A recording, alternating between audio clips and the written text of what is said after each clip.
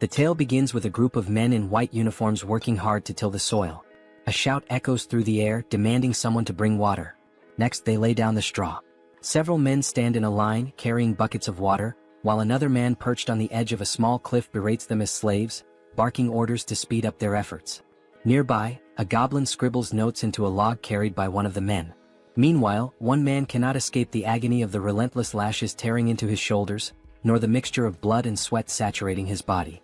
He grumbles about the excruciatingly harsh existence of lifelong servitude. In a completely different context, the strongest man alive had claimed the title of champion at the young age of 27 and maintained his position as the world's top fighter for 2 consecutive years. During a decisive fight, the referee declared the match over when the towel was thrown in. The victor, with an unbroken record of 23 wins and 0 losses, had secured his place as the heavyweight champion of the largest MMA league in the world. He even wrapped up his career with an undefeated title defense before retiring. That man is Choi Hyunseok, a celebrated athlete from the Republic of South Korea, and he is the central figure of this story. Not long after his retirement, fate dealt him an unexpected hand in the form of the infamous truck Kun. As you might guess, the truck collided with him, cutting his life short. Hyunseok found himself bitterly lamenting the loss of all the money he had painstakingly saved for his retirement. After all, fighting was the only thing he had ever known in life. Adding to his woes, he was a single man with no romantic experiences to his name. Even half an hour after his death, Hyunseok remained melodramatic, though his perspective slowly began to shift. He started to see the silver lining. No more grueling training sessions, no more championship matches to defend. He even took solace in his lack of family or close friends, realizing there was no one to grieve his passing. While drifting in this ethereal space, an arm appeared out of nowhere. It belonged to a stunning angel who apologized for her tardiness. She referred to Hyunseok as an SSS-class hero and introduced herself as Rachel. Her role? She was a recruiter tasked with finding individuals whose earthly lives had ended. Hyunseok, overwhelmed and confused, blushed at her appearance, particularly at her chest. He flushed even deeper when Rachel grabbed his hand. Hyunseok requested an explanation, and Rachel presented him with 2 choices. The first option was to embrace death and await reincarnation, likely as an unlucky old bachelor. The second was to be resurrected immediately as a hero destined to save a world desperately in need of him. Rachel made the second choice especially alluring, surrounding Hyunseok with visions of beautiful women. Feeling unprepared and overwhelmed, Hyunseok responded that he needed time to think, as the situation was both sudden and lacking in detail. Rachel gently pressed him, asking if he truly intended to pass up such a once-in-a-lifetime opportunity.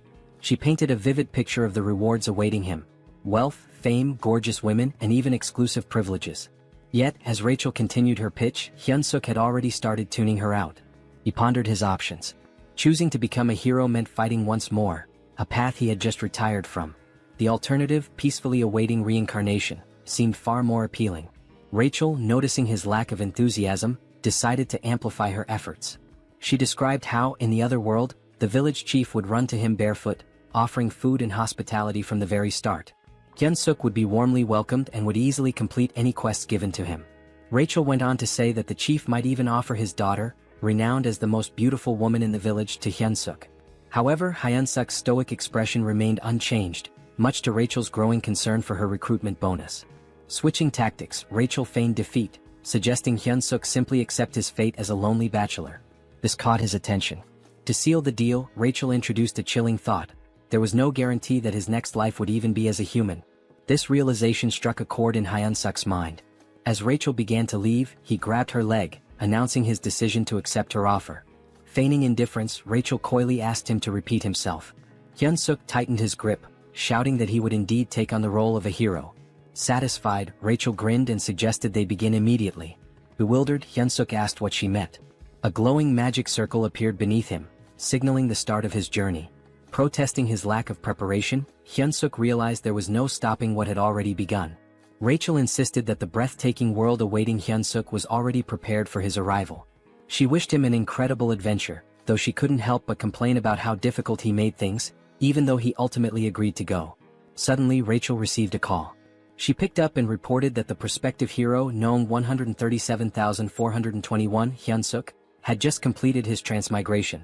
Meanwhile, Hyunseok drifted into unconsciousness, only to awaken to someone telling him to open his eyes. He wondered if this could be the village chief Rachel had mentioned, the one with the most beautiful daughter. The story seemed to be unfolding as expected, until an unexpected punch landed in his stomach, jolting him awake. Irritated, Hyunseok lashed out, asking if the person had a death wish, but he stopped mid-sentence. The figure before him didn't look human, it was wearing a wild boar skull adorned with horns. This strange creature was fuming, accusing Hyunseok of slacking off in the slave dormitory. Hyunseok, thoroughly confused, hesitated. Could this bizarre creature possibly be the village chief Rachel mentioned? The thought seemed absurd, it looked more like a monster he was supposed to fight. Timidly he introduced himself as a hero. The creature looked puzzled and approached him, mocking the idea of heroes being idiots nowadays. Hyunseok began to suspect something had gone terribly wrong but convinced himself that Rachel wouldn't deceive him. Was this monster his first quest? Trying to remain calm, he decided to take action in true Korean fashion. But before he could think further, the creature asked what he had just said. Without hesitation, Hyunseok kicked the creature, yelling for it to die. He briefly celebrated his successful kick, until the creature grabbed his foot. The creature smirked, asking if Hyunseok truly thought himself a hero. With a tired tone, it grumbled about how exhausting these self-proclaimed heroes were and wondered where they kept coming from. Hyunseok found himself immobilized as the creature clenched its fist and taunted him, saying he'd feel better after a good nap. The creature tossed Hyunseok into an underground prison. As Hyunseok adjusted to his dim surroundings, a loud banging sound echoed through the area. Someone outside the door screamed to open it, demanding another round with the cow-headed monster. The door creaked open to reveal an irate goblin wielding a sword. The goblin barked at the noisy prisoner, threatening to boil him into soup if he didn't shut up. Terrified, Hyunseok promised to stay quiet. After the goblin left, Hyunseok started complaining to himself about the so-called beautiful other world. He wondered where everything had gone wrong. His biggest concern? Dying a virgin in this life too. Suddenly, a voice called out to him from a small window in the cell. The person on the other side asked if he was a newcomer. Hyunseok, intrigued, asked who they were. The man introduced himself as a senior hero, about to embark on his own journey. He explained that they were currently trapped in the Demon King's army fortress, where humans were enslaved. Peeking through the window, Hyunseok was shocked to see a fellow Korean. He respectfully addressed the man as his sunbae and asked how they ended up in this dire situation. The man, amused by Hyunseok's politeness, teased him before yelling loudly to the other prisoners, asking if the self-proclaimed heroes were still alive. Voices erupted from every direction, claiming to be heroes. The room was packed with unfortunate souls who had met similarly grim fates in this world. Hyunseok, baffled, asked what was happening. The sunbae casually explained that there were at least 100 heroes who had fallen into the Demon King's fortress. He pointed out that the red cow-headed creature Hyunseok had encountered earlier was Reed Run, the head of the fortress. The goblin who had just threatened Hyunseok was Jark, a notoriously cruel prison guard. The man then revealed the truth behind their predicament. It was all because of Rachel, the so-called angel. Hyunseok's face twisted in confusion as the man cursed Rachel, referring to her as a wicked demon. The sunbae muttered bitterly, lamenting how things could have been different if not for her mistake. Hyunseok, growing hysterical, demanded clarification. Were they not supposed to start their journey in this nightmarish place? The man confirmed his suspicions. He explained that other heroes who had been captured in different locations told him about proper starting points. Heroes typically began their journeys in peaceful cities or rural villages, even without powers. Hyunseok's realization hit hard. The reason he was in this hellish situation was none other than the so-called angel Rachel. He remembered the angel's face clearly.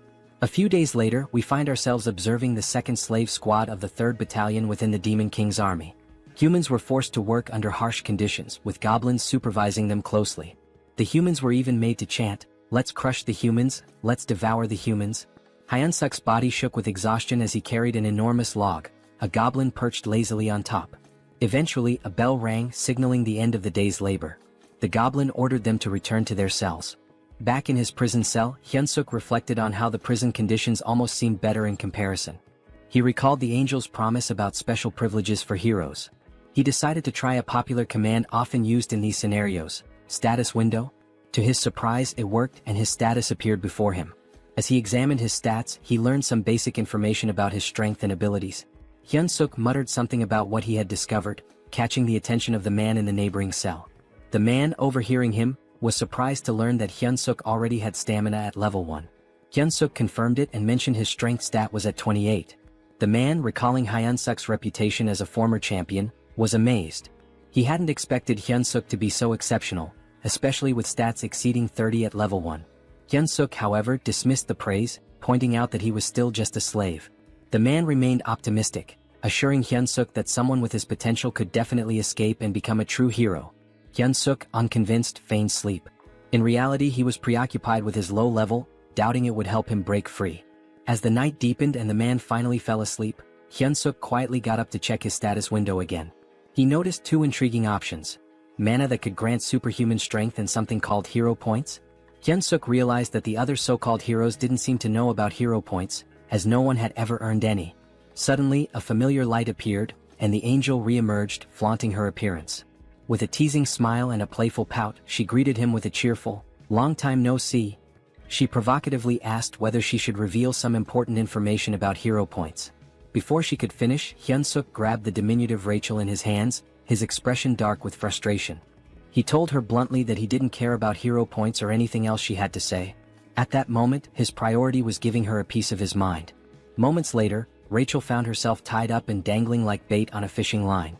Apologetically, she explained that her magic circles had malfunctioned due to an unfortunate accident involving spilled coffee during a snack break. During her explanation, soundproofing magic was activated to ensure privacy. Hyunseok questioned whether she had been punished by being assigned as his manager. Rachel clarified that her role was to be his personal fairy, a guide to assist him until he defeated the Demon King. Hyunseok made it clear that he no longer cared about being a hero. Rachel, puzzled, asked him to elaborate. He explained that he had no intention of defeating the Demon King and would prefer to live a normal life. Rachel admitted that many prospective heroes chose that path, but she emphasized his extraordinary SSS-level potential. Hyunseok argued that his potential didn't obligate him to anything. He confessed that he never felt it was his destiny in the first place. Rachel tried to protest, but Hyunseok interrupted, saying he didn't want to live a life filled with endless battles as he had in his past. Rachel was startled by his words. She had always seen him as a foolish warrior driven only by fighting and women, but now she worried about her own fate. When she received her assignment as a personal fairy, Rachel had vehemently protested. She felt it was unfair for someone of her status to endure such a humiliating role.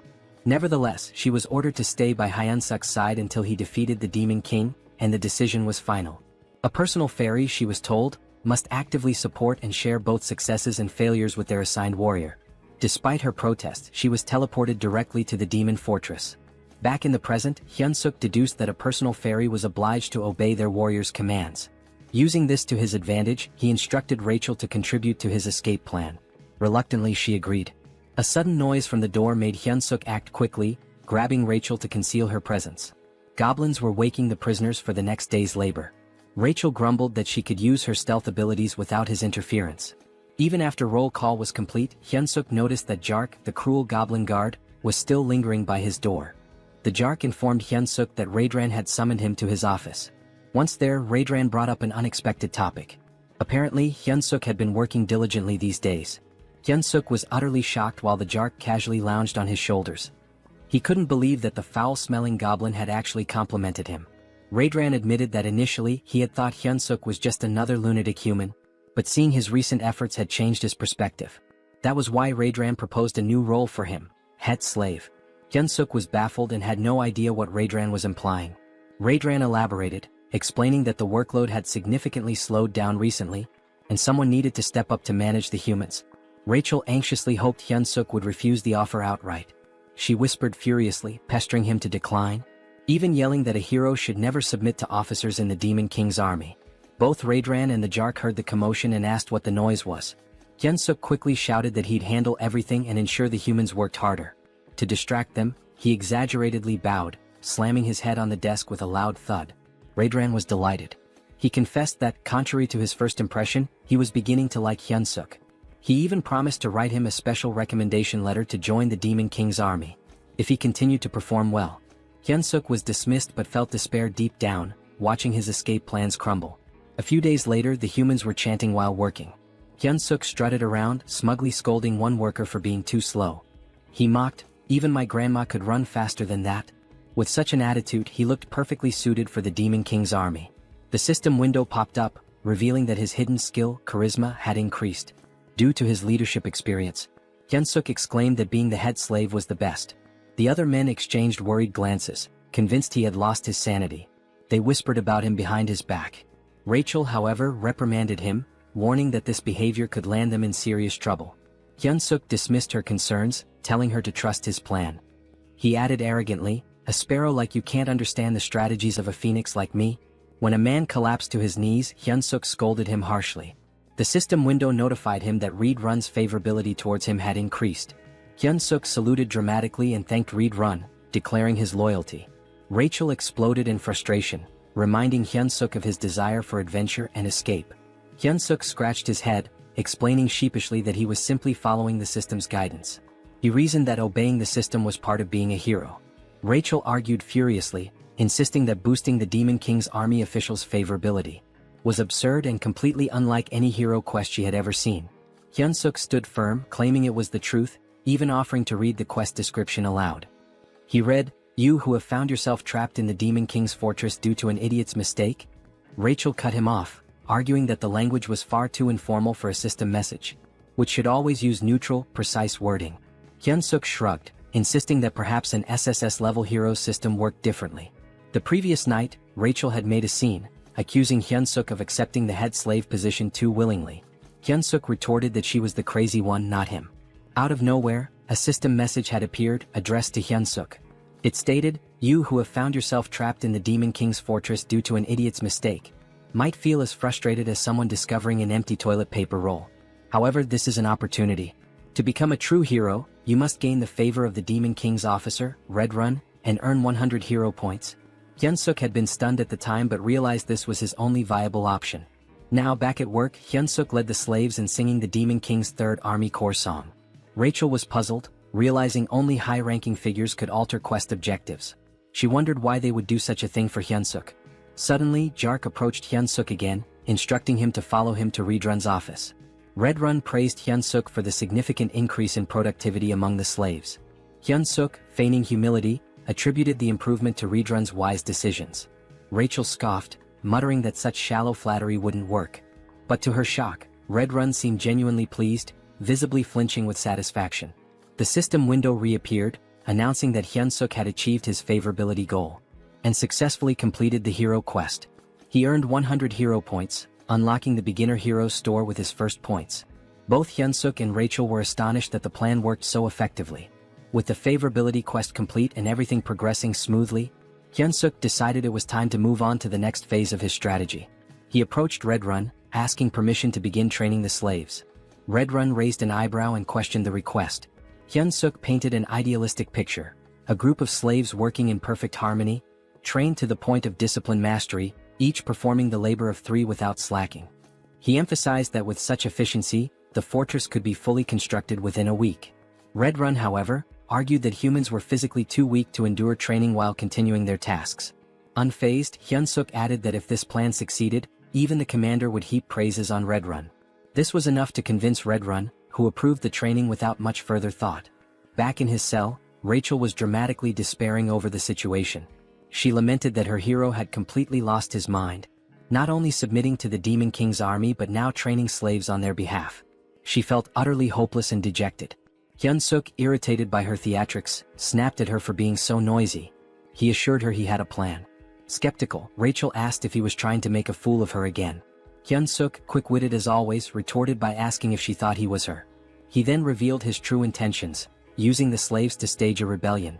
Hyunseok explained that the fortress housed around 3,000 human slaves, while the Demon King's army station there had only about 500 soldiers. Furthermore, a base for the Human Alliance was located nearby.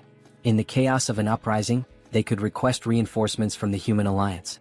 Hearing this, Rachel's despair transformed into admiration, her eyes sparkling as she admitted he wasn't as foolish as she had thought. Hyunseok then decided to check the rewards from the quest. Rachel, still skeptical, asked if he truly received hero points or if the whole quest was fabricated. Hyunseok reassured her, explaining that everything he had been saying was true. He even shared that the hero store had been unlocked and decided to take a look. Hoping for something useful, Hyunseok approached the store with high expectations. This, he thought, could be his lifeline and the key to gaining a real hero skill. When the status window revealed the store's offerings, Hyunseok was shocked. The skills included Hold Your Breath, F rank, which improved breath control, and Shitholding, a skill to endure bowel pressure longer. Hyunseok sarcastically mused that shitholding should have been an SSS rank skill, especially useful in public emergencies. The other skills available were mundane, cooking, cleaning, and laundry. Confused and furious, Hyunseok questioned how these were hero-appropriate skills. Rachel, laughing at his frustration, explained that the store was still at level 1. She assured him that collecting more points and leveling it up would eventually unlock better options. Still fuming, Hyunseok lashed out, telling Rachel to shut up and calling her a swindling fairy. The next day, the slaves saluted the Demon King as Hyunseok commanded them to sing the Third Army Corps song. At his signal they began. We, the great Demon King army, defeat humans, eat humans. Forget all the suffering when you catch them. Nothing under the sky compares to the Demon King's affection. Reed Run observed the performance, feeling pleased with his decision to allow Hyunseok to train the slaves. Suddenly, the door to his quarters burst open as Jark entered with urgent news. The human army was advancing toward the fortress. The 8th Division, the largest unit in the area, had already fallen into a trap and retreated. If the 8th Division had been defeated, Jark warned, it was only a matter of time before the humans reached the fortress. Despite the dire situation, Reed Run remained calm. He acknowledged Jark's suggestion to evacuate but insisted they wait a moment. He declared that since ancient times, wars were won or lost based on supply lines. The first rule of war, he stated, was never to lose a competent supply officer. With that, he instructed Jark to leave while he took care of Hyunseok before following. Meanwhile, Hyunseok scolded the slaves, asking if they were prepared to follow his orders. Hearing a commotion, he sighed, suspecting that combat training might once again be interrupted by Reed Run's constant surveillance. Checking the status window, Hyunseok noted that while his abilities had improved slightly, it wasn't enough to launch a rebellion. He muttered aloud, hoping for an unexpected event that could help him increase his power quickly. Before he could finish his thoughts, Reed Run landed abruptly beside him. Reed Run tapped Hyunseok's shoulder and called out to him, catching him off guard. Hyunseok turned, surprised by the sudden presence of Reed Run, who seemed to be in a hurry. We don't have time, Reed Run said urgently. You must come with me right now. Confused, Hyunseok asked why and where they were going, but Reed Run offered no explanation. Just then, the commander of the human army bellowed an order to attack, declaring that victory was within their grasp. Human soldiers armed with spears charged forward, successfully striking several goblins in their path. Their advance, however, was halted by a terrifying sight, the Red Nightmare Reed Run. The commander shouted for the troops to retreat and let the knights handle the enemy. Despite the order, the humans continued their charge, emboldened by their momentum. As Hyunseok watched the chaos, a thought crept into his mind. Why were human troops here? He began considering the possibility of using the situation to his advantage. Perhaps this was his chance to stab the Demon King's commander in the back end. Return to human society as a hero. One of the humans yelled, "Die, Red Nightmare," and lunged at Reed Run. With unsettling ease, Reed Run grabbed the man by the head and crushed it, leaving Hyunseok frozen in shock. Reed Run then unleashed his combat arts, performing the 7th movement. He slammed the soldier's face into the ground, following it up with an area of effect attack, the explosive destruction wave. The ground shattered, sending human soldiers flying through the air. Turning back to Hyunseok, Reed Run asked, "Are you all right?" Hyunseok saluted reflexively, replying that he was fine and subtly adding that he'd be leaving soon. This moment reminded Hyunseok that he was still in the company of one of the Demon King's most formidable warriors. The battlefield buzzed with activity as the humans claimed the area. They raised 2 flags at the center and began organizing the citizens of Mariak Kingdom and Drasan Empire. A soldier questioned Hyunseok's prison mate, asking if they were warriors. The man replied affirmatively. The warriors were separated from the other captives and led down a different path. A figure appeared to greet them, Olivane Grimier, a middle-aged man with striking red hair and a beard. He was a duke of the Dresden Empire and commander of the Allied forces.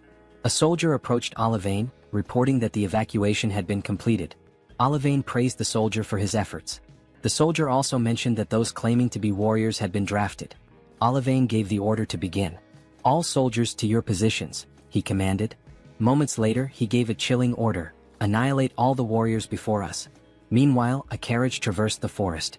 Inside, Hyunseok sat in sullen silence, bidding farewell to his dreams of adventure and his imagined second life. Across from him, Reed Run sat stoically.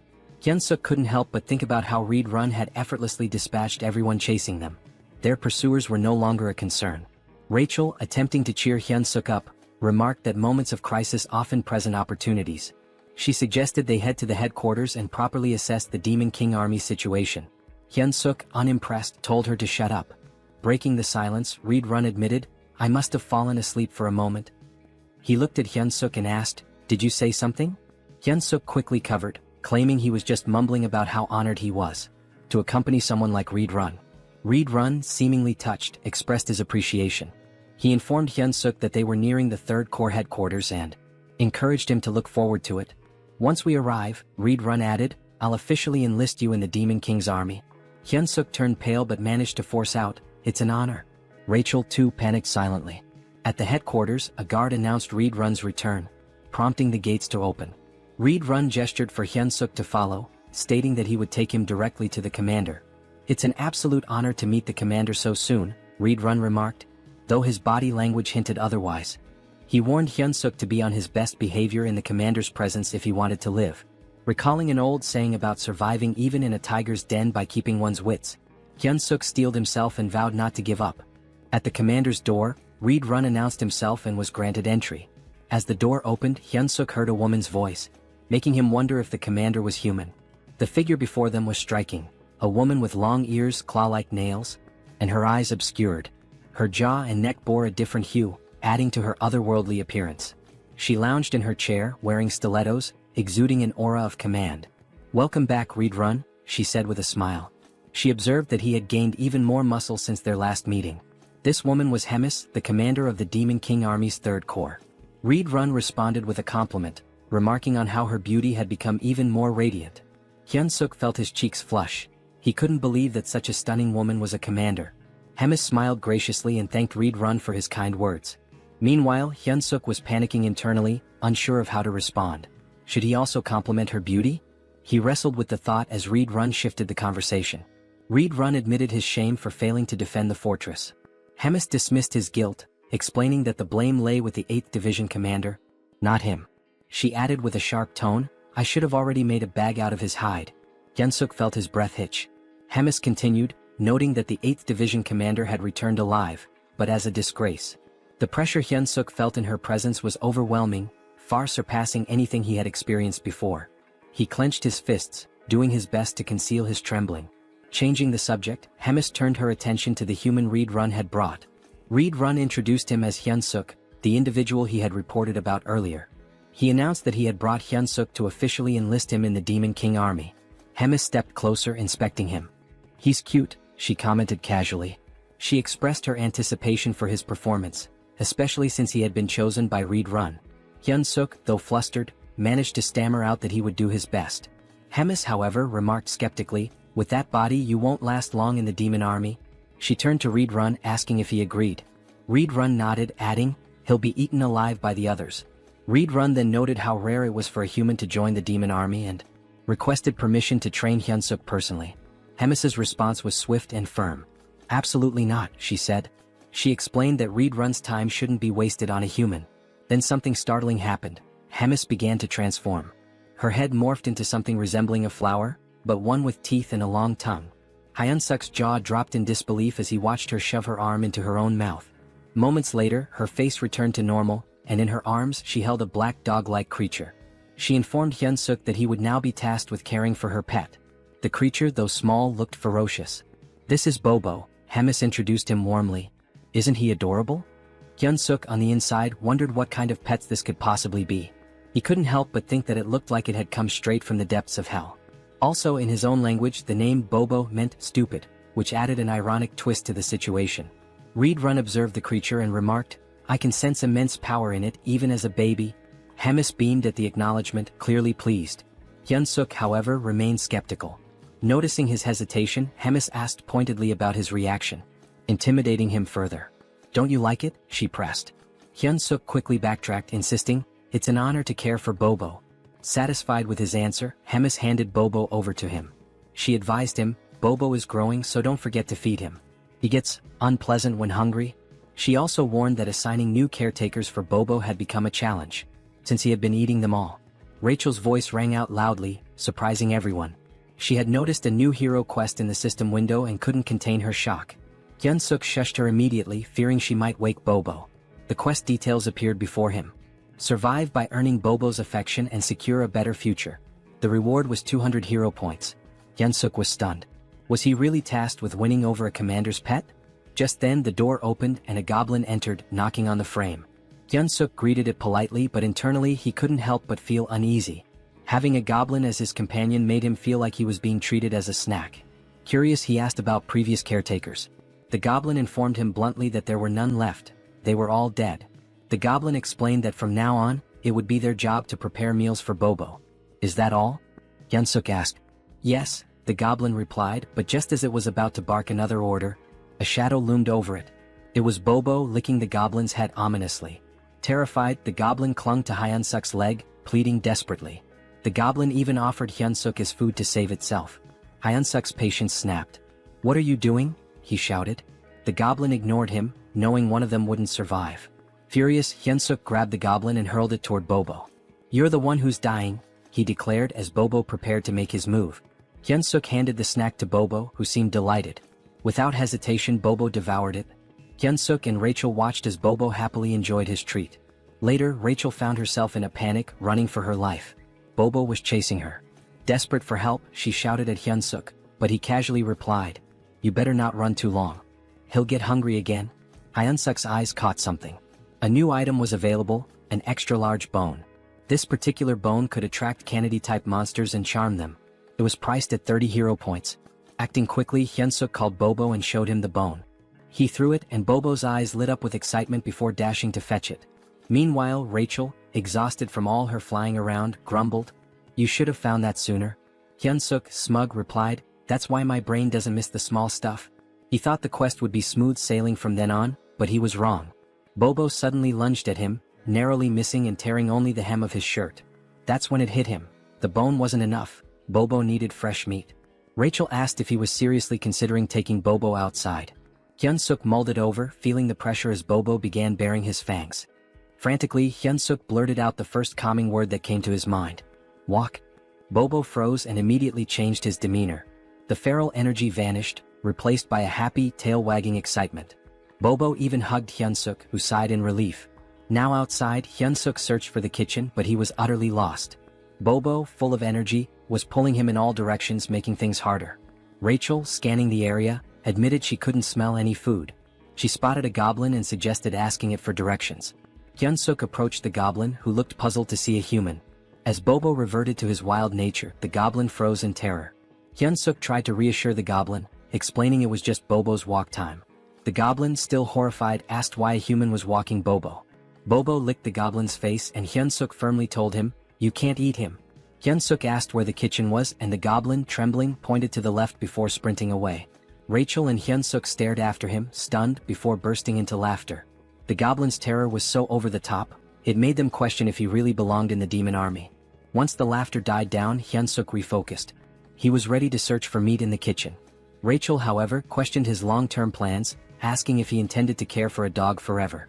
Hyunseok scoffed, replying that, of course not, he still had dreams to chase. But when he turned back, Bobo was gone. Panic hit him instantly. He turned pale and shouted, "Where the hell is that dog?" Hyunseok felt despair creeping in. Bobo was a walking disaster, and even looking away for a moment was a mistake. Rachel scanned the surroundings and pointed toward a direction. There they spotted Bobo trotting back toward them. Hyunseok exhaled in relief, scolding, "You scared me half to death." Bobo returned happily, but blood dripped from his mouth, and his stomach was visibly full. Suddenly they heard shouting, "Commander Regis is dead." A vow for revenge echoed through the air. Hyunseok froze in horror. Rachel pointed accusingly at Bobo, whispering, "He's the culprit." Goblin soldiers emerged, and Hyunseok and Rachel began running for their lives. Rachel, gasping, asked if they were about to die. Hyunseok snapped, "Shut up and run." They reached a dead end, cornered by goblins shouting accusations. One goblin vowed to tear off Hyunseok's arms like chicken wings. Another lamented that the commander was already digested, wondering how he would have tasted. Yet another suggested ripping both Hyunseok and Bobo apart, dividing the spoils. Hyunseok forced himself to stay calm and shouted back, "How dare you?" Outnumbered, he needed a plan. Thinking quickly, he lifted Bobo and asked the goblins if they knew who the brave one was. Confused, the goblins stared at Bobo, who they had assumed was just a wild beast. When Hyunseok heard their words, his fury rose and he reprimanded the goblins. He declared that this adorable yet lethal creature was none other than Bobo. The goblins hesitated, recalling that Bobo was rumored to be Commander Hemis's pet, but they dismissed it. They assumed it was just another deceitful trick from a human. Still, some goblins began to worry that Hyunseok might actually be telling the truth. Hyunseok questioned how they could fail to recognize Bobo, calling it a disgrace. The goblins stared at him, baffled by his confidence. Hyunseok, maintaining his composure, commanded Bobo to unleash his beast mode. Without hesitation, Bobo obeyed, transforming into a ferocious predator, saliva dripping as if anticipating a meal. Hyunsuk addressed the goblins again, reaffirming, "This is Bobo." He then ordered, "Bobo, bite him." Bobo let out a deafening roar and pounced on the nearest goblin. Blood splattered as Bobo's teeth tore into his target. Hyunsuk watched the grisly scene unfold, casually remarking, "A dog without a muzzle sure gets messy." When Bobo finished, only the goblin's bones remained. Turning to the others, Hyunsuk asked mockingly, "Anyone else doubt who Bobo is?" The goblins frantically apologized, claiming they had no idea it was really Bobo. At that moment, a system notification appeared before Hyunsuk. It revealed that his extraordinary charisma had subdued numerous demons, increasing his hidden charisma stat. Hyunsuk grinned, pleased with the recognition. Just then, a voice from behind interrupted him. A calm but commanding presence addressed the group, wondering aloud about the commotion. It was Commander Hemis. She surveyed the scene, amused, commenting that the cute newbie was causing quite the stir outside. Hyunsuk felt his blood run cold. Standing in her office had been nerve-wracking enough, but now facing her here was even worse. Hemis chuckled, clearly entertained by Hyunsuk's audacity in using her name and Bobo to survive. Hyunsuk bowed deeply, admitting he had committed a severe offense. Hemis raised an eyebrow, confused, as she had actually intended to compliment him. She admired his resourcefulness and wit, contrasting him with the less clever demons she often dealt with.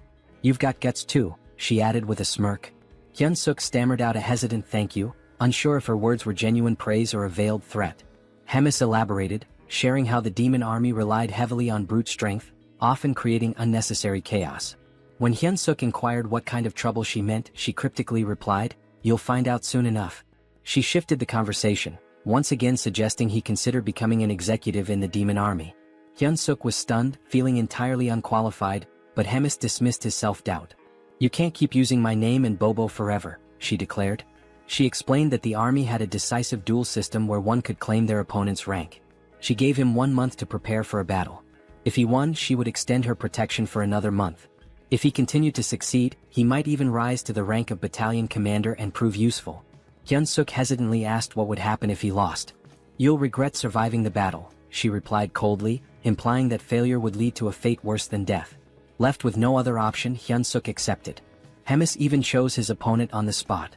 Rachel, standing nearby, sighed dramatically, predicting she would be saying goodbye to him in a month. Hyunsuk glared at her, reminding her that she was the one who had claimed he had SSS rank potential. Rachel shrugged, explaining that potential only indicated possibility, not certainty. "You're a fairy," Hyunsuk snapped, "but you can't even be supportive." As he fumed, Hyunsuk noticed something unsettling. The doors ahead were streaked with blood. He wondered aloud if it was truly the kitchen. Cautiously he pushed the doors open. Inside, a towering red-skinned ogre-like figure greeted him. "You must be the human our commander mentioned," the monster said, introducing himself as Kulkin, the demon army's chef. Kulkin asked what business Hyunsuk had in the kitchen. Hyunsuk remained outside the threshold, explaining he was just there to get a snack for Bobo. Kulkin's eyes narrowed as he realized that Bobo's caretaker had changed yet again. However, he refused Hyunsuk's request outright, leaving him dumbfounded. Kulkin explained there was no reason for him to help a human. The only order from Commander Hemis was to spare Hyunsuk's life. Desperate, Hyunsuk asked if there was any way to negotiate, emphasizing that the food was for Bobo. After some thought, Kulkin proposed a solution. If Hyunsuk truly wanted meat, he would have to hunt it himself like the goblins did. Hyunsuk paled as he glanced at the goblins, who were busy chopping up what looked disturbingly like other goblins. He realized with a sinking feeling that Kulkin's idea of hunting was far more gruesome than he had anticipated. The next thing we knew, Hyunsuk found himself standing before a colossal, ferocious wild boar. He had been informed that this creature would be his dinner tonight, if he managed to kill it. As he stood there, Hyunsuk couldn't help but reflect on how he had ended up in such a precarious situation. This same boar had already claimed Morgan's life. Although they called it a hunt, the boar seemed to do nothing but charge relentlessly at its opponents. The cooks had sworn to avenge Morgan. Hyunsuk, observing the chaos, quipped that it was unclear who would ultimately be having dinner. Rachel, ever the pragmatist, asked what their next move should be and even suggested they run. Hyunsuk shook his head, pointing out that escaping from such a massive crowd wasn't an option. Still, he couldn't deny how perilous his position was. Resolving to act, Hyunsuk began to move, but Kulkin's voice stopped him. Instinctively, Hyunsuk responded, volunteering to go next. But to his surprise, Kulkin informed him that there was no need. The hunt was over. Hyunsuk was taken aback. All this time he thought they were mindlessly charging at the boar. How had they brought it down so efficiently?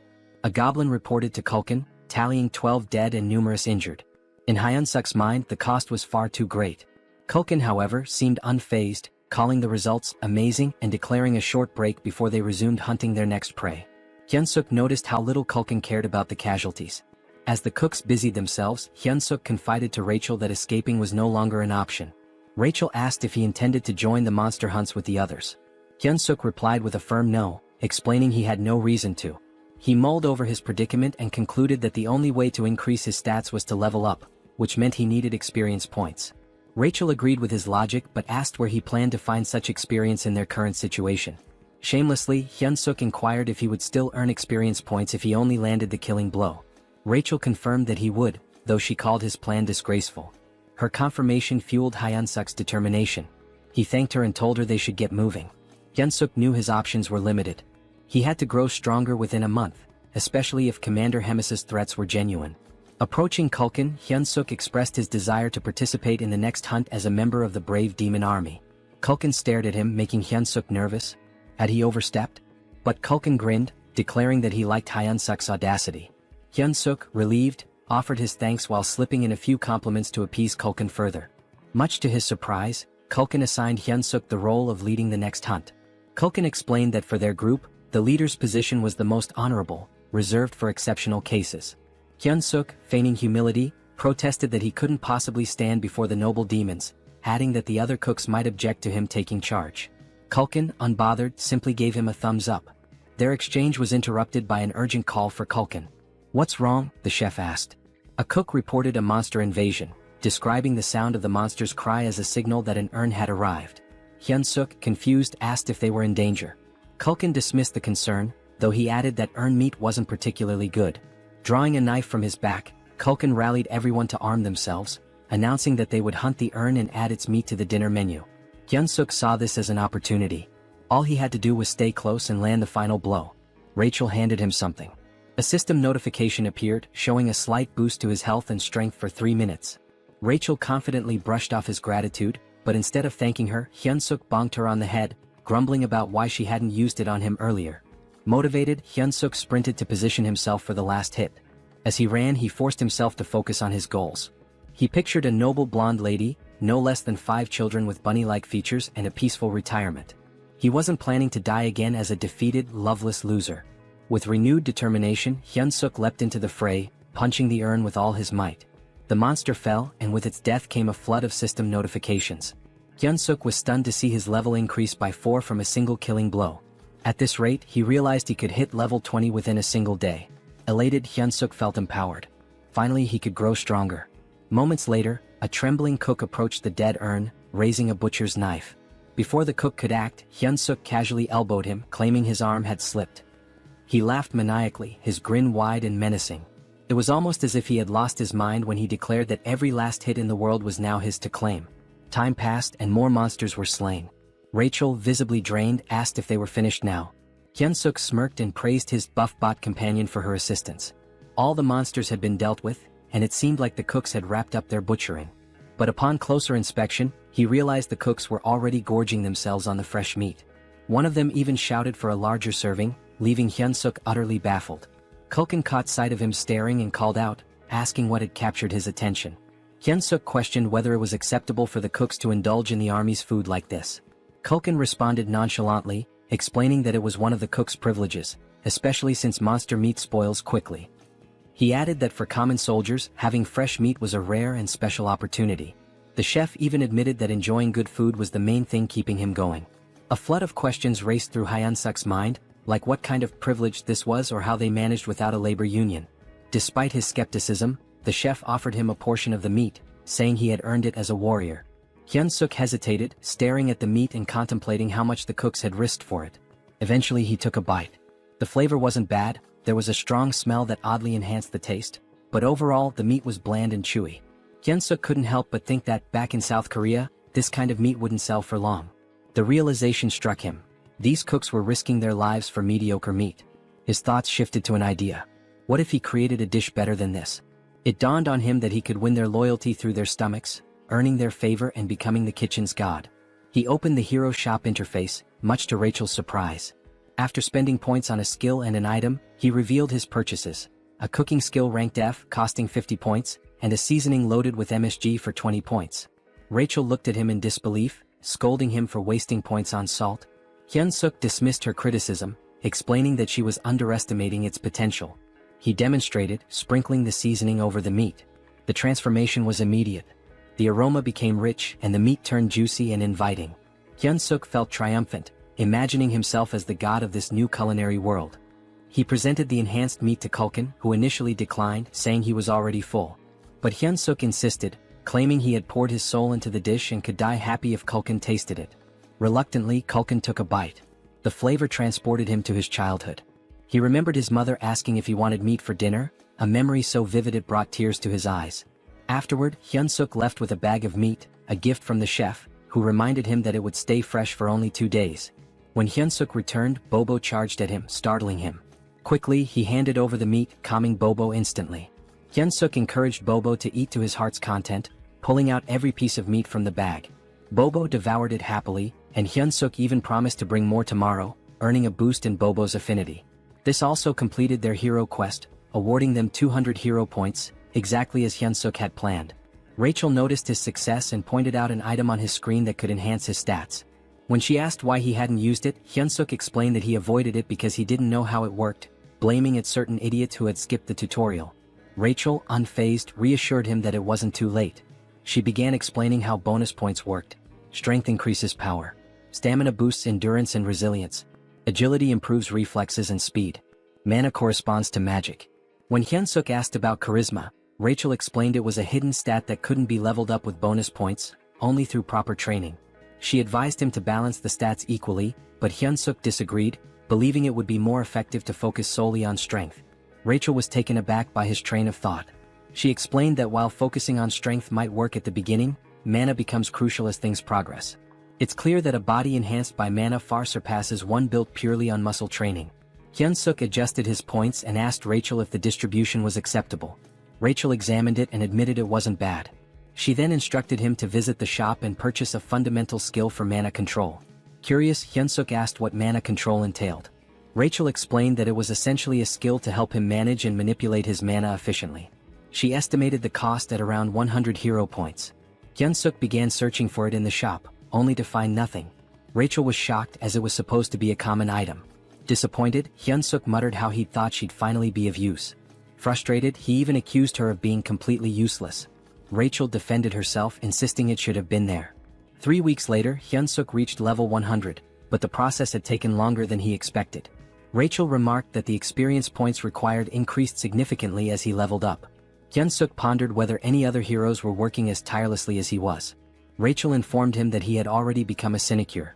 Hyunseok found that hard to believe. He berated Rachel, reminding her of the countless times he had nearly died that day. Rachel explained that most people take about 6 months to reach level 100. She added with some sadness that she wanted to get along with him, but Hyunseok retorted that she had brought it upon herself.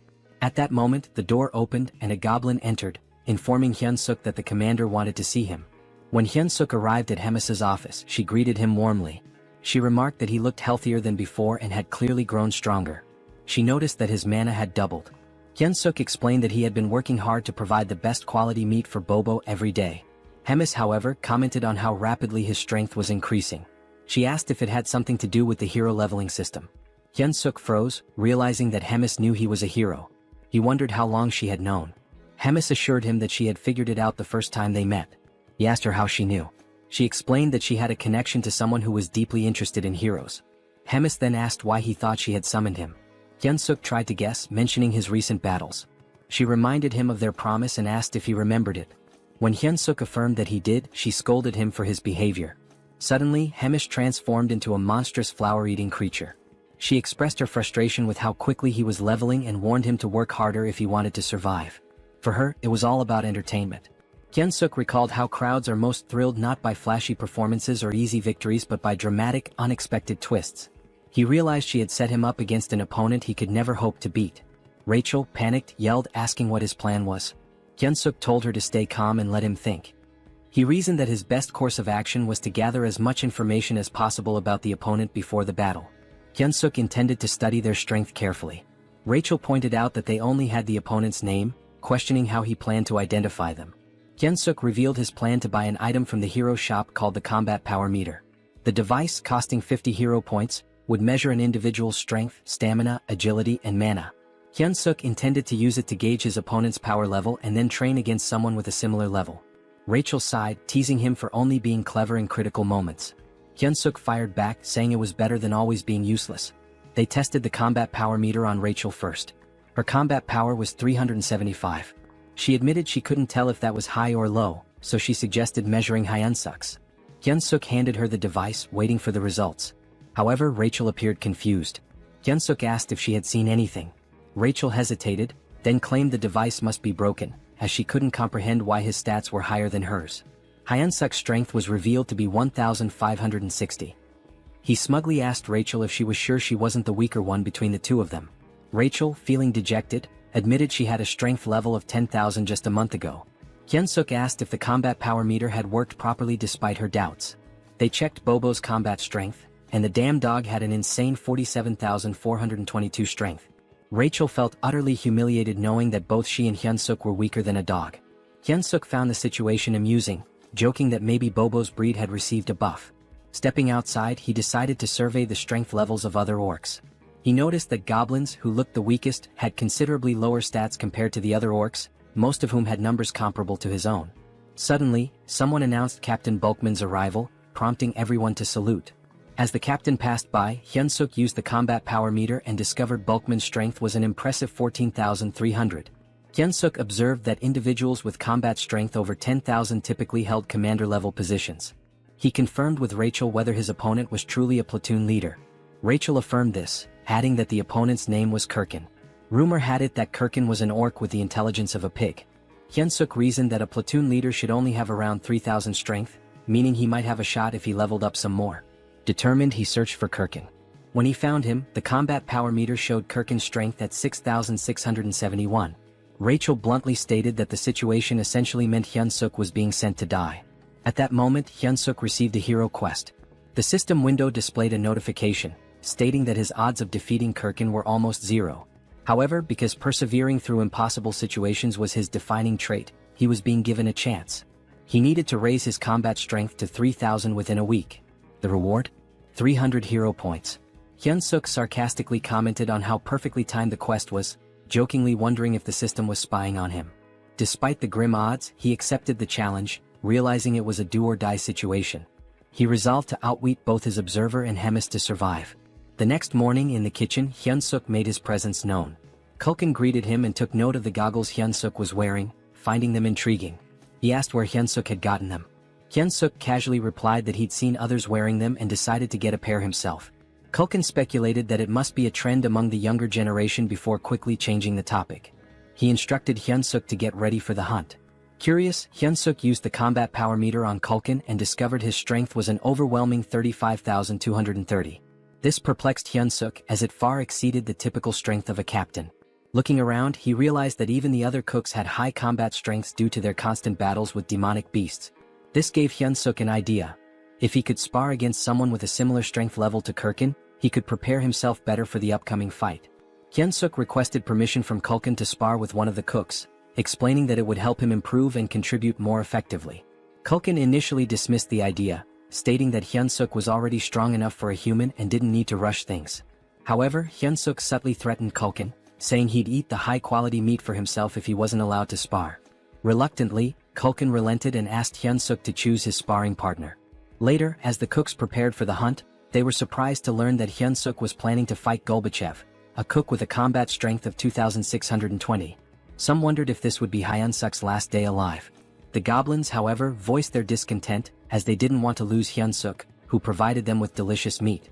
Hearing the commotion, Kulkin silenced the goblins and warned Golbachev not to kill Hyunsuk during the sparring session. He instructed him to go easy and not overdo it. Golbachev, looking rather dim-witted, agreed. However, Kulkin clearly doubted his sincerity. The spar began.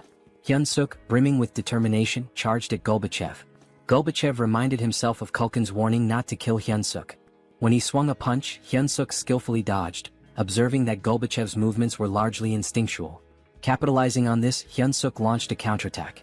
The fight felt oddly familiar to him, reminiscent of battles he had consistently won in the past.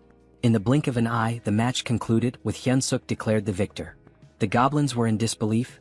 Gorbachev had been taken down so quickly that some hadn't even registered what had happened. Hyunseok, equally shocked, realized he had defeated Gorbachev with a single kick. This unexpected victory sparked a newfound confidence in him, making him believe he might have a shot against Kirkin after all. At the northern edge of the Black Fortress, near the Great Forest, Hyunseok replayed the spar in his mind. The fact that he had knocked out an orc with double his strength using just one kick reinforced his belief that combat strength was merely a number and not an absolute measure. He concluded that with a bit more improvement he could secure an easy win in his upcoming fight. Just then, a goblin approached Kulkin to report a large number of Talas appearing up ahead. Kulkin, visibly annoyed, asked if they were within Tala's territory. Hyunseok, curious, asked what the problem was. He questioned if it was because Tala's meat tasted bad. Kulkin clarified that their meat wasn't too unpleasant. In fact, their bone marrow was considered a great delicacy. However, Talas lived in groups and had remarkably strong maternal instincts. If anyone harmed their young, it would lead to serious trouble. Hyunseok assumed the hunt would stop there, but Kulkin, craving their flavorful meat, decided to proceed. He commanded everyone to attack, declaring that Tala's meat would be their snack for the day. He ordered them not to let any Talas escape and to slaughter them on the spot. The creatures resembled spiders with skull-like structures on their bodies. Hyunseok slyly shoved a goblin, feigning an accident, and seized the opportunity to land final blows to rack up XP. After some time, the group had amassed a collection of slain Talas. Hyunseok delivered the finishing blow to the last one, leveling up as a result. Rachel praised him for being a pro at stealing final hits. Accepting the compliment, Hyunseok explained that this was precisely why he enjoyed working in the kitchen. Suddenly, an overwhelming pressure enveloped the area, catching Hyunseok off guard. As he turned, someone screamed. The Talas queen had arrived. Her fury was palpable as she saw the pile of dead Talas. With a growl, she expressed her rage. Curious about her strength, Hyunseok used his goggles to assess her stats, only to find her power was immeasurable.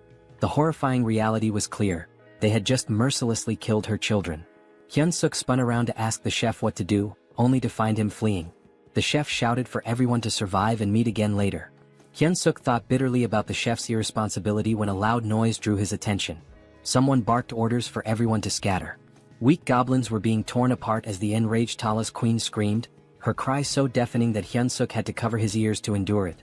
Rachel alerted him to look behind, and when he turned, he saw hundreds of Talas charging toward him, led by the queen herself. Naturally, Hyunseok bolted as fast as he could, with goblins in the distance screaming for help. He knew that if he paused for even a moment he'd be dead. Eventually he stumbled upon a cave and hesitated, wondering if it was safe. Rachel reassured him it was empty, claiming she had scouted it earlier. Though Hyunseok didn't fully trust her, he figured the cave was safer than the forest, where he was vulnerable on all sides. The cave was surprisingly deep. He asked Rachel if it was a natural formation, but she didn't know. She did note how spacious it was, large enough for even the Tala's queen to enter. An idea began to form in Hyunseok's mind as he spotted a gooey substance on the wall. Rachel dismissed the possibility of it being a Tala's hideout, citing the chef's claim that no Talas groups were nearby. However, the sticky residue unsettled Hyunseok. Were these spiderwebs? Then he saw them eggs. Realizing the cave was a Tala's nest, he knew it wasn't a safe place after all. Just as he decided to leave, glowing green eyes emerged from the shadows. A fully grown Talas charged at him. Hyunseok sprinted as fast as he could, with Rachel frantically asking if they were heading in the right direction. Hyunseok admitted he had no idea. This was his first time in the cave too. Suddenly he stepped on something, lost his footing, and slipped. Panicked, he grabbed the first object he could find and hurled it at the Talas. The creature caught the object in midair, an egg. To Hyunseok's surprise, the Talas stopped attacking, seemingly distracted by the egg. He turned to Rachel for an explanation. Rachel theorized that the Talas might have found the egg appealing due to its round, smooth, and moist texture, noting that it resembled a Tala's egg. Inspired, Hyunseok grabbed another egg and taunted the Talas, declaring he wouldn't take any more of its nonsense. The Talas panicked, confirming that his strategy was working. Taking a firm stance, Hyunseok hurled the egg. The Talas scrambled to catch it, reacting almost desperately. Rachel observed the Talas's impressive agility and physique, likely enhanced by its monstrous nature. She questioned Hyunseok about his next move. Hyunseok, exasperated, asked what options he had left when there were still over 100 eggs scattered around. Despite the situation, Hyunseok even dared to taunt the Talas when one of the eggs cracked. He mockingly told the Talas that he could probably catch better than it could. Hyunseok ordered Rachel to fetch him another egg, but she informed him that they were down to the last one.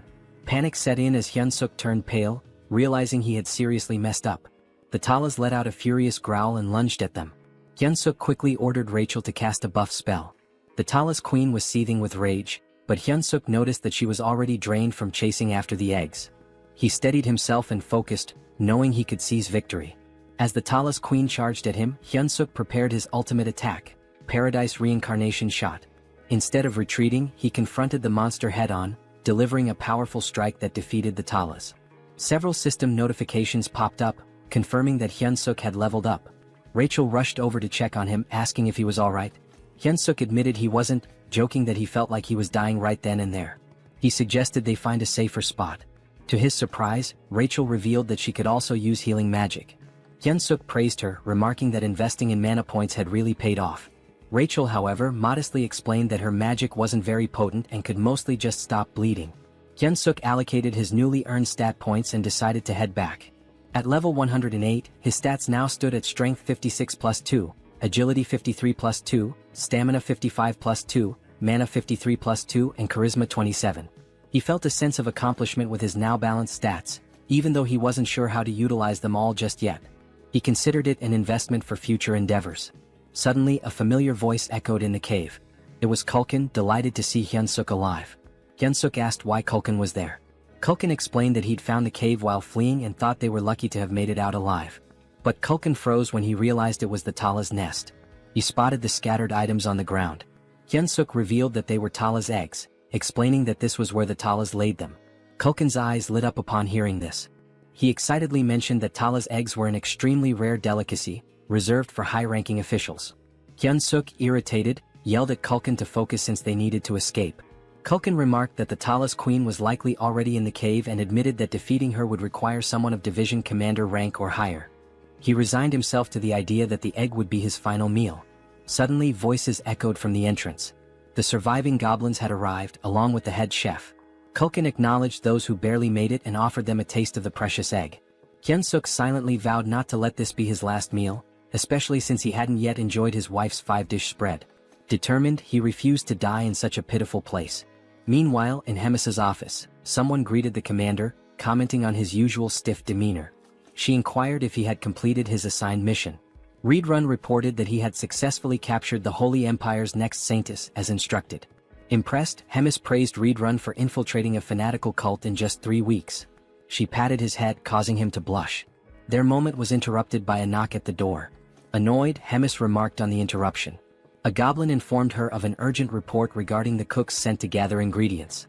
Hemis dismissed it at first, assuming it was a routine issue, but the goblin clarified that the incident was severe. The Talas queen had appeared, leaving most of the cooks, including Kulkin, dead or missing. Hemis asked about Hyunsuk, to which the goblin reported that he was also missing. Hearing this, Readrun's expression darkened. Back in the cave, the goblins were toasting with Tala's eggs, resigned to their fate. Kulkin bid them farewell, but Hyunsuk smacked him on the head, yelling at him to snap out of it. Kulkin gave him a bewildered look as if asking, "What the hell?" Hyunsuk replied that Kulkin seemed to be under some wicked spell and claimed he used a secret weapon to wake him. With a triumphant grin, Hyunsuk pulled out a new item, the Beast Encyclopedia, Demonic Beast Edition. The encyclopedia contained detailed information on nearly all demonic beasts and required 50 hero points to acquire. He searched for information about the Talos, a spider-like demonic beast that lives in colonies and is known for its exceptionally strong legs. To defeat a Talos, one must aim for its weaker spots such as the torso and head. The bodily fluids of the Talos are extremely flammable, and its eggs contain a substance as volatile as a bomb. The caves constructed with the Talos saliva are also highly susceptible to fire, so using flame magic inside them is a dangerous gamble. Hyunsuk turned to Kulkin, asking if he could wield fire magic. Kulkin admitted he could, but only for simple attacks like shooting flames. With a resigned sigh, Kulkin advised Hyunsuk to abandon his efforts, warning that the Talos carapace was too tough for his flames to penetrate. Hyunsuk dismissed his concerns, stating that he had no intention of burning the Talos directly. Gathering the group, he unveiled his plan. He emphasized that they needed to survive so they could continue enjoying delicacies like the Talos eggs. The goblins, however, thought his plan was futile. Hyunsuk cleverly tempted them by promising an unlimited feast of premium demonic beast meat as a celebration if they made it out alive. Their eyes sparkled with renewed determination, and Kulkin, drooling at the thought, eagerly asked about the plan. Pleased with their motivation, Hyunsuk explained the details, stressing that no matter what, they must not stop running until they reached the exit. With the plan set, they moved out. Soon they encountered a swarm of Talos. Hyunseok signaled Culkin to prepare his flames. At the right moment, Culkin unleashed fire, causing part of the cave to erupt in an explosion. Rachel observed the chaos and asked Hyunseok what he had done. He explained that by allowing the fire to spread, the remaining eggs deeper in the cave would act as a distraction. This would keep the Talos occupied long enough for them to escape. Hyunseok instructed the goblins to stay focused on surviving and to throw an egg as a diversion if needed. With only one egg left in his possession, they had to locate the exit before using it. As they pressed on, Rachel spotted light ahead.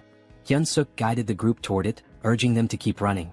Relief washed over them as they reached the light, but it was short-lived. Standing in their path was the Talos Queen. Hyunseok's expression darkened as the massive creature blocked their way. Culkin, equally dismayed, whispered that the queen had returned, believing their doom was imminent. But Hyunseok refused to give up. He noticed the queen wasn't attacking them outright. Sensing an opportunity, he addressed her directly. He instructed Culkin to ignite something, then held up the last egg, threatening to detonate it. If this explodes, Hyunseok warned, we all die, your offspring included. The queen hesitated, her gaze fixed on the egg. Hyunseok intensified his demand, urging her to step aside. The queen screeched loudly, causing tension to rise. Rachel anxiously asked what they should do next. Hyunseok, out of ideas, lit the egg and hurled it toward the cave wall. The egg detonated, igniting a fire that spread rapidly. The ground trembled as the cave began to collapse. The goblins, terrified, scrambled to escape. Hyunseok shouted for everyone to prioritize getting out alive. But as he fled, he suddenly froze, distracted by a system notification. He had leveled up. Rachel, exasperated, yelled at him to move before he was buried in the rubble. Glancing back, Hyunseok saw the Talos Queen being crushed beneath the falling debris. More notifications flooded his vision. He had leveled up repeatedly. The realization hit him. All the Talos killed in the collapse had counted as his experience points. This was, without a doubt, speed EXP farming at its finest. Hyunseok stood there, dumbfounded, before deciding to focus on escaping. He called out to Rachel for a buff, which she promptly provided. Emerging from the chaos, they faced one final challenge. The Queen Talos was still in their way. Culkin, desperate to create a diversion, pulled out an egg and shouted, "This is for you, Queen." He offered the Queen an egg in exchange for a way out. Hyunseok recognized it as an opportunity. Determined to survive, he sprinted with all his might. The Queen spat a green fluid resembling spider silk, and Hyunseok began to wonder if this was truly the end for him. Suddenly, red hands grabbed hold of a large trunk. A familiar voice asked if he was all right. Hyunseok realized he was being dragged. To his astonishment, it was Reed Run. Reed Run was visibly pleased to find Hyunseok alive, just as he had anticipated. He confidently declared he would handle the situation. Reed Run wielded the massive trunk and struck the Talos Queen with a devastating blow. The Queen emitted a deafening screech as Reed Run assumed a combat stance. Hyunseok couldn't hold back his admiration and exclaimed how incredible Reed Run was. He couldn't believe what he was witnessing. Later, at the Demon King's Black Castle, they discovered grim news. Out of the 105 goblin packs in the Demon King's army, only 6 had survived. 99 were either dead or missing, including Culkin. In Bobo's room, the enormous beast whimpered and clung to Hyunseok, straddling him like a child. Hyunseok consoled the emotional Bobo, teasingly saying he had returned from the dead just to see him. Rachel commented on how fortunate they were to have survived, crediting the cow-headed figure. Meanwhile, Bobo kept licking Hyunseok's face affectionately. Hyunseok replied to Rachel, saying they should cherish their moments of peace, as the looming finals could very well get them killed. Rachel asked for clarification. Hyunseok explained that finals were approaching fast. Rachel observed that Hyunseok had matured significantly, and she wasn't wrong. Thanks to the collapsed cave, Hyunseok had gained a staggering 75 levels in one fell swoop. His current level stood at 200, but Rachel remarked that it still felt inadequate. Hyunseok shared her sentiment, especially when faced with an opponent boasting over 6,000 battle power. Rachel tested him with a question. Would attaining 6,000 battle power make him as strong as an orc? Hyunseok replied that it wasn't solely about power level. Rachel confirmed his answer, explaining that such strength also relies on magic. She urged him to master magic if he hoped to confront such adversaries. Hyunseok admitted it wasn't as simple as it sounded. Rachel reminded him of a moment when he had inadvertently used magic in the past. Hyunseok, puzzled, was unaware of having done so. Rachel confessed that it was far too basic to be called magic. Hyunseok finally understood. The surge of power he had felt back then was indeed magic. Their conversation was abruptly interrupted when the door swung open. Both were caught off guard as Reed Run entered. Hyunseok asked why someone like Reed Run would visit such a modest room. Reed Run informed him that he was there to summon him to meet the great commander at Hemis's office. When Hemis saw Reed Run, she inquired about his unusual presence. Reed Run explained that he had a personal matter to discuss. He requested permission to teach Hyunseok the art of battle. Hyunseok was shocked. Hemis asked for the reasoning behind this. Reed Run explained that Orc Harkin, a platoon leader, had been exhibiting extraordinary potential and seemed suited for the position of deputy battalion commander. If things continued this way, Hyunseok was certain to lose. Reed Run expressed his belief in Hyunseok's immense potential and his desire to witness what Hyunseok could achieve in the future. Hyunseok was dumbfounded, certain the commander would reject the proposal. To his surprise, Hemis approved. Reed Run expressed his gratitude and Hemis dismissed them, stating she had work to attend to. Before they left, she noted how much stronger Hyunseok had grown since their last meeting. While she admired his rapid development, it also irritated her as it posed a threat to Kirkin. She resolved to grant Kirkin something to even the odds. Reed Run led Hyunseok to his personal training ground, a vast space that amazed Hyunseok. He reflected on how much respect Hemis had for Reed Run. Reed Run, observing in silence, noticed Hyunseok's body was brimming with mana, yet he couldn't utilize any of it. He realized Hyunseok's rapid growth left little time for mastering the basics. With the battle only 4 days away, there wasn't enough time. Reed Run concluded there was only one solution. He clenched his fist and declared that pain was an integral part of growth. Advising Hyunseok to stay alert, he delivered a punch directly to his face. While crashing onto the ground, Hyunseok couldn't help but question if this guy was completely out of his mind. Here he was supposedly training him, yet he was beating him to a pulp. Hyunseok shouted at Reed Run to focus. Otherwise he'd die if he didn't learn to block with mana. Determined, Hyunseok tried to shield himself from Reed Run's incoming kick by raising his forearm. He quickly leapt backward to create some distance. Gathering his strength, Hyunseok launched a counterkick. Reed Run found it peculiar. Although Hyunseok's physical strength was nothing remarkable, his reaction speed and perceptiveness rivaled those of a seasoned knight. Reed Run recognized that Hyunseok's fighting spirit was extraordinary. It became clear to Reed Run that it wasn't by sheer luck that he couldn't dodge Hyunseok's kick. Hyunseok's combat instincts were refined to an astonishing degree. Deciding to trust Hyunseok's innate sense of battle, Reed Run planned his next move. He reminded Hyunseok of the wager with the commander, emphasizing that without mastering mana, he had no chance of defeating Kirkin. With a cold resolve, he added that it was better to die here than suffer defeat in front of everyone. Then with a powerful punch, Reed Run hurled Hyunseok into the air. Hyunseok realized in that moment that Reed Run wasn't bluffing. Another hit like that might actually kill him. His mind wandered to his unfulfilled dream of getting married and having adorable children. But Reed Run wasn't giving him time to reminisce. He was already pursuing Hyunseok mid-air, leaving Hyunseok with only two choices: die or block the attack. Praying to God, Hyunseok clenched his fist and prepared to retaliate. The next moment, the ground trembled from the impact of someone crashing into it. That someone was Hyunseok. The force of his landing shattered a significant portion of the terrain. Rachel, standing nearby, was visibly alarmed. Reed Run approached Hyunseok's motionless body, observing him carefully. He declared that Hyunseok had just managed to control his own mana for the first time and asked if he had noticed. Raising his hand weakly, Hyunseok gave a thumbs up, joking that God had answered his prayers. His ridiculous expression made Reed Run chuckle. Reed Run reassured him, saying he'd win if he continued progressing like this.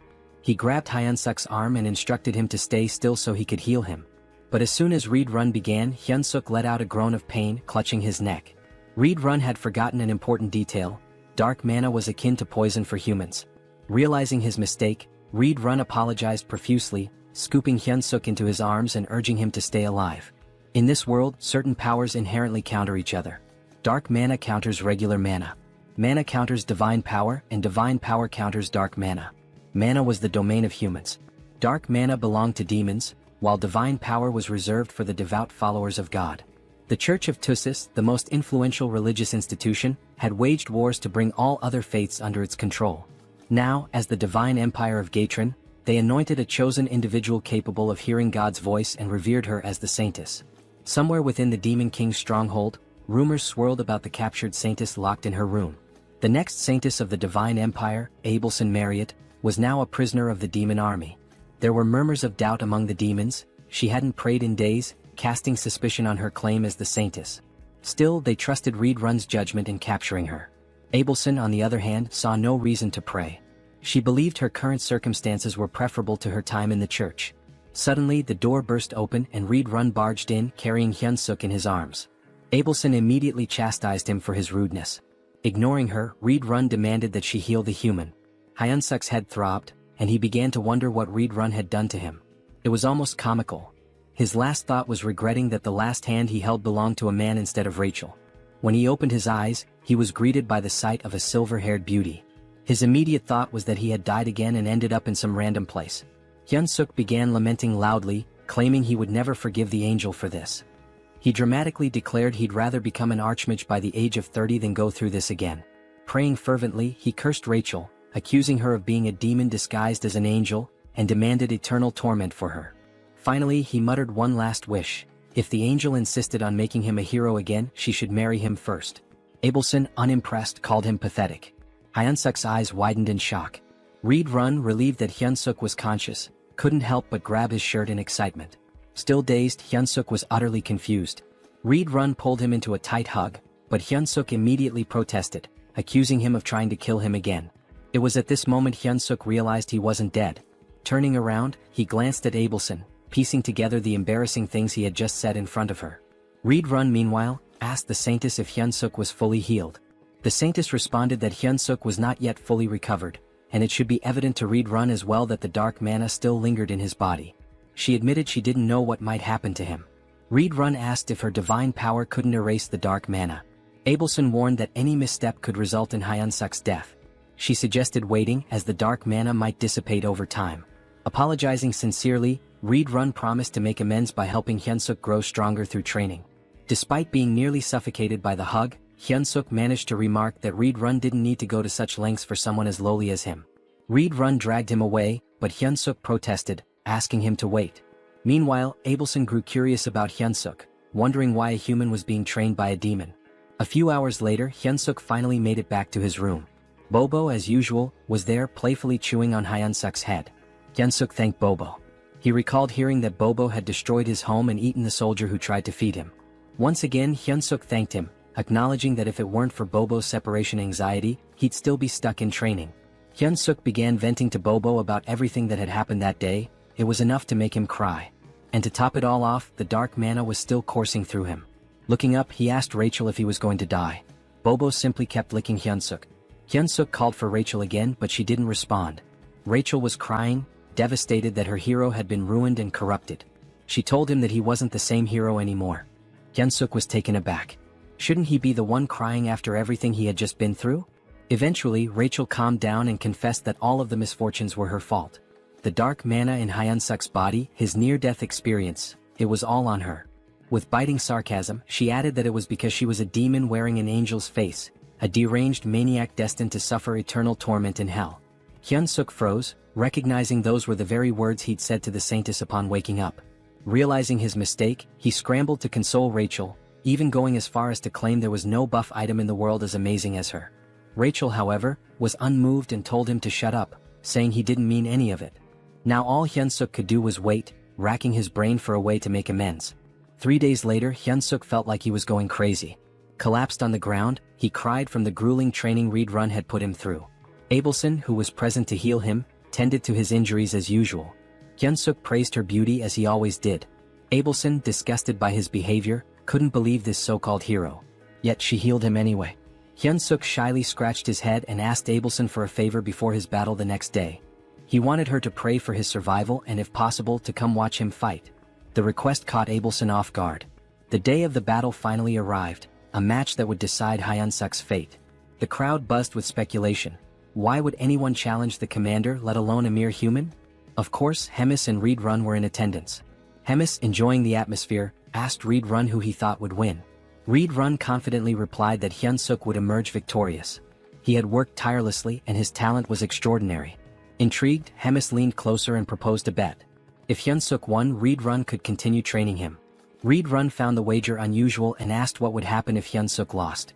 With a sly grin, Hemis revealed the catch. Reed Run would have to kill Hyunseok with his own hands. It was the responsibility he would bear for his bold words. An uneasy feeling settled over Reed Run, but he had no choice but to agree.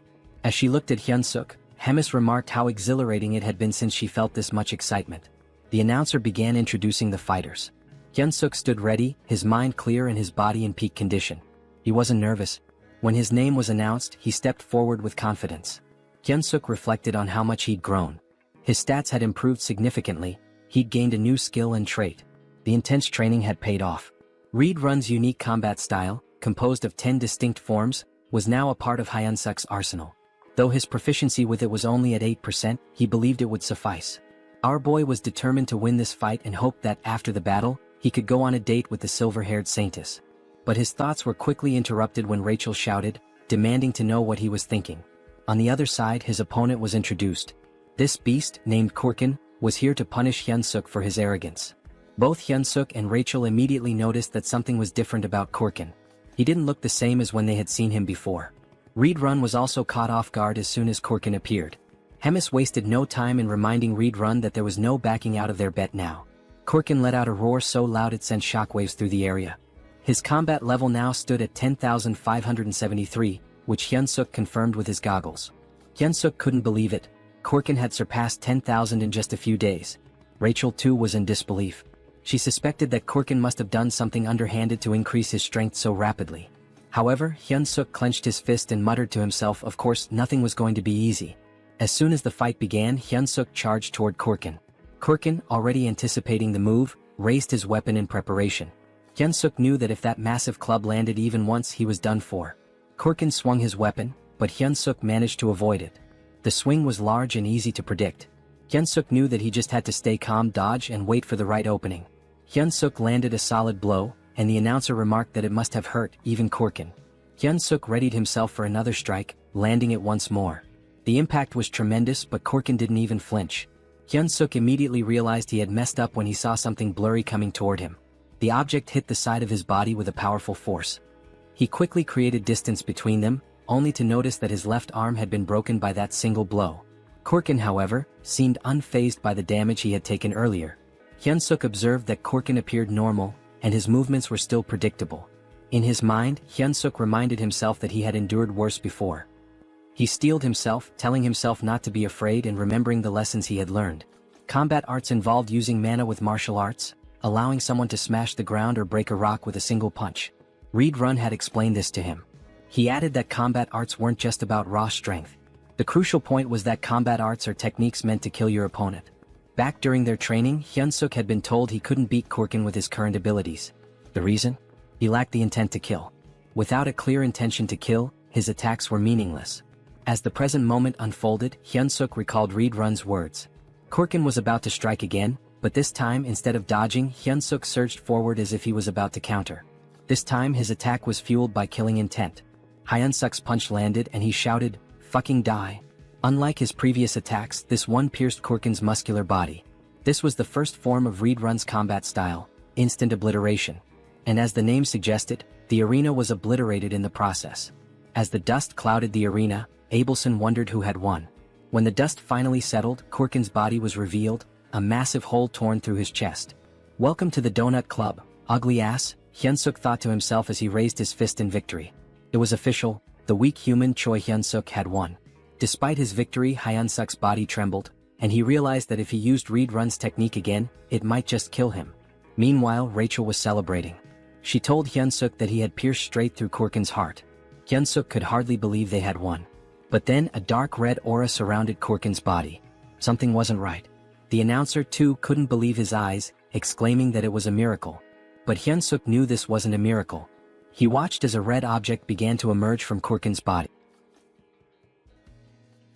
Twisting in pain as something strange happens to his body, it's clear that the blow wasn't fatal enough. Korkin remains standing, almost miraculously, despite a massive hole where his heart should be. Korkin has now literally become a walking meat donut and will be known as Mr. Donut. Choi, surprised that Korkin can still fight even with his heart torn apart, realizes it must be the commander's doing as he stares at Mr. Donut's gaping hole. Meanwhile, the commander watches the fight with a smile, enjoying how events are unfolding. Beside her, Reed Run wonders what she was thinking by sharing her dark mana with Mr. Donut. She also cast a curse that turned him into an undead when he reached a fatal state. The commander, impressed by Choi's quick learning and talents, smiles, though her expression carries a hint of frustration for having expected more from him. Back on the battlefield, Choi wonders if Donut is still alive as he looks at the heartless monster still standing. Rachel clarifies that he isn't, it's actually a curse causing this effect. However, she notes that the curse won't last long. Suddenly, Donut charges at the hero, preparing a strike with a murderous gaze. Choi laughs, joking that this move is already well known and easy to dodge. Famous last words. In the blink of an eye, he is struck. Donut's fist is already at his neck, and apparently the blow wasn't as avoidable as Choi had thought. Mr. Donut, holding the hero's neck in one hand, strikes multiple times with the other, only stopping when Choi, in a desperate response, grabs the monster's arm with both his arms and legs, causing a surge of energy. This prompts Donut to throw him away, sending Choi crashing into a wall. As Choi reflects on the gentle meeting between his body and the wall, he recalls the near-death sensation he experienced, comparing then to now. It seems like all the bones in his body are broken. With no time to dwell on his misery, he notices someone willing him to stand and continue. Choi then realizes Abelson's presence, gesturing encouragement, telling him he can win. The hero hesitates to believe her, but the doubt doesn't last long. He rises, realizing the fight isn't over until it's truly over. His newfound courage stems from one thing: the fear of embarrassing himself in front of a girl. That's how we do to overcome death. Even with all his bones seemingly broken, he channels mana that acts as an armor for his body. A blue aura covers him. Choi then decides to counterattack. As he moves toward Mr. Donut, the system updates displaying 2 consecutive changes. His mana control advances from F to E and then from E to D. Charging a powerful energy-infused attack, the hero shouts an invitation to Abelson for a date. Screaming while smashing a goblin's thinking box seems like the perfect time to ask a girl for a hangout. The attack drives Donut's head into the ground, but it isn't enough to neutralize him, but it was almost. Realizing his attack was highly effective, Choi continues his assault, repeatedly striking Donut's meat coconut. The audience watches in stunned silence, unable to process what's happening in the arena. Meanwhile, in the room where Reedrun and the commander are watching, she asks Reedrun if was he the one who taught the hero all those moves. Reedrun denies it. He also added, emphasizing that he's never seen anything like this in his life. Turning the attention back on the battlefield, now nearing its conclusion, Choi's thoughts are focused on his possible date. Things like 1 night, 2 days, dinner and hotel, clearly more important things to think in a situation like this. However, he knows he must remain cautious while collapses in exhaustion. As a result, the commander tells Reedrun to be careful. Choi is a monster. She reflects that having a hero serve the demon army will be fun, even though Choi's face reminds her of someone she isn't fond of. Sometime later, the hero wakes up startled in his cabin, bandaged, and in the company of Dog and Rachel standing nearby. Before he can ask where he is, Rachel informs him he's obviously in his cabin. Choi, concerned about the outcome of the fight and his experience, is quickly reassured that he won and that Abelson tended to his injuries. Eager to check the system, he looks at his stats. Hero candidate Choi, now level 212, has seen significant increases not only in his level but also in stamina, mana, charisma, and unlocked mana control skill. As he reviews his stats, Rachel mentions she could have healed him too. Choi ignores the comment, focusing solely on the absurd number of levels he gained. Noticing the mana control skill, Rachel reacts with exaggerated surprise. She defends her reaction, explaining that she's right, it's extremely rare for anyone to achieve mana control. As she tries to elaborate on how amazing this feat is, she's interrupted by Choi, who notices a strangely folded piece of paper. The scene shifts to Abelson's prison. She's gazing at the stars and muttering to herself that it was unnecessary. In her thoughts, the hero is strange. He discovered mana and learned about combat in just 3 days, which isn't normal. This hero certainly has unknown potential. Unfortunately, his personality is inversely proportional to his abilities. Abelson wonders if her prayers were answered or if Choi is simply pure talent. In the end, it doesn't matter. To her, he's the hope she needs. She then knocks on a door, seeking a favor, and Reedrun at the other side answers, offering his help. When Reedrun asks what she needs, she says she wants to take a walk. Back in Choi's room, as he reads the letter, he's surprised to find it's a positive response to his date request with Abelson. She now wants to see him at the courtyard. The hero will finally have the time of his life.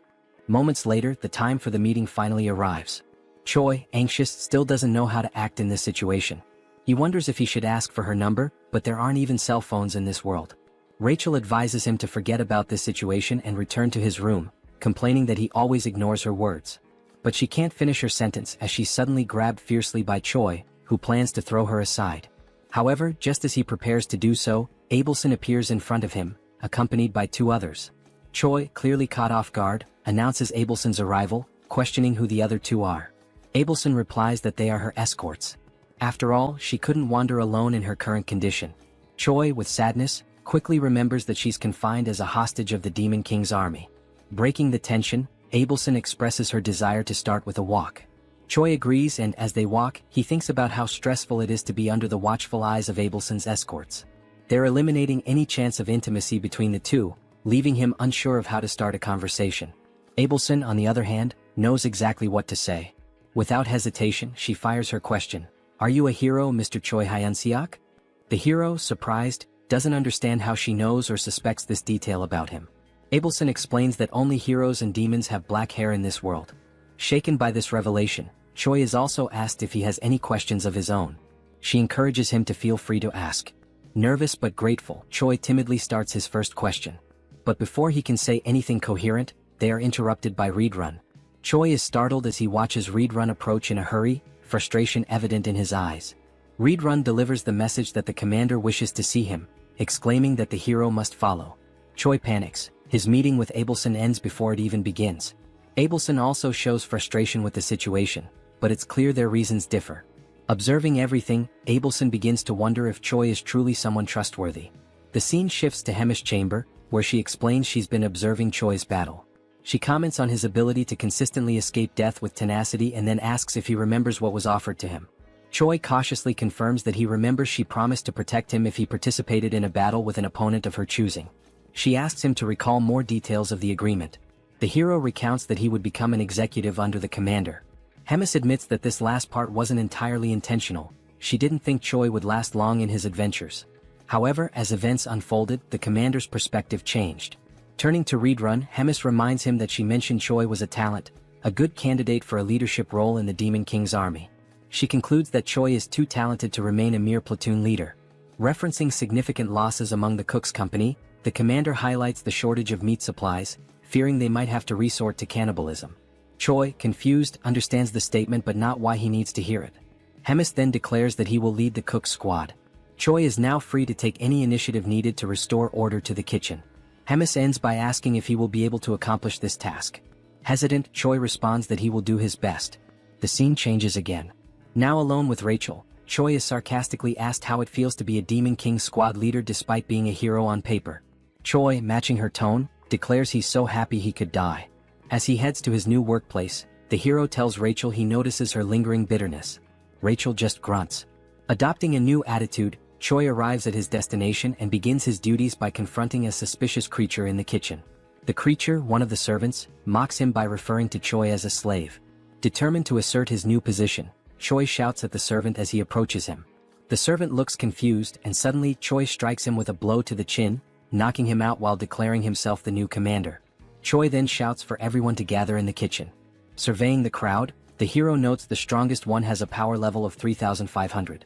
Still, the group is too small, prompting him to wonder where the others are. Initially numbering 300, now there are only 20. Choi realizes the gravity of the situation, knowing the difficulty of his task and the consequences of failure. Addressing his squad, he asks who knows him. Gradually, some start naming him, the barbecue master, while another dares to call him a delicious human. In a flash, that individual is kicked, becoming a wall decoration. Choi then solemnly reinforces that he is the commander. Next, he orders everyone to address him as the rightful commander of the Cook's squad. Choi asks why the number of cooks has dwindled. One responds that the others went hunting without permission and were killed by demon beasts. Understanding the situation, Choi asks who the best cook currently is. Someone names Galtram, who is immediately promoted to vice commander without objections. With everyone dismissed, the hero wonders how he'll gather 200 people for the squad. However, he quickly comes up with an idea.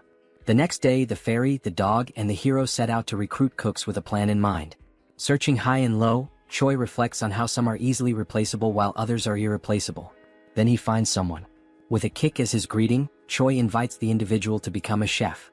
The individual, irritated by the treatment, attempts a counterattack but is swiftly knocked down again by the hero, who begins persuading him with arguments.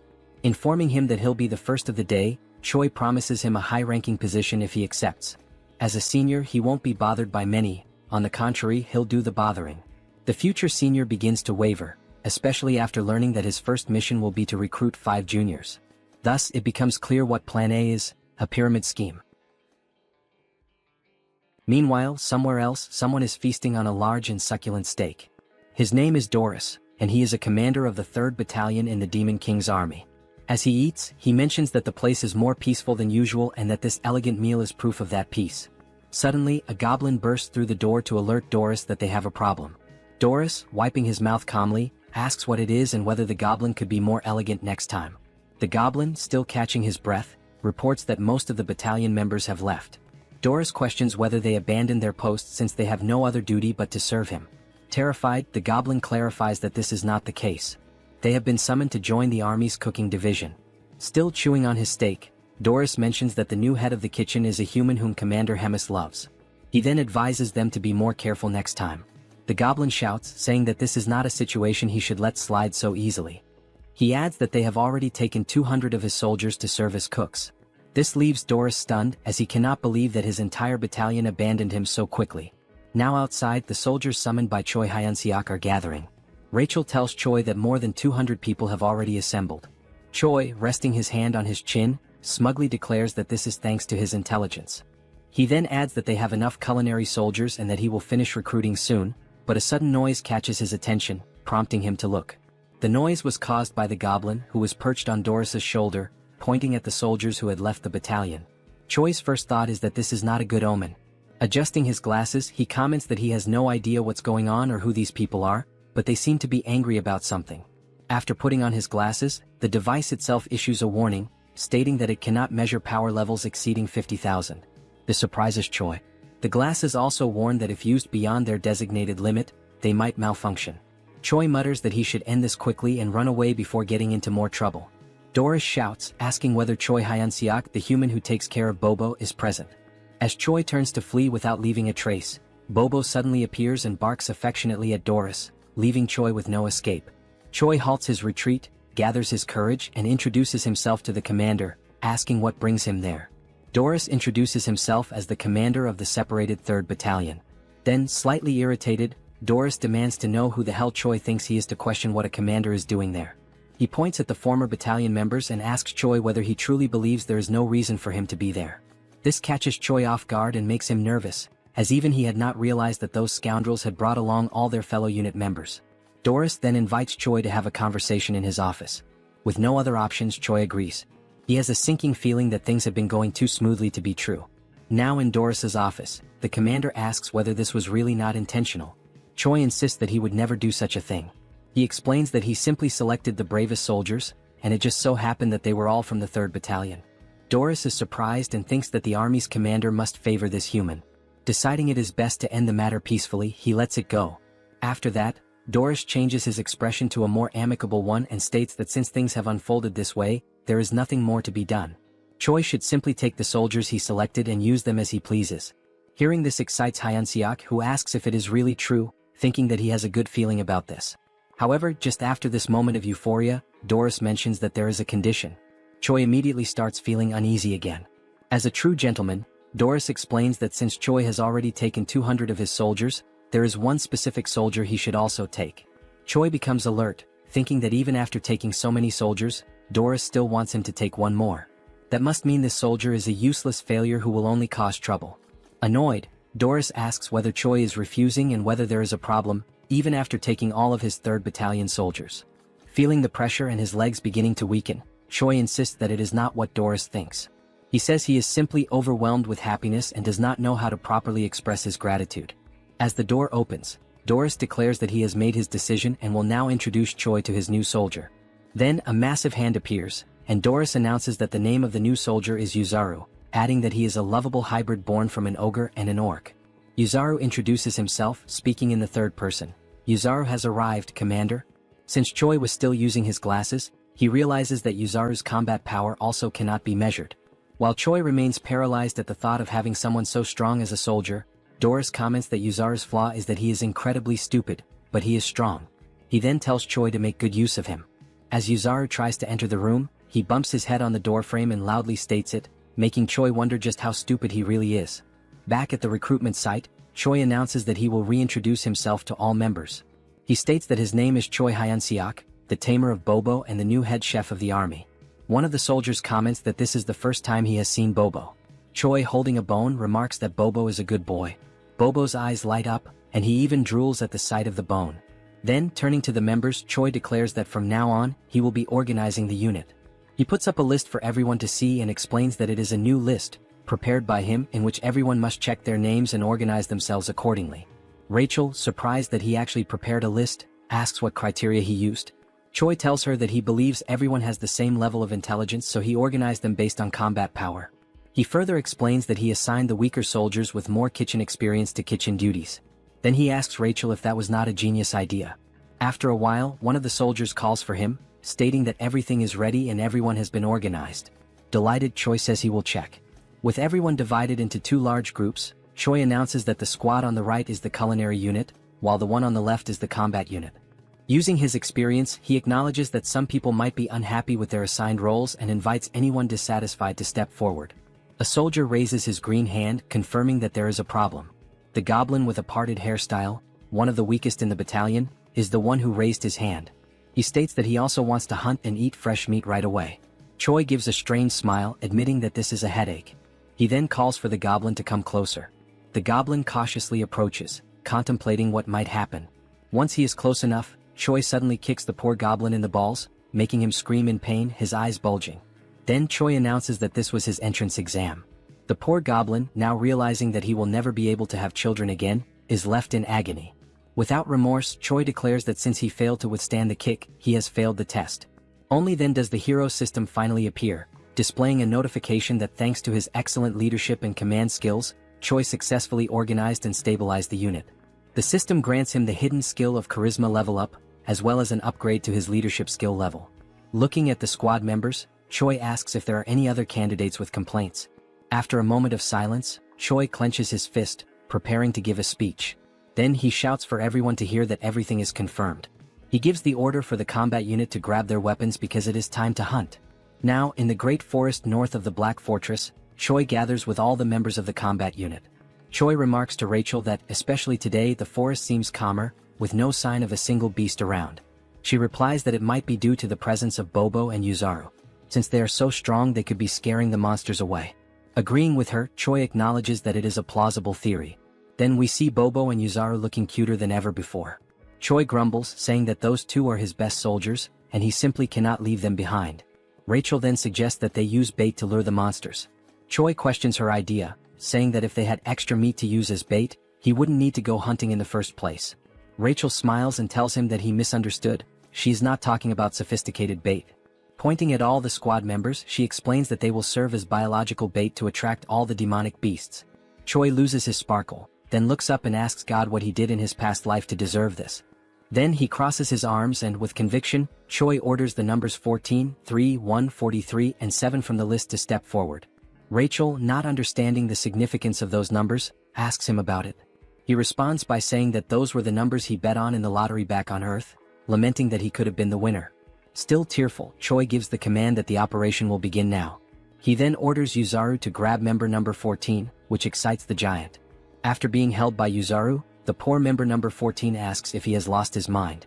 Calling him an intercontinental ballistic goblin, Yuzaru effortlessly tosses the goblin far away.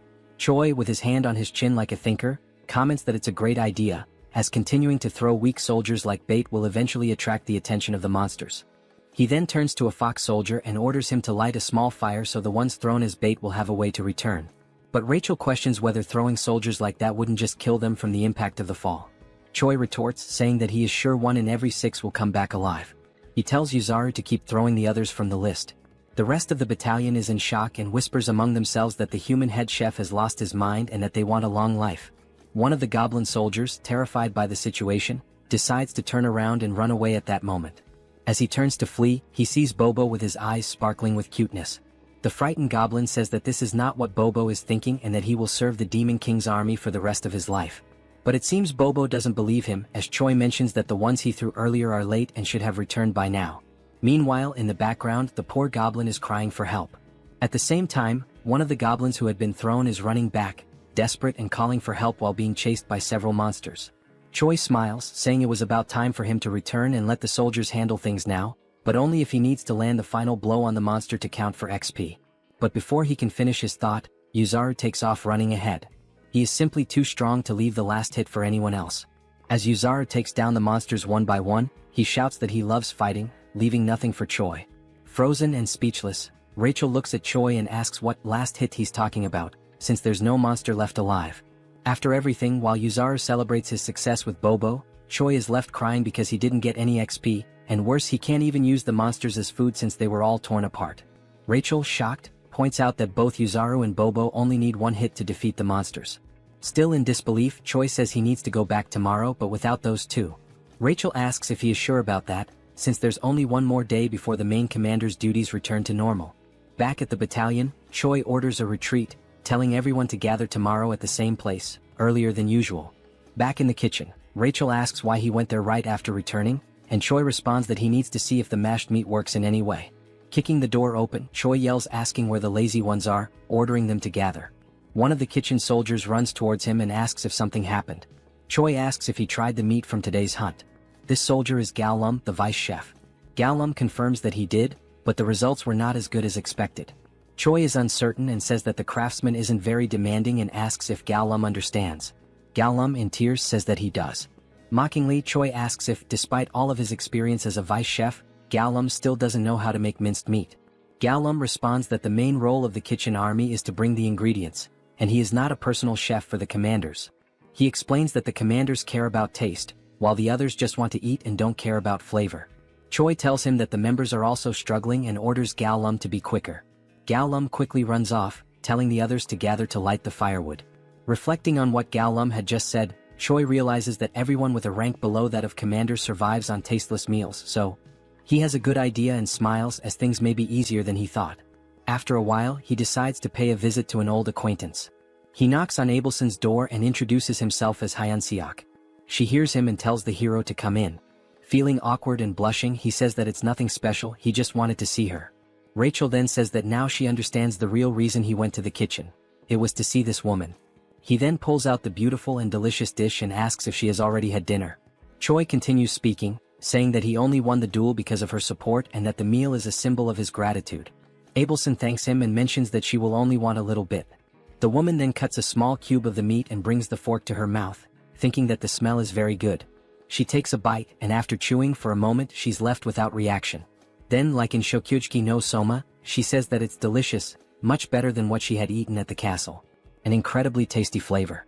After a few minutes, Choi, pleased, says that it looks like she liked the food since she finished the entire plate. Still shy, he takes the plate and says that now that she's eaten, he can leave. Just as he's about to leave, she calls him by his name. Then Abelson asks what Choi's plans are when he leaves this place in the future. Choi, like a good man moved by emotion, quickly responds that it's marriage with her. Hearing this, Abelson's eyes widen.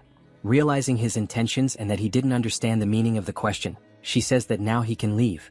But before he goes, he tells her that there's something else he wants to do besides marry her. This catches her attention. However, before finishing, he asks her what her plans are and what she wants to do when she leaves there. With a lifeless look, she says that she doesn't know yet because if she ever leaves there, she doesn't want to do anything. Now, in Gartran, the divine empire of the capital of Gratium, where the theocracy is governed by the Pope of the Church of Ducis. A man kneels and refers to another as Your Holiness, then he provides the information that they have discovered the location of Abelson Marriott, the next saint. He then adds that, supposedly, Abelson is imprisoned in the Black Fortress where the glutton resides. The man sitting on the throne asks how the next saint ended up in such a place. Tapping his fingers anxiously on the throne, he asks if there has been no word from the Demon King about this. The man replies that there hasn't been, as no one knows what they want since they're not demanding anything. Rising from the throne, the Pope says that in the history of wars between humans and demons, there have been only a few times when humans managed to breach the Black Fortress. Even so, on those occasions when they succeeded, the glutton Hemis was absent. So, attacking directly now would be very reckless. Opening the curtain to the window, he says that he will send a secret rescue team.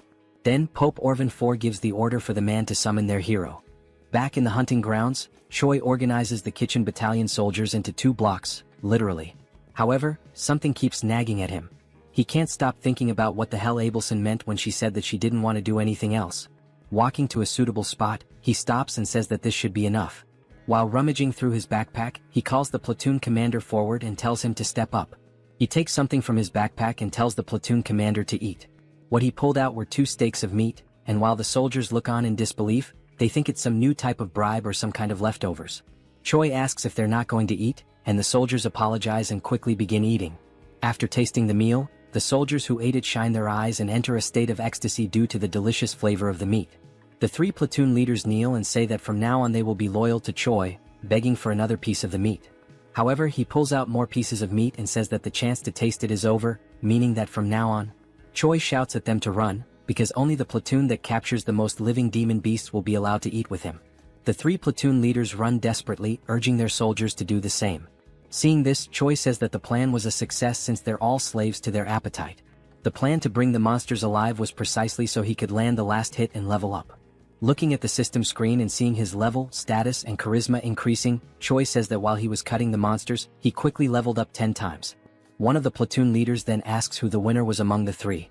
Choi turns to them and announces that the winner was the Wolfken platoon and that the Wolfken platoon will have an amazing meal with him.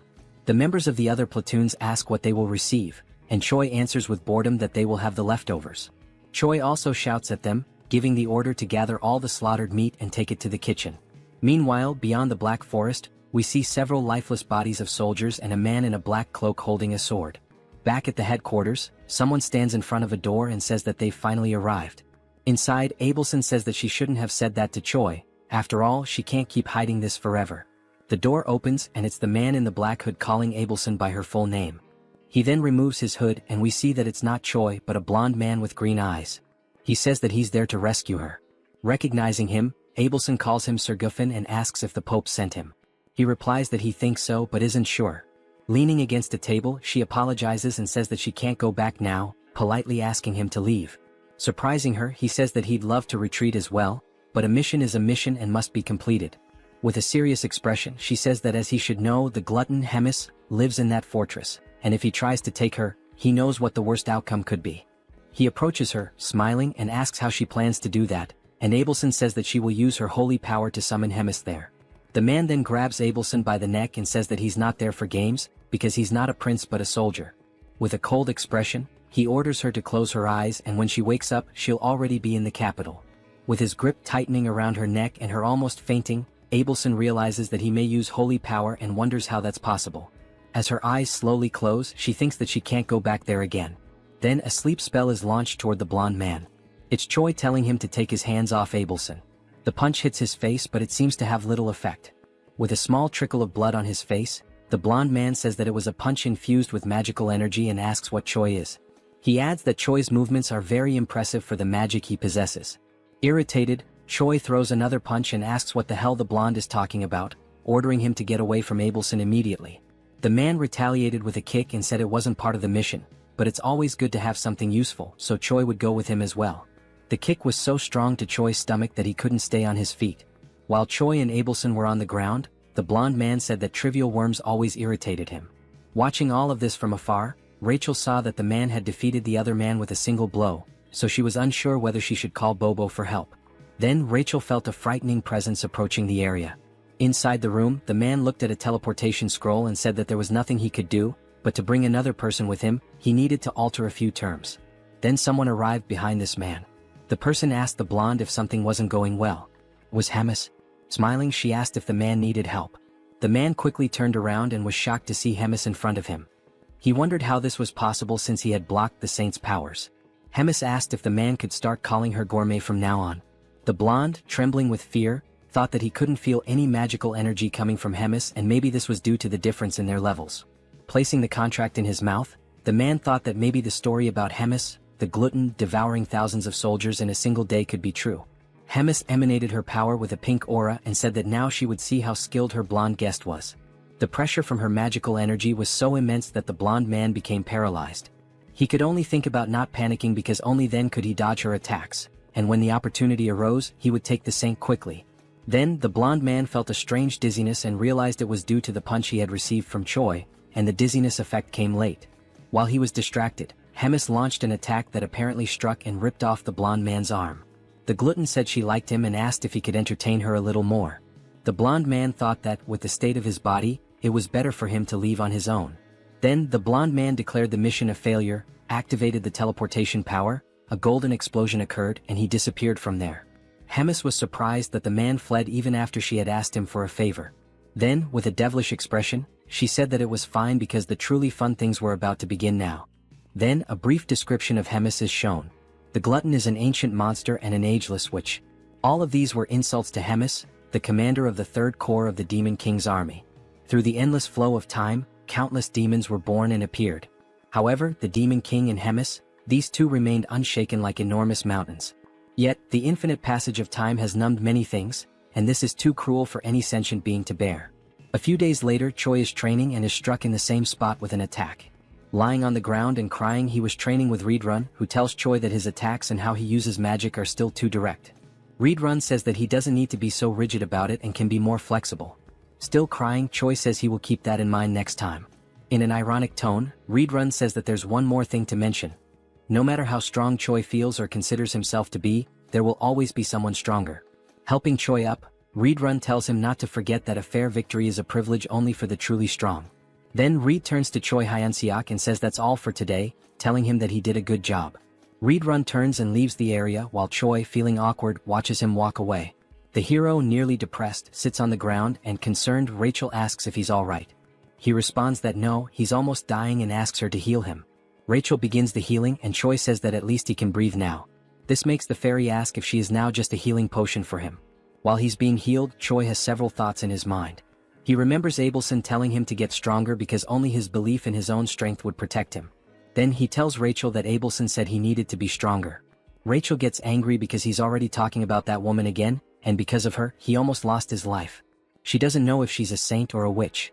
Choi tells her that she could suffer divine punishment for saying such things. While still using the healing, Rachel remembers that the assassin used sacred power, so she questions why, if she is really a saint, he attacked her. Choi, thinking, says that she's right because the next saint should be a valuable existence, and that's not what happened. Choi becomes frustrated thinking about it and says that, in any case, he's done thinking about it. Then Rachel asks why he's so fond of her. Choi ignores her and says she's just jealous. Rachel yells that he's a woman-crazed moth and asks if he really wants to die.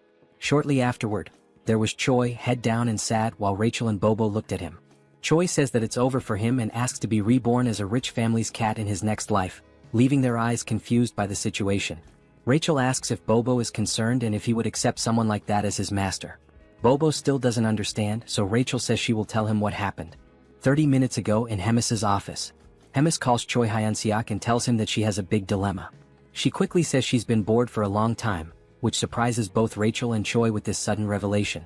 Sitting on her throne, Hemis says that because of this she should see something fun and Choi just agrees.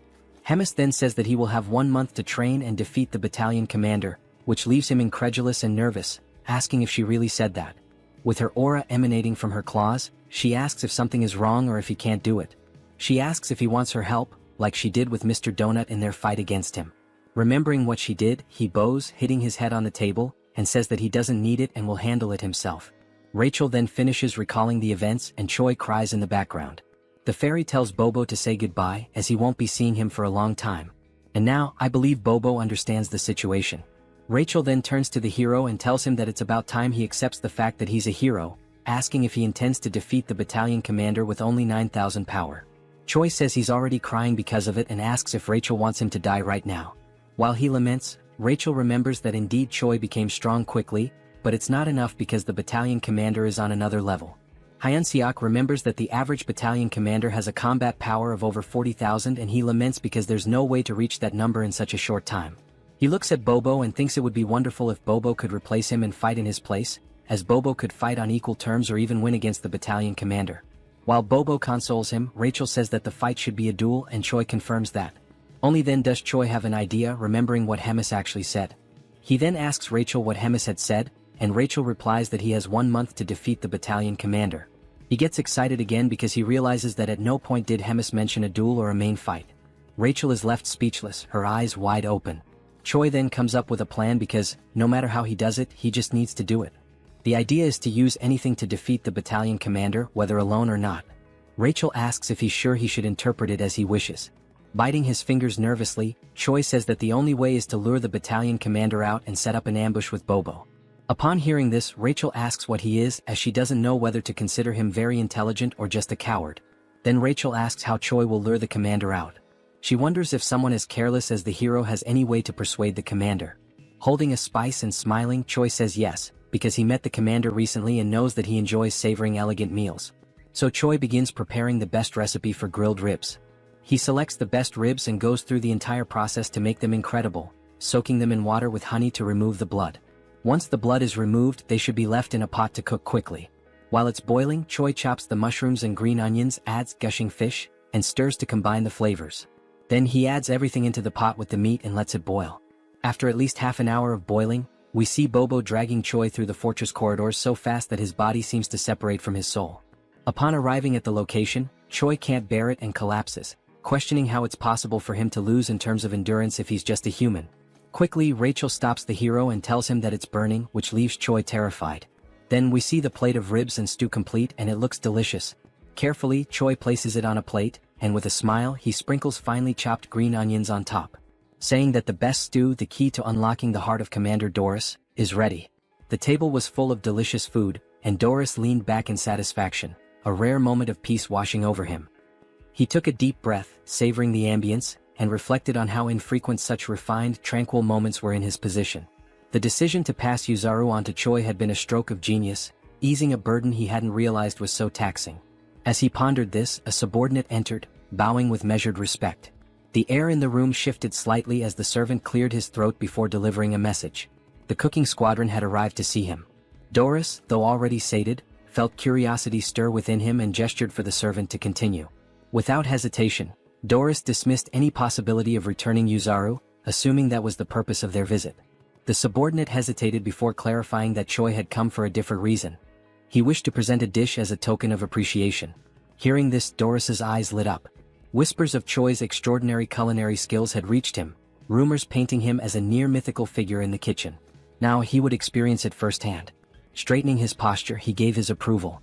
A knock echoed through the room, and the doors swung open to reveal Choi making an exaggerated entrance, tray in hand, a mischievous glint in his eye, and a rose held between his teeth. Doris blinked, momentarily caught off guard before swiftly composing himself. Choi set the tray before him with a theatrical bow, expressing his gratitude for the opportunity that had led to his new title in the kitchen. Doris, unimpressed by words, expected the food to speak for itself. With a humble nod, Choi lifted the cover from the dish, revealing a steaming serving of urine ribs. A rich, tantalizing aroma filled the room, causing Doris to salivate despite himself. The presentation was impeccable, almost divine. Drawing in the fragrance, Doris found himself overwhelmed. Across from him, Choi watched knowingly, confident that one bite would send him into a world of indulgence. The moment Doris tasted it, disbelief overtook him. His widened eyes and forward-leaning posture betrayed his astonishment. The dish transcended human capability, reaching a level of perfection he had never imagined. Encouraged by the reaction, Choi suggested introducing more dishes in the future. Doris, without hesitation, accepted, willing to eat anything he prepared. As Choi exited, Rachel, standing by the door, struggled to contain her reaction. Doris, still enraptured by his meal, casually remarked on Choi as favored status. Barely making it outside, Choi gripped the doorknob, trembling. He and Rachel exchanged a glance before both succumbed to violent nausea. Rachel wiped her mouth, staring at Choi in disbelief. He acknowledged his actions, fully aware of the consequences. When pressed on his intentions, he made it clear. He would continue feeding Doris until the day came when he was nothing more than a pig fattened for slaughter. Meanwhile, inside the dining hall, Doris remained blissfully unaware, savoring each bite. A week passed. Doris sat before another grand meal, yet his appetite had noticeably waned. With a sigh, he idly prodded his food, burdened by looming concerns. An upcoming duel for the battalion commander position weighed on his mind. His growing influence had drawn unwanted attention, and failure meant forfeiting his title. Yet he accepted the stakes with a sense of dignity. Choi, realizing that a week of careful planning had failed to consider external threats, forced a smile and assured Doris of his impending victory after he invited him to watch the duel. The next day at the Grand Training Grounds, Rachel attempted to lift Choi's spirits with sarcasm. Choi, unimpressed, remained convinced that Doris stood no chance after everything he had been fed. Roiger, the Demon King's 3rd Army Corps Regiment commander, initiated the duel. The challenger, a humanoid figure with a horned skull, stepped forward. Opposite him, Doris ascended the stairs, panting from the effort. Yet, upon spotting Choi, a smirk surfaced on his lips. Roiger signaled the start. Doris barely reacted at first, his enthusiasm lacking, until the moment arrived. In a single motion, he seized his opponent's weapon. A shockwave erupted, forcing the audience to recoil from the impact. As the dust settled, the challenger lay motionless. Roiger, stunned, acknowledged Doris's overwhelming dominance and ended the match. Spectators dispersed, leaving Choi to contemplate his next move. That night, at Bobo's house, Choi analyzed the monster distribution map he had drawn. Rachel, peering over his shoulder, questioned his intentions. The plan was simple: pit monsters against each other, letting one enemy take out another.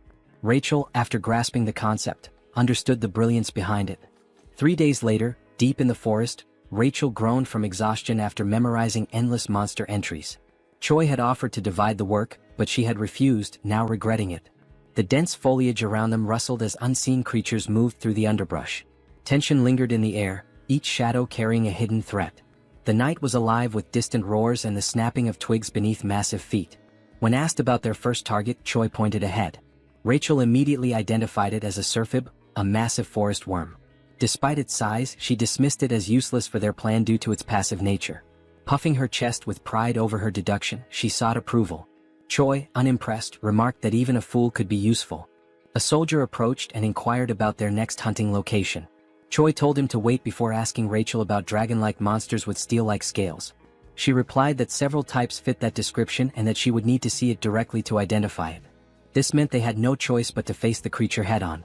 Choi then announced to the cooking squadron that they would be sweeping the area clean. There was no need for captures.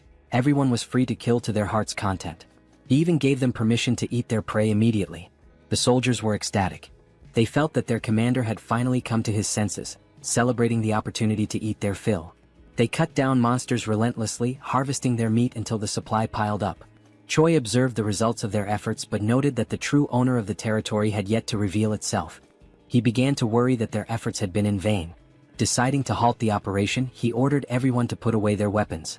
The platoon commander ensured that his orders were followed. However, just as they began to settle, an unexpected sound caught Choi's attention. He immediately sensed that something had arrived. Birds scattered into the sky as a monstrous presence made itself known. A dragon's eye glared down at them from above. The creature, Nidrak, was a beast of immeasurable combat power. The soldiers panicked at the sight of the dragon and scattered in fear. In response, Nidrak set the area ablaze. Choi, however, was pleased. With a monster of this caliber, he now had a weapon strong enough to defeat Doris. At Hemis's office, she spoke to Reed Run about her growing concerns. 3 weeks had passed without any news from Choi. She speculated that Reed Run might have been training him for something extraordinary. He dismissed the notion, stating that their training was nothing out of the ordinary. Hemis then asked for his assessment of Choi's chances against the battalion commander. Without hesitation, Reed Run replied that there was no chance of victory. However, he did note that Choi had been getting close to Doris recently. This information caught Hemis off guard. She recalled how Choi had once claimed he would defeat the battalion commander, yet he seemed to be growing closer to him instead. This contradiction left her curious about his true intentions. At Doris's office, he continued eating, enjoying the grilled meat prepared by Choi. He thanked him for the meal. Choi, letting out a sigh, caught Doris's attention. Sensing something was wrong, Doris questioned him about it. Choi, putting on a pitiful act, claimed that there was a serious problem within the squadron. He hinted that this could be the last time he would be able to treat Doris to a meal. Alarmed by this statement, Doris pressed him for details. Choi then explained that the corps commander had requested a special type of monster meat, but the creature was far too powerful to handle. Choi continued his deception, reinforcing the illusion that their squadron was struggling to subdue a formidable monster. He named the creature Marbling, a name unfamiliar to Doris, who had only heard rumors of numerous injuries among the cooks. Choi reassured him of the monster's existence, emphasizing the danger it posed and the futility of sending more ordinary soldiers. Instead, he suggested that someone of Doris's strength could handle it effortlessly, promising that such a feat would not go unnoticed by the corps commander. The thought of recognition from Hemis stirred something in Doris. He imagined her regarding him fondly, her words lifting him from the status of a mere glutton to something more. The fantasy left him flustered. Choi, capitalizing on this reaction, assured him that he would relay his accomplishments personally, strengthening the illusion of camaraderie. Though Doris feigned reluctance, he ultimately agreed to help, seeing Choi as a friend. Choi expressed gratitude, but beneath his polite demeanor, his expression twisted into a sinister grin. The following day, the operation was set in motion. At the designated location, Choi gathered his forces, ensuring every step was carefully planned. Rachel confirmed whether he had memorized the terrain, to which he responded with absolute confidence, likening himself to a living navigation system. He then whispered to Bobo, subtly affirming that their true target was Doris. Yuzaru, lacking complexity in thought, simply prepared to execute his given task without question. With everything in place, the mission commenced. Deep within the great forest, the soldiers were oblivious to their true purpose. Their only knowledge was that they were being sent to hunt a dangerous monster. Darius, irritated by the harshness of the wilderness, questioned the distance to their target. Choi assured him they were approaching Marbling's territory, all the while maintaining extreme caution. He understood that Darius was more formidable than he appeared, but he had faith that Nidrak would emerge victorious. Suddenly the atmosphere shifted. Birds scattered in distress, signaling an imminent threat. Choi warned Darius that something was approaching. Darius, now alert, prepared himself. From the shadows, Nidrak emerged, its presence overwhelming. Confused, Darius questioned whether this was the Marbling he had been told about, finding its appearance somewhat familiar. Choi dismissed his doubts, remarking that many monsters looked alike. Accepting this, Darius viewed it as nothing more than another beast to slay. With unwavering confidence, Darius commanded his battalion to attack, trusting that Choi would ensure his victory reached the corps commander's ears. His soldiers surged forward, engaging the dragon with reckless abandon. Darius himself lunged into battle, unleashing his formidable techniques. Despite Nidrak's immense power, Darius's sheer brutality kept him pressing forward. Choi observed with growing concern, realizing that Darius was more resourceful than anticipated. Instead of facing Nidrak directly, he used his soldiers as fodder, sacrificing them to create openings for his own attacks. Choi had intended for the battle to overwhelm Darius, but the demon's methodical approach threatened to undo his plan. Before Darius could land a decisive blow, a panicked soldier interrupted, reporting the arrival of another creature. Choi's expression darkened. He had miscalculated, this territory belonged to Nidrak alone. The presence of an additional monster disrupted his scheme. Retreat was immediately ordered, but before they could escape, a massive worm-like creature emerged. It was a Surfib, an entity Choi had initially dismissed due to its supposed non-aggressive nature. However, perceiving the ongoing battle as a territorial dispute, the Surfib prepared to fight. Darius quickly called for a full withdrawal, but Rachel realized that allowing him to escape would jeopardize everything. Choi knew he had no other choice. With a swift, decisive motion, he launched an attack. Using the read-run combat style's first form, he struck Darius, ensuring he had no time to process what had happened. His voice rang out, demanding that the retreat be cancelled. He called upon the demons to stand their ground, invoking their pride and courage. The chaos intensified as the battlefield descended into further disarray. Amidst it all, Darius registered the pain and the deafening roar of battle around him. Darius felt a surge of rage as he questioned whether he was being betrayed by a mere primitive human. Consumed by anger, he called out Choi's name, determined to risk everything to confront him. Activating his skill, Full Bloom, he unleashed a devastating attack. Choi, unaware of what was happening, found himself with no escape. Rachel urged him to run, but before he could react, he was struck by what felt like a bolt of lightning. The force nearly killed him, leaving him in shock and confusion about the nature of the attack. Through the chaos, Choi spotted Darius standing firm on the battlefield, declaring his intent to tear him apart while he was still alive. Realizing the imminent danger, Choi quickly assessed the situation, wondering about the whereabouts of Bobo and Yuzaru. Meanwhile, Rachel scanned the battlefield and noticed that Surfib's attack had caught everyone in its range. Choi felt as though he had been left alone to face Darius, who was seething with rage. Despite Darius' overwhelming fury, Choi saw him coughing up blood, recognizing that his opponent was pushing himself beyond his limits. Deciding to stall for time, Choi sprinted as fast as he could, instructing Rachel to call out the monster clusters from the map she had shown earlier. She complied, reading them aloud as she saw them. If Choi continued straight, he would reach the Warhound habitat. Darius, undeterred by the surroundings, pursued him relentlessly, showing no concern for the monsters in his path. Choi knew that while most creatures would avoid the strong, a habitat with younglings would provoke an aggressive response. Darius dismissed Choi's tactics as feeble tricks, determined to ensure his demise. Channeling his strength, he unleashed a level 3 technique, Falling Flowers. His power surged, fueled by his deep belief that promotion was the greatest weapon of a demon. With confidence in his overwhelming strength, he prepared to end Choi once and for all. However, something felt off. His body wavered, and he suddenly coughed up a significant amount of blood. Choi, having stopped to observe, listened as Rachel pointed out that Darius' demonic energy was depleting rapidly. Darius realized too late that he had reached his limit. Expending excessive energy while hunting demonic beasts had left him drained. Acknowledging the situation, he turned away, unwillingly accepting that he could not continue. Choi called out to him, questioning his retreat. Darius, though displeased, admitted there was no choice but to recover first. He vowed to return and exact vengeance, declaring that he would never forget this humiliation. Before he could leave, Choi refused to let him escape so easily. Calling out to him, he taunted the demon, stating that he had entered on his own terms but would not be allowed to leave so freely. Darius dismissed his challenge, ridiculing Choi for thinking he could be defeated by mere fists. but Choi was prepared. Activating Ride Run Combat Art 7th movement, he unleashed the explosive destruction wave. To his surprise, Darius endured the attack, proving his resilience. The demon smirked, accusing Choi of underestimating him. Before the battle could continue, an unexpected presence arrived. A voice cut through the battlefield, observing the fight with amusement.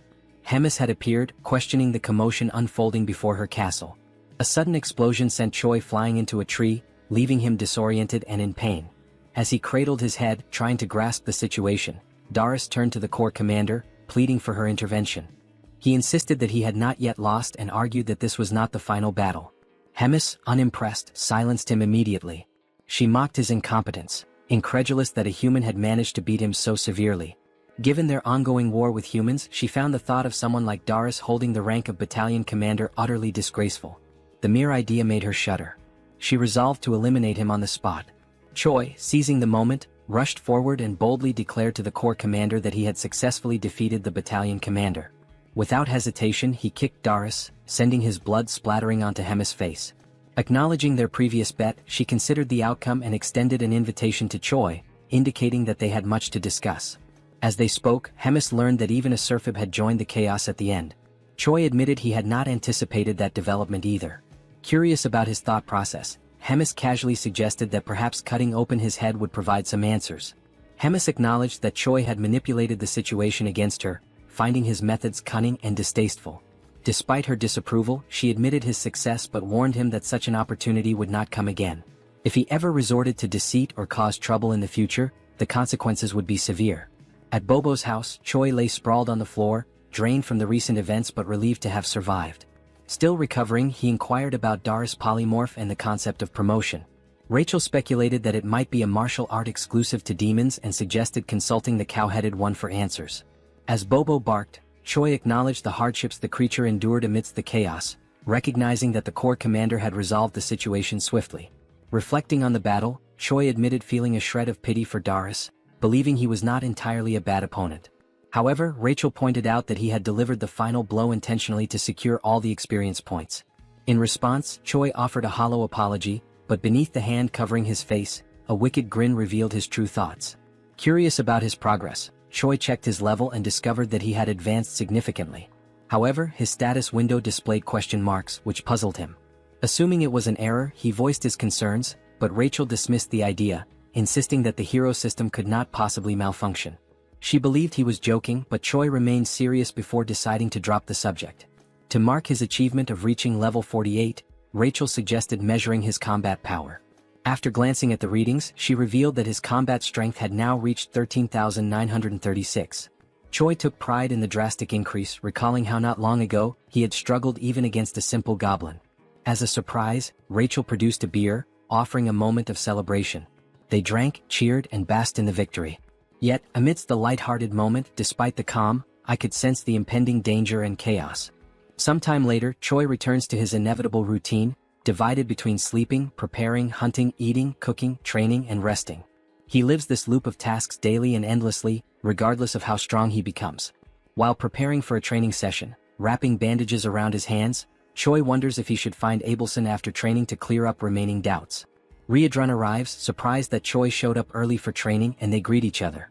Riedrun smiles while speaking with a tone of pride about Choi having defeated Doris and congratulates him. Choi thanks him shyly. Choi then takes advantage of the topic and decides to question Riedrun about something particular that happened during the fight against Doris. When asked if he knows anything about the technique called promote, Riedrun reflects with his hand on his chin, remembering it to be an informal style of ancient combat. The word informal makes Choi curious. Riedrun then explains that there are two forms of combat: formal, which involves movement, and informal, which is detached from formal structures. He also explains that, compared to formal combat, informal combat has significantly fewer variations. Since formal combat itself is already rare, informal is passed on more secretly. Choi then deduces that the difference is, in summary, something like attack damage versus skill damage. Riedrun continues, saying that despite everything, promote is a style that has been passed down for quite a long time. Any demon who uses demonic chi can learn it. However, it is an extremely dangerous ability that few dare to use. It has many side effects.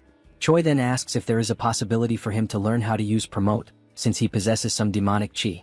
Riedrun jokes about the amount of chi that Choi claims to have, emphasizing that besides being little, it is not natural to him, nor is it real demonic chi.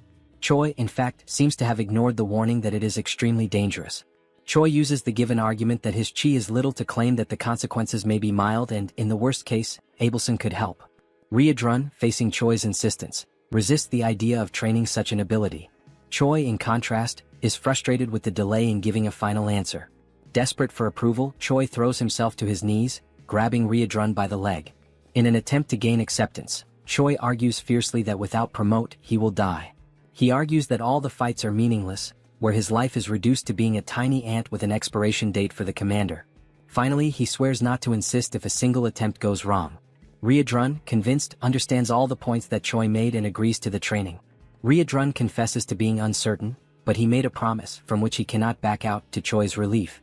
Ryodrun then announces the beginning of training and demands that Choi pay close attention.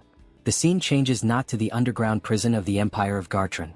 There, a shackled prisoner receives a visit from a man in white robes. The man in white greets the prisoner, whose name is Geffen. Geffen replies that he was wondering who was coming, surprised that it is the Pope. Geffen then asks what the Pope wants, since he had said he had no more business with him. The Pope responds that he brings an opportunity to make peace.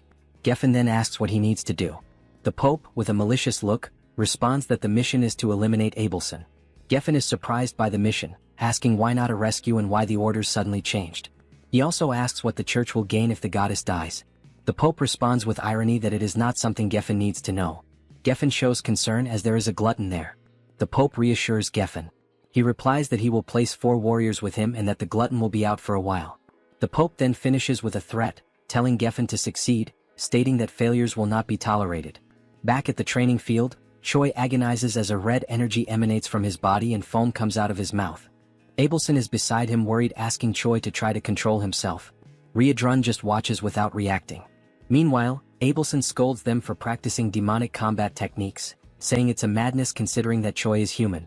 Ryodrun argues that at every moment Choi claimed to be fine, and after so much time training there shouldn't be much demonic QI left. Abelson, enraged, disregards Ryodrun's words and retorts, asking if they are healers. There's no way they could determine that Choi was fine since they're not specialists in that. Abelson explains that she had controlled and sealed Choi's demonic QI, but during the training it was undone as they thought they could handle it. Ryodrun then asks what's going to happen to Choi, and Abelson replies that she won't be able to hold the situation as it is. She says it's too late to try to seal the demonic QI.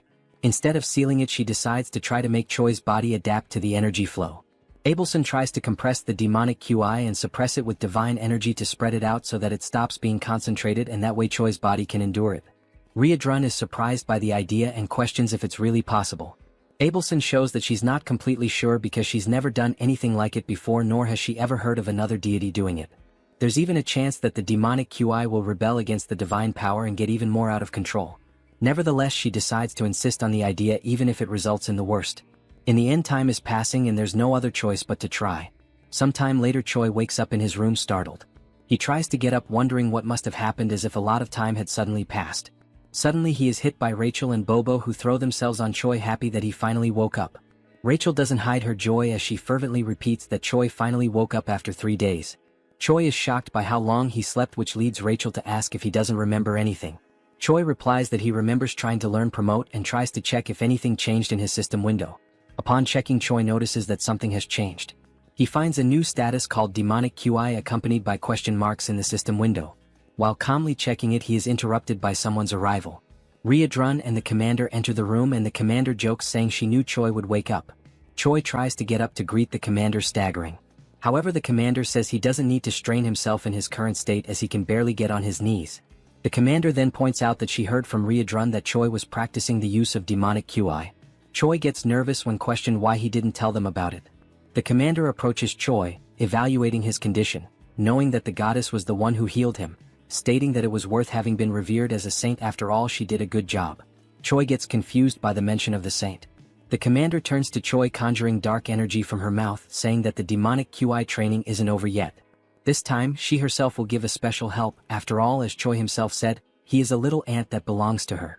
The commander strikes Choi on the neck with her magic like a snake, biting him and instantly putting him into shock. Ryodrun tries to ask what's happening. The commander responds that it's nothing to worry about Choi, he will just need to rest a bit more. Choi watches them leaving for a meeting with the Demon King in his last conscious seconds. Days later at Bobo's house, the saint finishes another day of healing Choi's body. Abelson has been treating Choi since the day of the incident during training. After she finishes, Choi thanks her for always helping, and internally, he's grateful for the chance to see her every day. Abelson mentions there's no need for thanks, since it was Choi's willpower that helped stabilize the crisis. She also murmurs that thanks aren't necessary because he is her hope. Choi doesn't understand Abelson's murmur and asks her to repeat it. She ignores the request and says goodbye, saying she's done everything she had to for the day.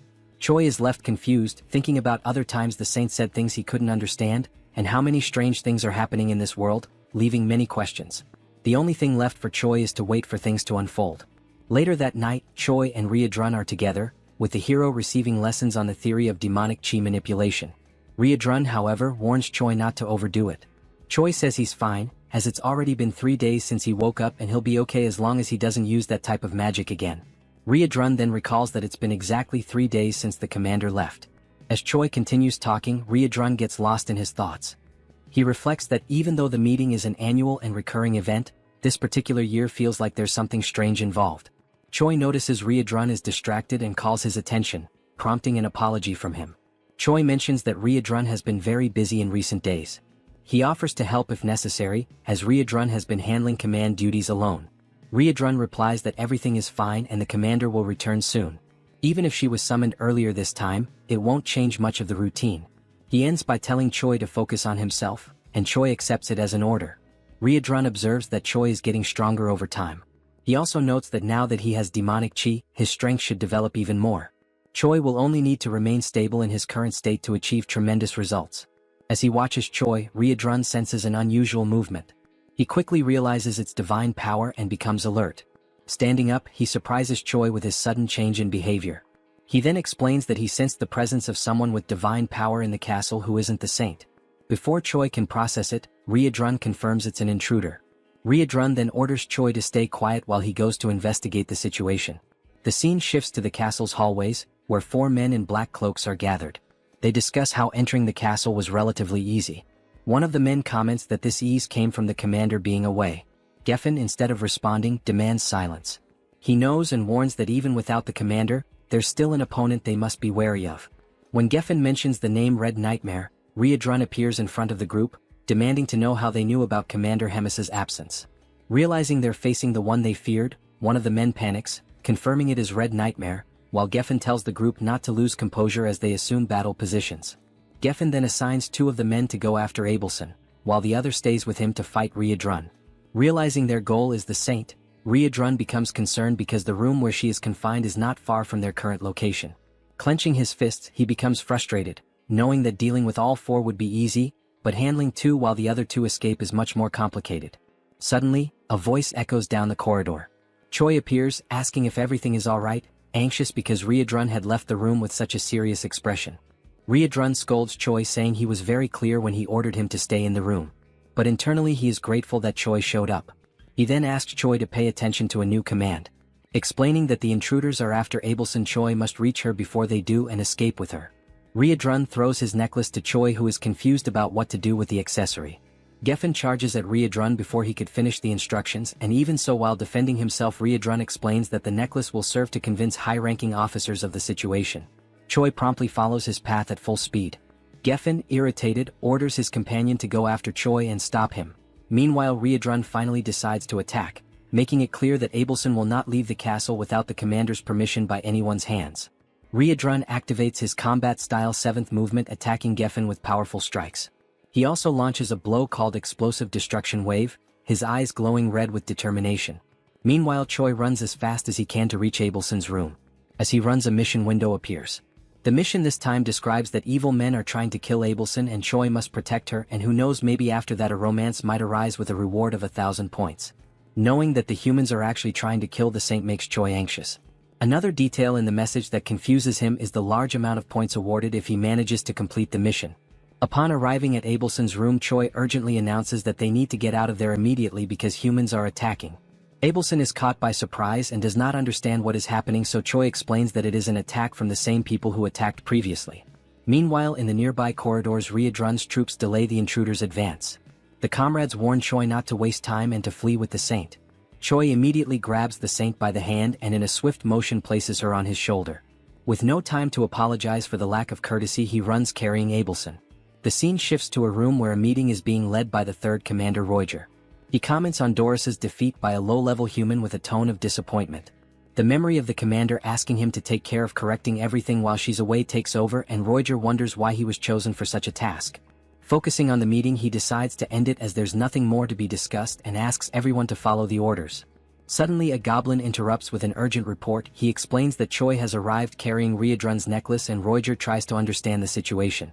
The goblin then explains that other humans are attacking the castle trying to find Abelson. Roger receives the message and becomes irritated with such inconvenience. Moments later, Roger encounters Choi accompanied by Abelson in a corridor, who intends to explain the situation in more detail.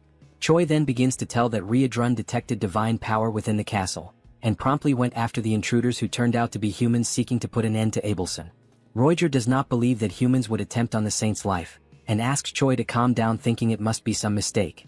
In a brief moment, Roger senses something strange approaching, and before he can react, with only enough time to tell everyone there to protect themselves, a devastating attack hits the corridor windows, signaling the arrival of another enemy. Now, with no more doubt about the human's objective, Roger is stunned by the reality he is witnessing. Roger, seeing that the enemies are approaching the saint, casts a restriction spell to try to stop them. However, the distance is too great, being insufficient to stop both attackers. Choi decides to act, preparing to use the 7th movement of Riadrun's combat art. Before one of the enemies could reach Abelson, Choi hits him from behind with a powerful punch, knocking him out instantly. Choi shouts as he attacks, declaring that he will protect Abelson. Meanwhile, in Riadrun's battle, one of the invaders has already been defeated, while Geffen mocks the loss of his companion after having used him as a shield. Riadrun already expected Geffen to be a strong opponent, but even so, the level of Geffen's strength is surprising, equating to that of a commander. Besides strength, divine power and demonic IQ are natural enemies. Such points are essential to classify warriors like Geffen as heroes of humanity. Geffen laughs while belittling Riadrun, considering his struggle against the two invaders as proof that he is just another ordinary demon. Riadrun keeps his composure, questioning how someone with no chance of victory can be so arrogant. Geffen asks who could possibly stop him now that the commander is not present and Red Nightmare is not all it was believed to be. Confident in his strategy, Geffen only needs to keep Riadrun occupied while his comrades deal with the weaker henchmen. Riadrun takes on a more serious stance as the enemy has demonstrated deep knowledge of the castle's defense strategies. Determined to end the clash, Riadrun declares he no longer has time for talk and will finish this quickly. Geffen smiles and asks how Riadrun plans to end the fight quickly, considering their powers are incompatible.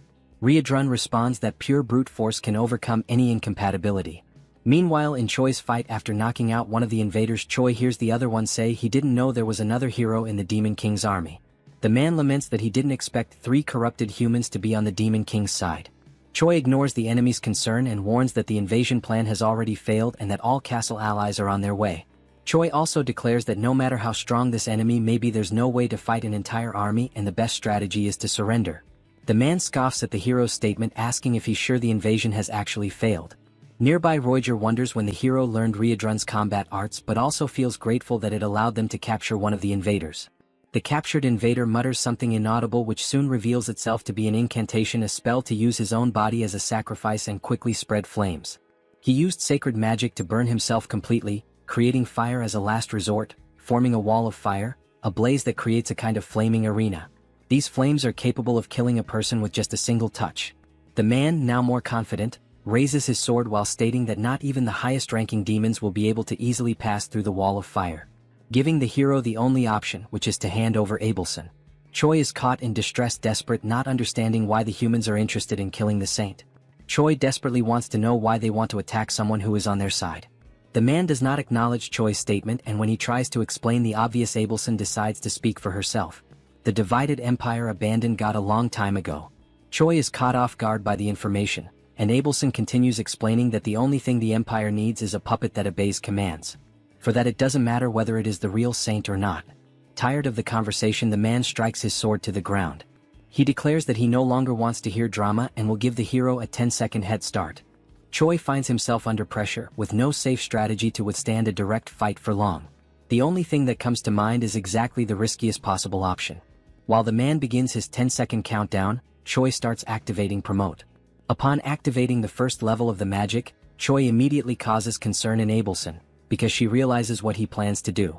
The saint tries to warn him that his body won't withstand it and tries to make him stop, but time is running out. Nothing will be able to convince Choi because he already believes that everyone is going to die, so the only thing left is to fight with everything he has. Pushing the technique to its limit, reaching full stage 2, Choi still hasn't given up on evolving Promote. He recalls Riadrun's instructions, who explained that Promote has 3 stages named Bloom, Full Bloom, and Falling Flowers. Each step taken increases the risk to the user, highlighting that Choi should never think of going that far. Although he must master the previous level before moving on to the next, reaching the 3rd level is too risky. But Choi saw no choice in the face of certain death. So he decides that if he manages to do it, this will be the only time. After 7 seconds, Choi finally reaches the peak. His heart feels like it's about to explode while his body screams for him to stop this madness. Rachel, desperate, cannot believe that even with the situation so dire, using Promote is the only solution. Choi, however, is completely focused, ignoring any contradiction. He has only one step left to take, which is to act. Because Promote has already reached level 3. With his body completely transformed, crimson eyes and dark aura, Choi asks Rachel to use her buff abilities. Time is up. The man is surprised to see a human using Promote, recognizing that Choi is not just anyone. Choi ignores the dialogue and announces the start of his offensive. He then dashes forward at high speed toward the man, who decides to defend against Choi's blows. He recognizes the level 3 of the ability, opting to defend because, being human, Choi will soon run out of stamina to keep attacking. Choi once again ignores the man's words, throwing even more punches against the sword. The enemy is confident that his victory will come simply by waiting, but Choi suddenly repels the sword with his fists, leaving the enemy disarmed and open to attacks. Before the invader could even react, Choi lands a precise, powerful punch right in the enemy's chest. The blow was enough to destabilize the man, who complains about the tricks Choi used. He watches as Choi prepares, astonished at a human who allowed himself to be corrupted by demon arts. Choi knows he's reaching the limit of what his body can endure from the technique, but he cannot fall, because he is the only barrier between the assassin and Abelson. Remembering that Promote, if pushed to the limit, can bring irreversible consequences, Choi finds a reason to go even further. There's a beautiful woman crying in front of him, and that is unacceptable. Dying for her to stop crying is undoubtedly a good deal. Now, with his body doomed to perish, Choi's only option is to move forward, surpassing all limits. There is no turning back. Choi decides to give his all to protect Abelson. The Saint, witnessing Choi's unshakable will in his pursuit to neutralize the threat, reflects on the danger of using holy power on Choi, who is taken over by demonic chi. That would cause Choi's body to explode immediately. All that remains is for Abelson to pray for him. Choi, determined, advances toward the enemy, activating his combat arts. The man realizes that Choi is stacking attack types and laughs, considering it self-mutilation.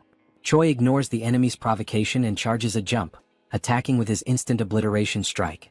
The enemy keeps intimidating, saying Choi will regret it when facing death. As he delivers his blow, the enemy counters with his sword, declaring it was a very weak attack, but Choi continues charging a much more powerful strike.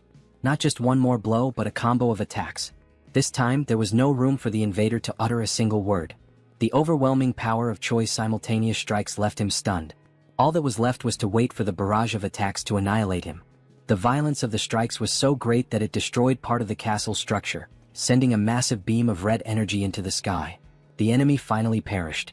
Choi briefly observed the damage he had done to the invader before finally freeing himself from the Promote. Rachel immediately noticed that Choi had succumbed, while Abelson panicked and rushed to try and help. Before Choi collapsed unconscious, the Saint held him, keeping him seated while checking the hero's shocking physical condition. Abelson noticed that Choi could barely breathe.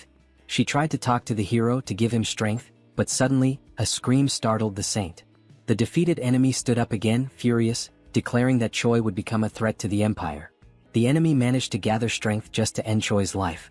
But a massive hand grabbed his head, foiling his plans. Riadrun arrived on the scene, apologizing for the delay, and finally putting an end to the invader. The Saint watched while caring for Choi as Riadrun wiped ketchup from the enemy's head. Riadrun quickly noticed that Choi had used, again breaking the promise, the arts they had trained. He then asked if the Saint could take care of Choi, and she promptly replied that she would once again do her very best. Worried about how far the hero went to save her, Abelson prayed that he would not perish. The scene shifts to the waiting room in the Demon King's castle. It's the 5th day of the commander's meeting. There, Hemis is complaining about the food and is promptly confronted by a woman who tells her to stop whining and eat what was given, calling Hemis a big mouth.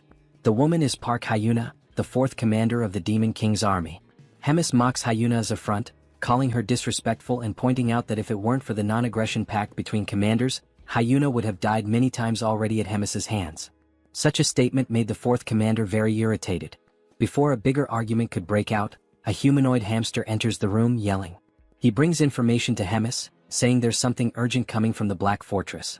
Hemis asks what's going on, and the hamster replies that the Gartran Empire attacked the fortress.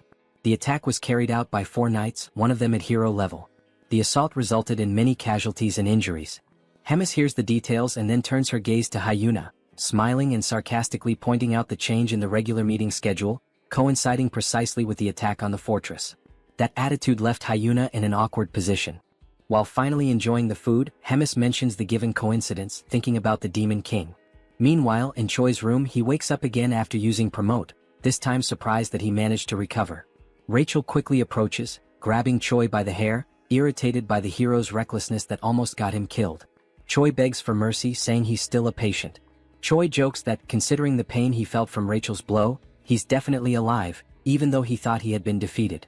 Rachel then explains that he was indeed defeated because, even after using all the combined techniques and hitting the enemy directly, the villain still managed to remain standing in the end, while Choi was unconscious.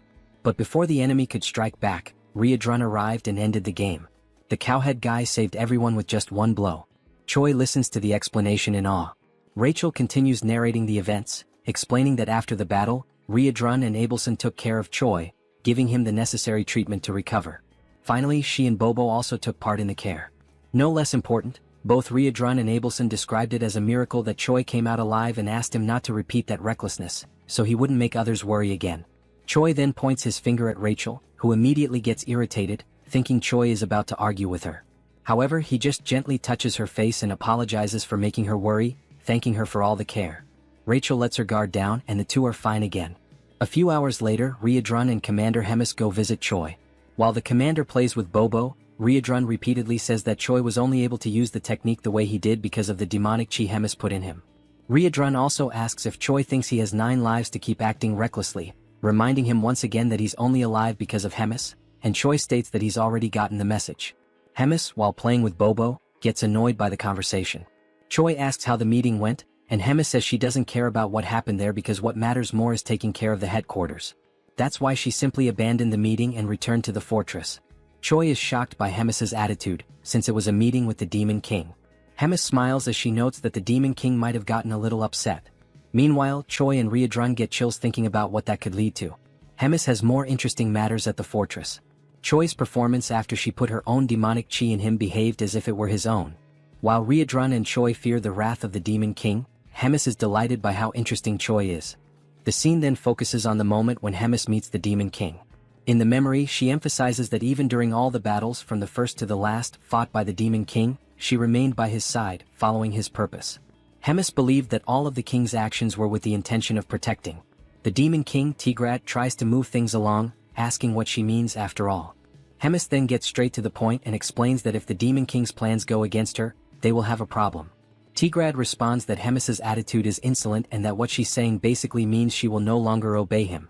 Additionally, Tigrad asks if the fact that Hemis has lived for a long time made her bored, as he sees it as a way for her to kill time. Hemis replies that she already knew that would be Tigrad's reaction and that she doesn't plan to fight him, which is why she will leave. But before going, Hemis looks at Tigrad once more and asks who is really getting bored as time goes by, and tells him to think carefully as this is her final warning as a longtime companion. And after that farewell, Hemis goes to meet Choi, and the scene returns to the moment when Hemis and Riadrun leave. Choi shows respect as the duo walks, and Hemis turns to Riadrun, congratulating him, which makes Riadrun curious about the reason for the congratulations. Hemis explains that he managed to handle a hero-class human on his own and asks if it wouldn't be time for him to evolve into a higher hierarchical position. Riadrun thanks her for the compliments but replies that he doesn't think it's the right time for that. Hemis asks why not, and Riadrun promptly responds that he's still interested in training and following Choi's growth, and with that he also wants to learn more from Hemis's own teachings. That will be good for his personal growth. Hemis briefly smiles, and after a moment she decides to go straight to the point, confirming whether the castle turned into 3 chunks due to the human invasion. Riadrun confirms that yes, and he has no excuse for it. Hemis then says she thinks everyone has gotten lazy, as she didn't even arrive at the front lines. So she gets the idea to start a tournament to select a commander for the Third Army. The scene then cuts back to Choi, who is viewing his shop through the system. He notes that even after upgrading the hero shop to the intermediate level, He still has 950 points left, and it would be a waste to let them sit unused. He wonders if there's anything interesting he could buy. Rachel questions if, since he finished another quest and gained another 1,000 points, that was to be expected. Choi focuses on browsing the shop, excited that after evolving the shop level, there are way more things to explore, seeing all kinds of items and even cosmetics. When asked by Rachel if he's actually going to buy something, Choi reflects that even though there are countless options, all of them are very basic and don't even offer bonus stats, considering their high cost. Rachel agrees, pointing out that all those items could be destroyed like paper by Hydro. Taking another look at the shop, Choi notices that some accessories have different options, but they're hard to understand. So he decides to first upgrade his combat power gauge. Before proceeding, Choi notices something and asks what this item called Wrath and Magic Creation is. Rachel then explains that it's not an item, it's more related to something like a unique skill from the creation system, where Choi can, for example, turn his kick into a skill and then level it up. Even though they're the same kicks, they'll probably hit harder. Choi reflects on Rachel's words. After proceeding, deducting 500 hero points, the system begins the creation process, analyzing the hero's mana and physical movements for a period, with the duration of the analysis being manageable by Choi himself. The countless pieces of information leave Choi confused, and as soon as he understands how the system records movements, he becomes amazed by the skill. With that, he stands up and prepares to record his new skill. While the system records the movements, Choi chooses to start with his kick, performing the motion for the recording. Once it's finished, the system will generate the alteration, optimizing his physical balance and mana control. Choi simply watches as the system operates, and suddenly, a warning message catches him by surprise, while he thinks that his life is finally becoming a real Isekai story. The system's warning message comes with a failure during the creation process and a suggestion for Choi to perform the movement correctly. Choi then gets irritated, asking what the hell is going on, since he did exactly what the system asked him to do, not knowing why the hell it's not working. Rachel speculates that the system might not be recognizing Choi because he's a bug user, since he possesses demonic chi, clarifying that the hero's security system is the most secure in that world. Therefore, it's not Choi's fault that he wasn't able to use the skill the way he did. Choi, even more annoyed, grabs Rachel with his hands and shakes her violently up and down, leaving her desperate. While he explains that he's already pissed and her explanation made it worse, something catches his attention. A new hero quest has appeared, and even before reading it, Choi gets even more irritated by a new mission, having spent a bunch of points for nothing, demanding that the system return his points. In the mission, it informs that it's too early for him to despair over the points spent, stating that he can always earn more points and now it's time to forget the past and move on. The mission is precisely to create a new skill using his strength. Sometime later at Riedrun's training field, Choi begs his master once again on his knees to help him. Riedrun confirms Choi's request, saying that he needs help to develop his personalized wrath, and Choi confirms it. Riedrun takes a moment to analyze, then responds to Choi saying he'll help him. Choi, with teary eyes, is left speechless by the answer, and Riedrun adds that he was already planning on giving Choi some training anyway. Riedrun turns and informs that the training has just begun, and Choi promptly follows him. Moments later, the two are sitting in a moment of concentration, marking the beginning of that training. The session continues with more strikes and some physical exercises, which may be the ones that leave Choi quite exhausted. At the end, Riedrun and the Saint observe Choi resting in his room again, with some bandages and his feet positioned in a bizarre way. Marking day 1, Choi smiles, grateful for having completed the day, and after getting up to pull himself together, he checks the system window informing that he completed a mission. Choi's combat power increases, and he then reflects on having managed to create his personalized wrath. It's a modified version of Riedrun's martial arts style, and the name Choi gives to this new style will be Nobilis. On the day of the tournament, the host greets everyone, introducing himself as Jark, explaining that this time's event will be to select 1 company commander and 13 battalion commanders. The host also states that the number of expected tournament participants exceeds 1,000. Focusing on the image of Remus and Hyuna, who are together in a room, the host explains that the tournament will consist of 3 matches in total and that all of them will follow a battle style different from the usual in previous tournaments. All participants will have 1 hour to prepare for the beginning of the first match, and during that we already see some participants gathered, including one with a goat head and a weird smile. Right after that, we see Choi smiling as the host explains that a knife has been accidentally dropped, making a metaphor with the name of the first match, which is the Killer Run and will take place on the Outlaw of the Highway. The scene shifts to Choi, who is warming up as the 4th commander arrives and approaches him. She states that she has been observing him for some time, asking if he is human in a rhetorical tone. Choi is surprised by the presence of the woman, who is a stranger to him until now. The hero is dumbfounded by her beauty. She then begins to describe him, answering her own question by saying that the fact he has black hair and a combat power gauge suggests he is probably just an ordinary hero at first glance. Choi tries to confirm this, but the fourth commander continues her analysis, surprised that he possesses demonic chi and speculating that he might be some kind of spy. Before the conversation could progress, Ryodrun arrives at the scene, asking for permission and demanding that the woman step back, until he realizes she is the fourth commander. Ryodrun then states that he has a request from Hemis to deliver to the commander of the cooking squad, and Hyuna is surprised that this guy is receiving an order directly from Hemis.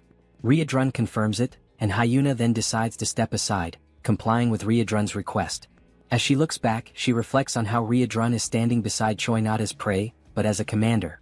She then becomes excited, saying that what is to come might yield more results than she expected. Ryodrun then speaks with Choi, explaining that sometimes she behaves inappropriately, but she is a squad commander, clarifying that she is also a hero just like Choi. He warns that she came to observe the tournament under the Demon King's orders, but Hemis used the word surveil, so it's best for Choi to keep his distance from her. Choi quickly senses that there is something strange about the relationship between the two commanders. He then tells Ryodrun that he understands and asks what Hemis's request was for him. Ryodrun explains that Hemis said he should reach at least rank 8 in the tournament, and that if this doesn't happen he would be sent to the second material research squad. He also mentions something about cost protection, which shocks Choi, who fears his fate. 2 hours later, the start of the tournament is announced, and the host explains the rules. The first race is simply a race. The goal for the participants is to reach the final destination, and there are no other rules beyond that. He adds that for today, if a competitor accidentally kills another competitor, there will be no penalties. The GOAT then turns to Choi, asking if he heard that correctly.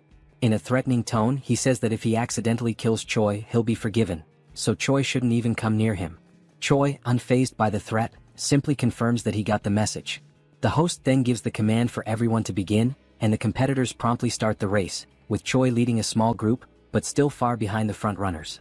One of the competitors who can fly mocks those who cannot, and soon launches a magical attack directly at the group Choi is in, prompting Choi to ask Rachel for a shield to protect him. While running under Rachel's protection, Choi asks her to update him on the condition of the front line of runners. She then tells him that if he keeps the same pace, he'll barely be in the 100th position. Suddenly, the GOAT appears beside Choi, surprised that he's still alive even after the aerial attacks, and he charges an energy sphere to launch directly at the hero. Upon receiving the attack, Rachel's shield works perfectly, and Choi thanks her for it. The GOAT, dissatisfied, charges a stronger energy and then throws it at our hero. However, before the attack can land, the energy begins to split into countless fragments and falls like rain, hitting several other competitors. Choi doesn't understand why the attack got weaker, questioning whether it was smart to divide it into waves. The answer comes when the GOAT starts acting as if it was Choi who launched the attack with the intent to hit multiple other runners, leaving Choi furious at the false accusation, since now all the competitors want his head, driven by fury and resentment against our hero.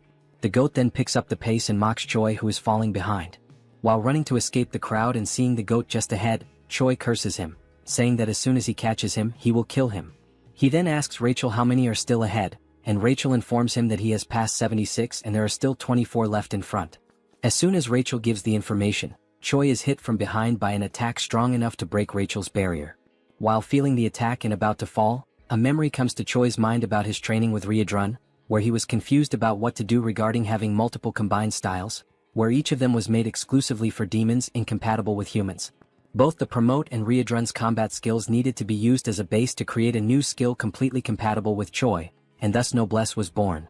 As soon as he activates the skill, back focused on the race, the system informs him that his magic power evolved from rank D to C, and also that the level of demonic chi evolved from rank E to C. The Noblesse skill then appears in the system, explaining that it was created through the merging of the two forces, thus creating a unique combat style that emanates a purple aura of magical and demonic power, with a proficiency of 0.06%. After fully charging while defending himself from the attacks of other runners, Choi then starts a fast sprint, warning everyone to get out of his way, and in moments, the only thing the runners can see is a flash of purple light passing everyone at an absurd speed. He quickly overtakes several competitors, but then the information appears that 95 runners have already reached the destination, leaving only 5 spots available for qualification. Determined, Choi accelerates even more, fast enough for Rachel to barely hold on to keep up. Suddenly, the GOAT looks back, noticing Choi's approach, surprised that he is already so close. As he approaches, Choi enjoys the situation, grateful for finding the GOAT right at the end of the race. He then activates Rachel's third combat form, charging an attack, getting even closer to the GOAT, and as soon as he reaches him, he hits him from behind, saying for the goat to accidentally die. The goat then flies at an absurd speed toward the wall, completely destroying the structure.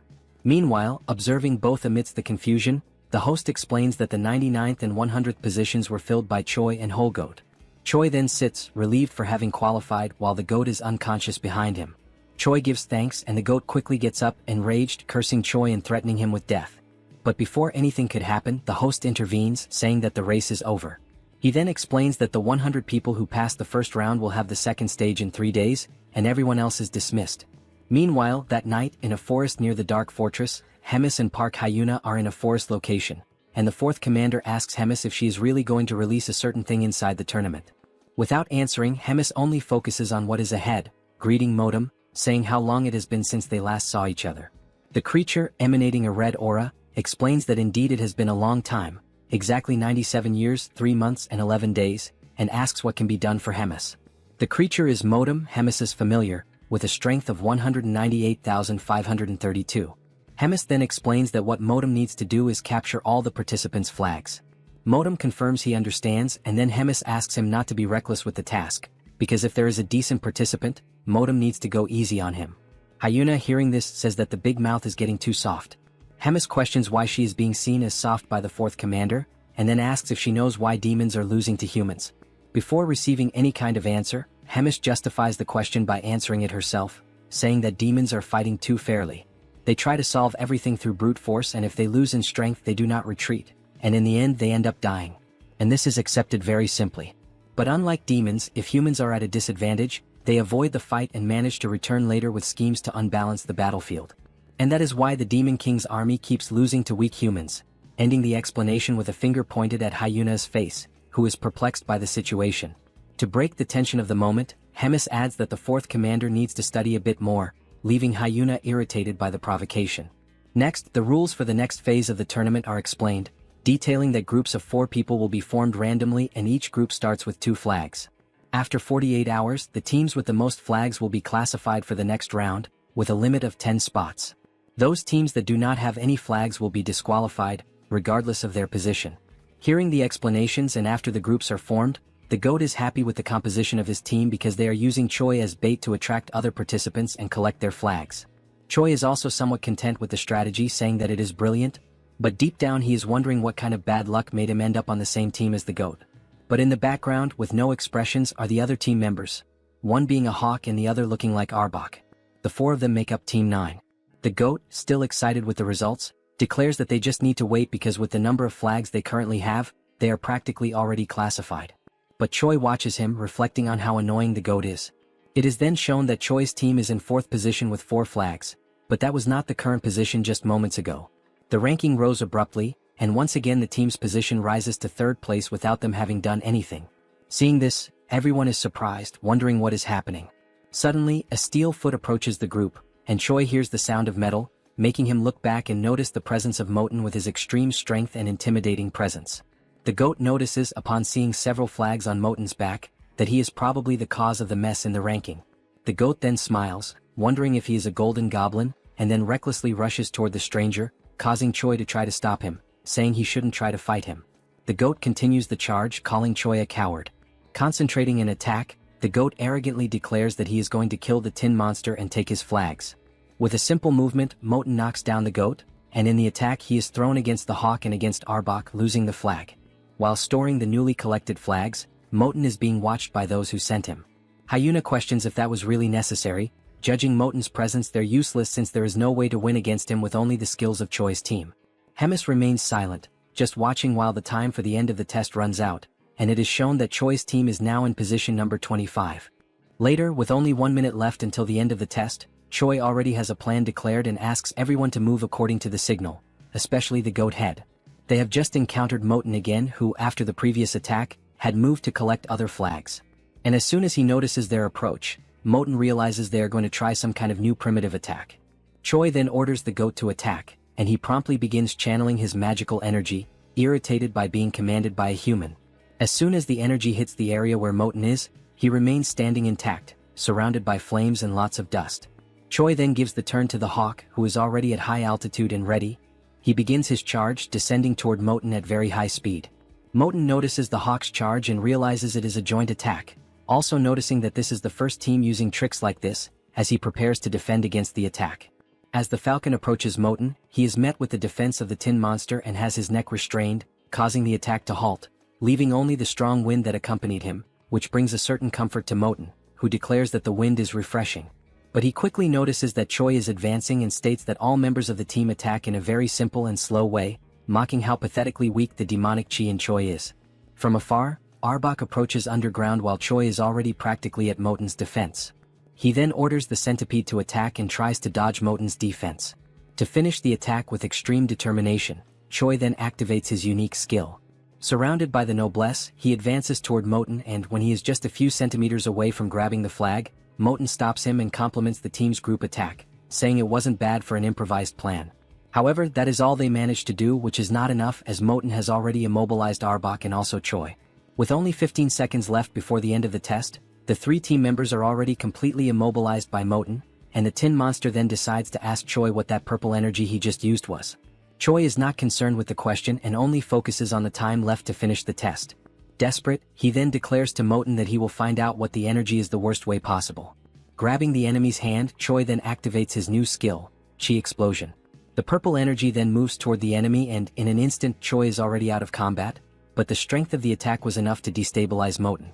As he falls to the ground and time runs out, with both participants drifting apart, in the final second Moten stabilizes and the match ends. Moten realizes how the ability worked, wondering if it was in fact a self-explosion, although it wasn't strong enough. Choi, hearing this, gets Moten's attention by calling him Tin Can and asks him to look back. On Moten's back is the goat holding a flag, causing confusion in his mind. Choi then mocks the situation, questioning if Moten really thought he would blow himself up without a plan, explaining that everything was orchestrated so that at the moment of the explosion, the goat would be ready to capture one of the flags. Choi then ends by saying it was a great displeasure to meet him, and the ranking is presented as Choi declares that he will never see the Tin Can again, flipping the middle finger at his enemy. The system then presents Choi's new ability, Chi Explosion, with a proficiency of 0.11%. Sometime after the end of the tournament's second round, the scene shifts to a quiet but significant conversation between Hemis and Moten. Hemis asks Moten for his thoughts on Choi. Calm and composed, Moten describes Choi as a rare human possessing a hybrid of demonic ki and mana, an unusual and unprecedented combination. He states that he has never witnessed anything quite like it before in all his years. Hemis, unfazed, replies that she was already aware of this unusual trait. She presses further, asking if Moten has anything else to offer. Moten adds that Choi is not only talented but exceptionally quick on his feet. He highlights Choi's sharp, instinctive decision-making, admitting that the young human surpasses many demons Moten has known, even those considered elite. Hearing this, Hemis quietly reflects on the implications. She begins to consider that the direction of the demon army may need to evolve. She muses that, should she choose to pursue her own path, the future could unfold in unexpected, and possibly thrilling ways. The narrative then transitions to the divine empire of Gartrum, where the atmosphere is somber. The Pope mourns the loss of Geffen, a hero-level figure who perished during a mission, a warrior of great promise taken out in a vile and humiliating manner. The mood in the room is tense, laced with both grief and strategy. In the same chamber, a man seated nearby asks what will be done about Abelson. The Pope pauses in silence before coldly announcing that, despite her popularity, Abelson is merely the princess of a small, insignificant kingdom. With finality, he declares her removal as a candidate for sainthood and orders that she be publicly branded a heretic, an ally of the Demon King's forces. Next, the Pope shifts his focus. He asks if Hemis is causing trouble again. The man replies that she has begun restructuring the military command, planning to select new officers through a skill-based tournament. The Pope, ever calculating, inquires if there's any way to sabotage these plans.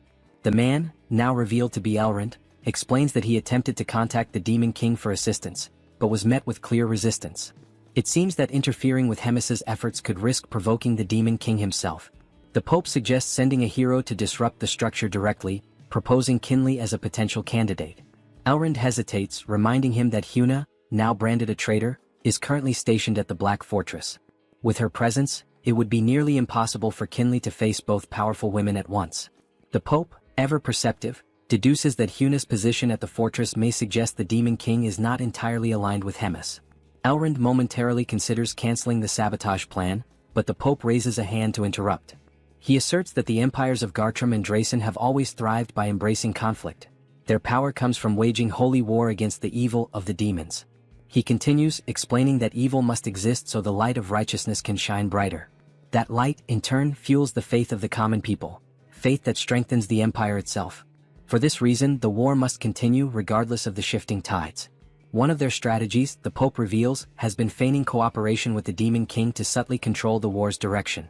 However, if demons continue to evolve at this pace, they may soon grow beyond the Empire's control. He then instructs Elrond to verify whether their embedded spy has reported the next tournament's location. Elrond checks his notes and opens a map, revealing that the next match will take place in Inamazet, a remote, forested region notorious for its dangerous beasts. They both note the area's distance from the Black Fortress, interpreting the choice of location as divine will. The Pope gives his final command: summon the heroes and use this next opportunity to measure their strength. As plans unfold in the Empire, the story cuts back to Choi, now in his quarters. He sits calmly, amused by the chaotic state of his system after merging demonic ki with mana. The intricacy of energy manipulation has grown considerably.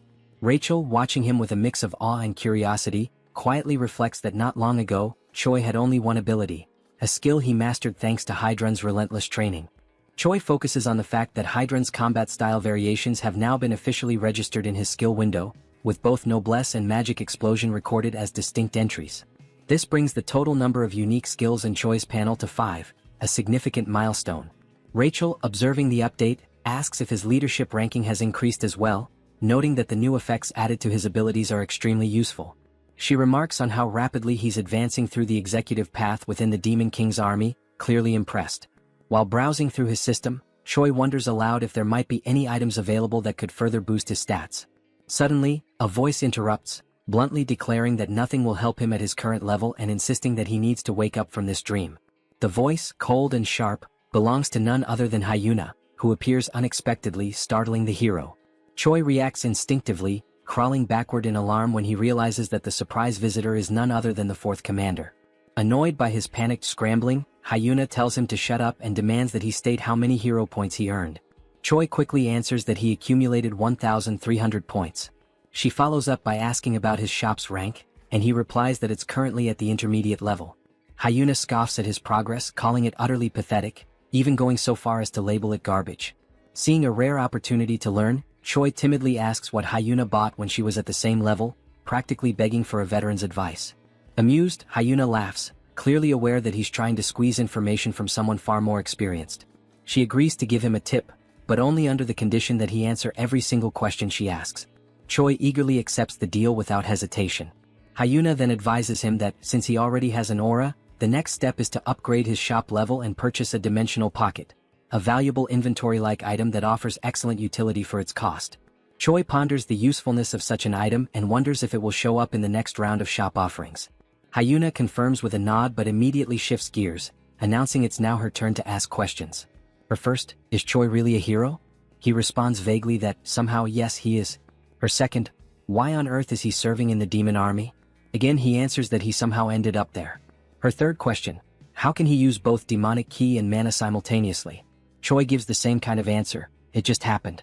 Frustrated by the lack of clarity, Hyuna sarcastically sums up his story. He's somehow a hero who somehow ended up in the demon army, and somehow can use both demonic ki and mana. Choi simply nods in full agreement. Furious at his nonchalant attitude, Hyuna delivers a brutal kick to his face, launching him across the room. Dazed and annoyed, Choi retorts that Hyuna herself is also part of the demon army. The scene then shifts to some time later, with Choi lying face down and submissive, pinned under Hyuna's legs as she casually rests on top of him. When she calls out, he responds instantly. Hyuna asks if he wants to transfer to the 4th Army and become her direct subordinate, offering to train him personally.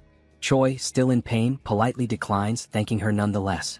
Her mood sours again and she increases the pressure on his back, making him groan. As he struggles, she demands to know why he insists on staying. Choi, gasping through the pain, replies that his main reason is simple. If he tries to leave, Hemis might actually kill him. Hyuna then asks what Choi's next point is, whether he has any goal beyond simply staying alive to avoid being killed by Hemis. Choi, without hesitation, replies that his next grand ambition is to marry a rich blonde noblewoman and become the proud father of 5 children. The absurd honesty and randomness of the statement catches Hyuna completely off guard. She freezes for a moment before abruptly getting off of him, visibly shaken by what she just heard. With a dismissive wave, she mutters that it would be better for them both to forget the entire conversation ever happened. Trying to compose herself, Hyuna then tells Choi that he's free to pursue whatever strange dream he wants and admits, albeit begrudgingly, that he's probably right about one thing. Hemis would never let him walk away so easily. With those words, she turns to leave, tossing over her shoulder that he should take the time to rest while he still can. As her footsteps fade into the distance, Choi lies there in silence, staring up at the ceiling and reflects inwardly. He acknowledges that beyond his fear of Hemis or his ridiculous personal goals, there's another reason he chooses to stay. His growth, as a person, a fighter, and perhaps even as a hero, is inseparably tied to this unpredictable, chaotic life within the Demon King's army. And to his own surprise, that thought doesn't scare him. In fact, it makes him genuinely happy. Sometime later, the day of the third round of the tournament finally arrives. The mood in the air is tense with anticipation. Choi begins his preparations with focused determination, checking over his gear and gathering what little he needs. Before heading out, with a smile, he asks Bobo to guard the house while they're gone and promises confidently that he'll return victorious, carrying the first-place prize. Bobo barks once, tail wagging as if offering his blessing. As Choi and Rachel prepare to leave, Rachel brings up the route to Animosity, asking if they plan to pass through Lee Dongjin before arriving at the arena. Choi confirms with a nod, double-checking the map one last time. With everything set, the two step through the door, the energy between them buzzing with excitement. Their hearts are set on victory, their minds sharp and ready. With unwavering resolve, they march forward, determined to bring home the top prize and carve their names into the next chapter of the tournament's history.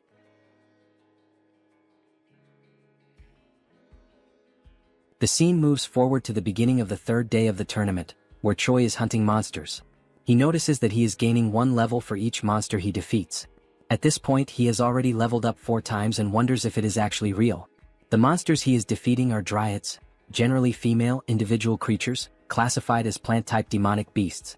These monsters typically serve to assist in the reproduction of other monsters by exchanging pollen. While holding the body of one of the defeated dryads, Choi questions why he is gaining so much experience. During this moment, a purple sphere floats above him as part of the current training round. On this third day, the challenge is for participants to survive in the demonic beast forest, and the event will continue until 10 out of the 24 participants are eliminated. Each participant has been given a magical item for the day. This item is the same purple sphere that Choi is suspicious of. The sphere is used for military tracking, made by Hemis and composed of demonic energy capable of locating individuals. Its main function is to inform the organizers of the position of everyone in the tournament, essentially acting as a GPS. Rachel approaches the sphere, astonished by the magical skills of the Demon King's army, impressed by their ability to create such complex spells. Choi decides to move on quickly before someone comes and steals the monsters he has defeated. Suddenly, he is struck on the head by an object thrown by someone, causing him to fall to the ground and lose possession of the monsters he was carrying. The attacker expresses joy at finding him and Choi tries to recover from the hit. The attacker is revealed to be the goat, who is now furious and determined to defeat Choi once and for all. Meanwhile, elsewhere, the tournament host seems bored, finding the task of overseeing the event annoying.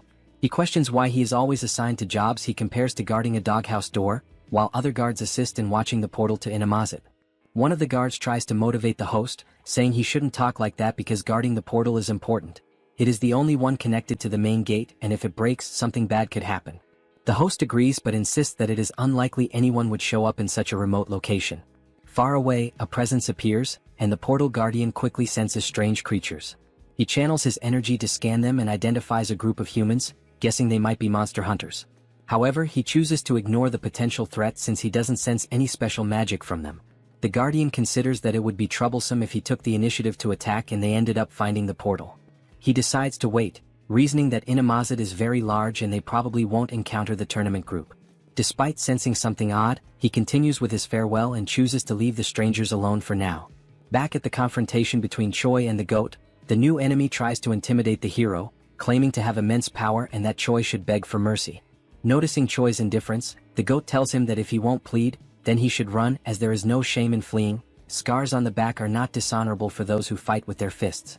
Choi, annoyed, asks Rachel if it wouldn't be better to just kill the goat already. Sensing the shift in Choi's demeanor, the goat immediately changes his own behavior to one of submission, begging Choi not to kill him, warning that he would regret it. This confuses Choi, who doesn't understand the reason behind the threat of regret. The goat then reveals that he possesses very valuable information, prompting Choi to ask what it is. The goat explains that all demons currently have Choi at the top of their target list. Choi is skeptical and asks why, if that's true, they aren't all after him already, since he is supposedly the common enemy of them all. The goat suddenly begins a countdown, leaving Choi confused. As the countdown ends, all the other tournament participants approach a dominating chair, and Choi is startled, while the goat laughs at his situation.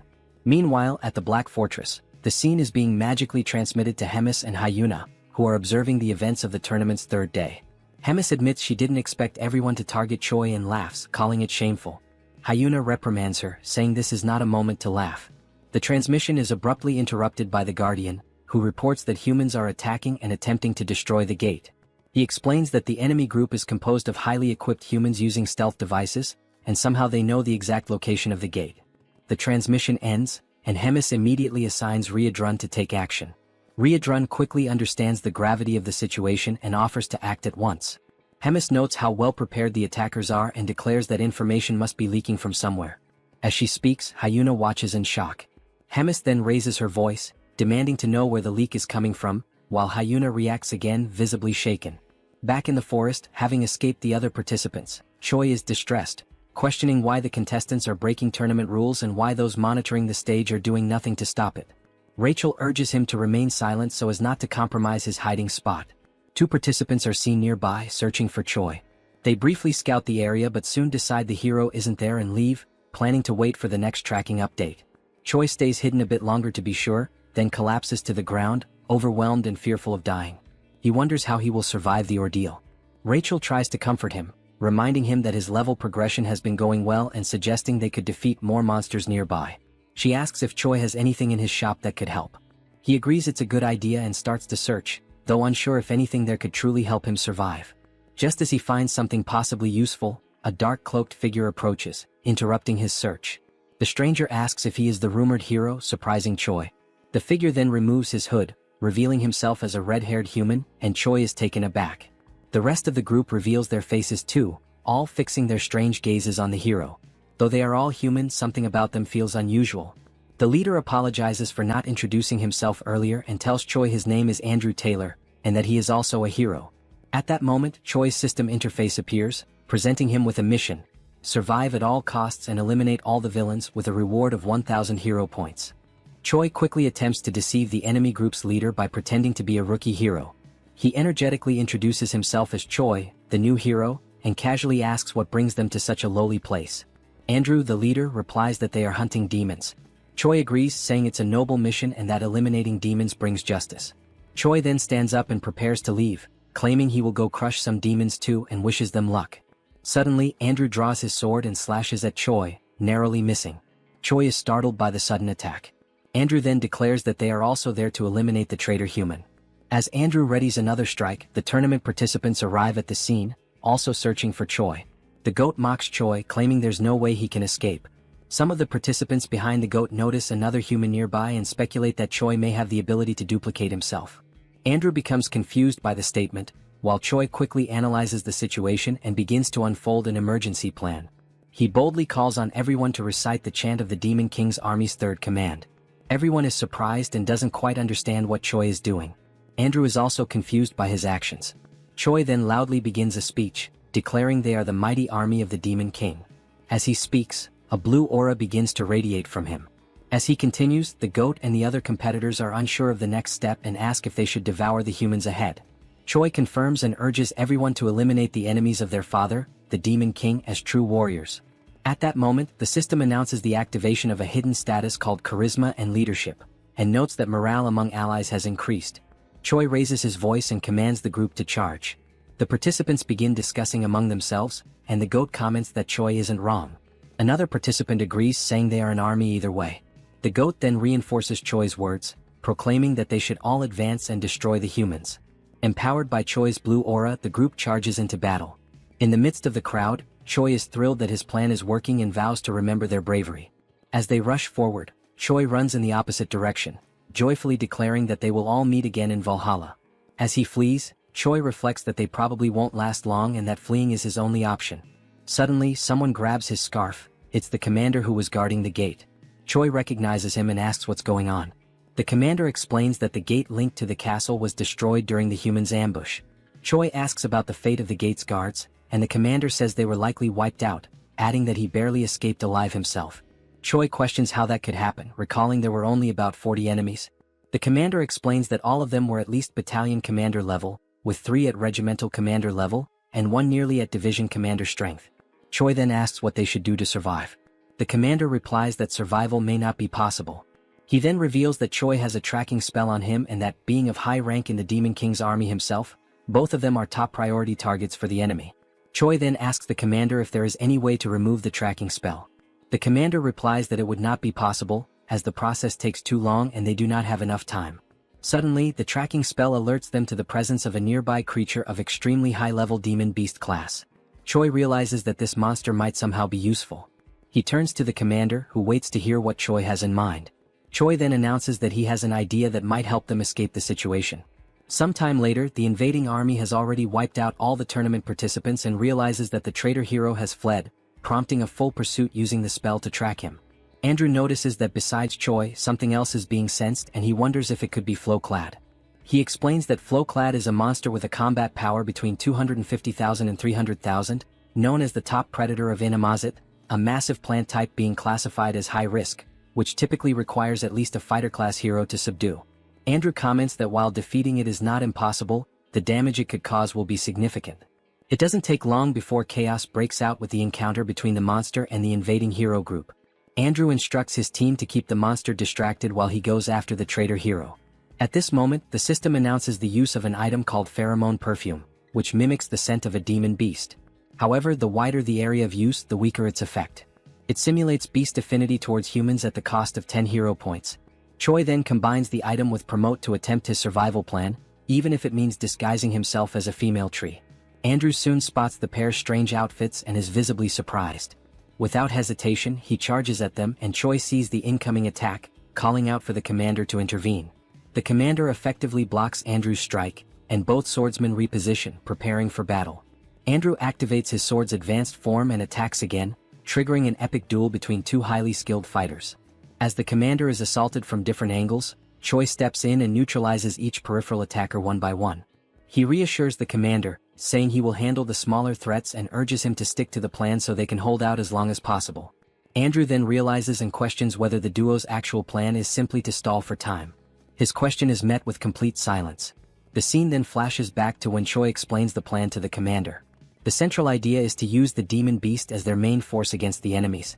The commander's role is to evade Andrew as much as possible, tiring him out while using the beast as a shield against his attacks. Meanwhile, Choi is to deal with the rest of the group by leveraging the presence of the demon beast. The crucial point of the strategy is to never engage in a direct fight. Choi names the operation "You Come At Me." Returning to the present battle, Andrew grows frustrated with the commander's evasive tactics, asking how long he plans to keep dodging blows. The commander remains silent, internally reflecting on the fighting style of the humans, calling it cowardly. Still, he admits that it's exactly this method that allows them to buy precious time. The focus then shifts to Choi, who now faces a cloaked enemy. Weakened but determined, the opponent rises with one goal: kill the traitor. As the man charges, Choi easily dodges each attack. However, he notes the precision and strength behind the enemy's strikes, each one powerful enough to cut him in half. Despite that, the movements are highly predictable. Without embellishment, the enemy swings his sword like a machine. Choi counters, first striking the man's leg to unbalance him. When he falls, his chin hits the ground and Choi follows up with a direct kick to the head, knocking him out instantly. The swift victory earns Choi several level-ups, leaving him surprised by how easy the fight turned out. He wonders if they are truly human given their mechanical fighting style. Suddenly, while reflecting on the extended use of Promote, and the risk of exhausting his stamina, Choi is caught off guard by a potential side effect. His forehead begins to undergo a strange mutation. The system alerts him that his demonic chi has increased from rank C to rank B. As a result, a horn begins to grow from his head. Confused by the transformation, Choi now possesses a demonic appearance. The system then informs him that his body has temporarily synchronized with demonic chi, triggering an immediate transformation. The commander, covered in armor made of intertwined plants and vines, watched his opponent from a safe distance. His eyes were fixed on the hero Andrew, who held his sword with unwavering determination. The commander could feel his energy waning. He was already near his limit, and he looked at his opponent with growing concern. The demon beast he was using as a shield, a towering creature with alabaster skin and razor-sharp claws, bore several deep wounds across its body. Its breathing was labored, its legs trembling. Neither the beast nor the commander could hold on much longer. Andrew, steady with his sword in hand, broke the silence that had settled over the forest like a heavy fog. His voice was calm but laced with contempt. He said the commander had nothing special aside from his ability to run away, and even that would end right there and then. A dark smile curled on Andrew's lips as he boasted of his imminent victory, claiming that heroes like him grew stronger every time they killed a beast or demon. He concluded with a smug tone, pointing out that his current level was 983. Once he killed the beast shielding the commander, he would easily ascend to level 1000, a milestone few had ever reached. Without further warning, Andrew lunged forward, striking at the commander with deadly precision. The commander barely managed to defend himself, using the long whip coiled at his side to parry the attack. Concern was now etched into his face. He was clearly at a great disadvantage against this overwhelming force. He knew that unless he came up with a solid plan, he would be defeated right then and there. Without hesitation, the commander began touching strategic points along the massive white beast's body. His fingers moved swiftly with practiced accuracy, and from his hand, small red sparks erupted with each contact. These sparks flickered like embers, tracing cryptic markings along the beast's skin. He continued the sequence even as Andrew relentlessly pressed forward with fierce, calculated blows. The battle intensified, yet the commander stayed focused, gambling everything on the seal he was about to complete. Andrew, thirsty for victory, advanced on the commander, who kept blocking the transferred blows while clinging desperately to another part of the beast's massive body. The weight of each strike forced the commander to retreat little by little, his defense beginning to falter. After another powerful blow sent him tumbling backward, scraping against the forest floor, Andrew gripped his sword with both hands, raising it high above his head. His eyes burned with anticipation as he prepared to stab the weakened demon beast. He warned the commander, his voice dripping with arrogance, that once he killed the beast and gained a boost to his attributes, dealing with someone as weak and desperate as him would be nothing more than a formality. But before Andrew could deliver the final blow, the commander, still catching his breath, spoke firmly. He hadn't been running around for no reason. His words cut through the tension like a blade. At that moment, the intricate marks left by his hands on the beast's skin began to glow, igniting into beams of radiant red light. The symbols pulsed with energy, and from them, several thick metal chains erupted, snaking out in all directions. Red sparks danced in the air around the demon beast, crackling like fireflies caught in a storm. Then the scene revealed a new technique, an advanced movement restriction skill. The commander, ignoring his injuries, focused his energy and curled his fingers into a circle, completing the final gesture needed to activate the seal.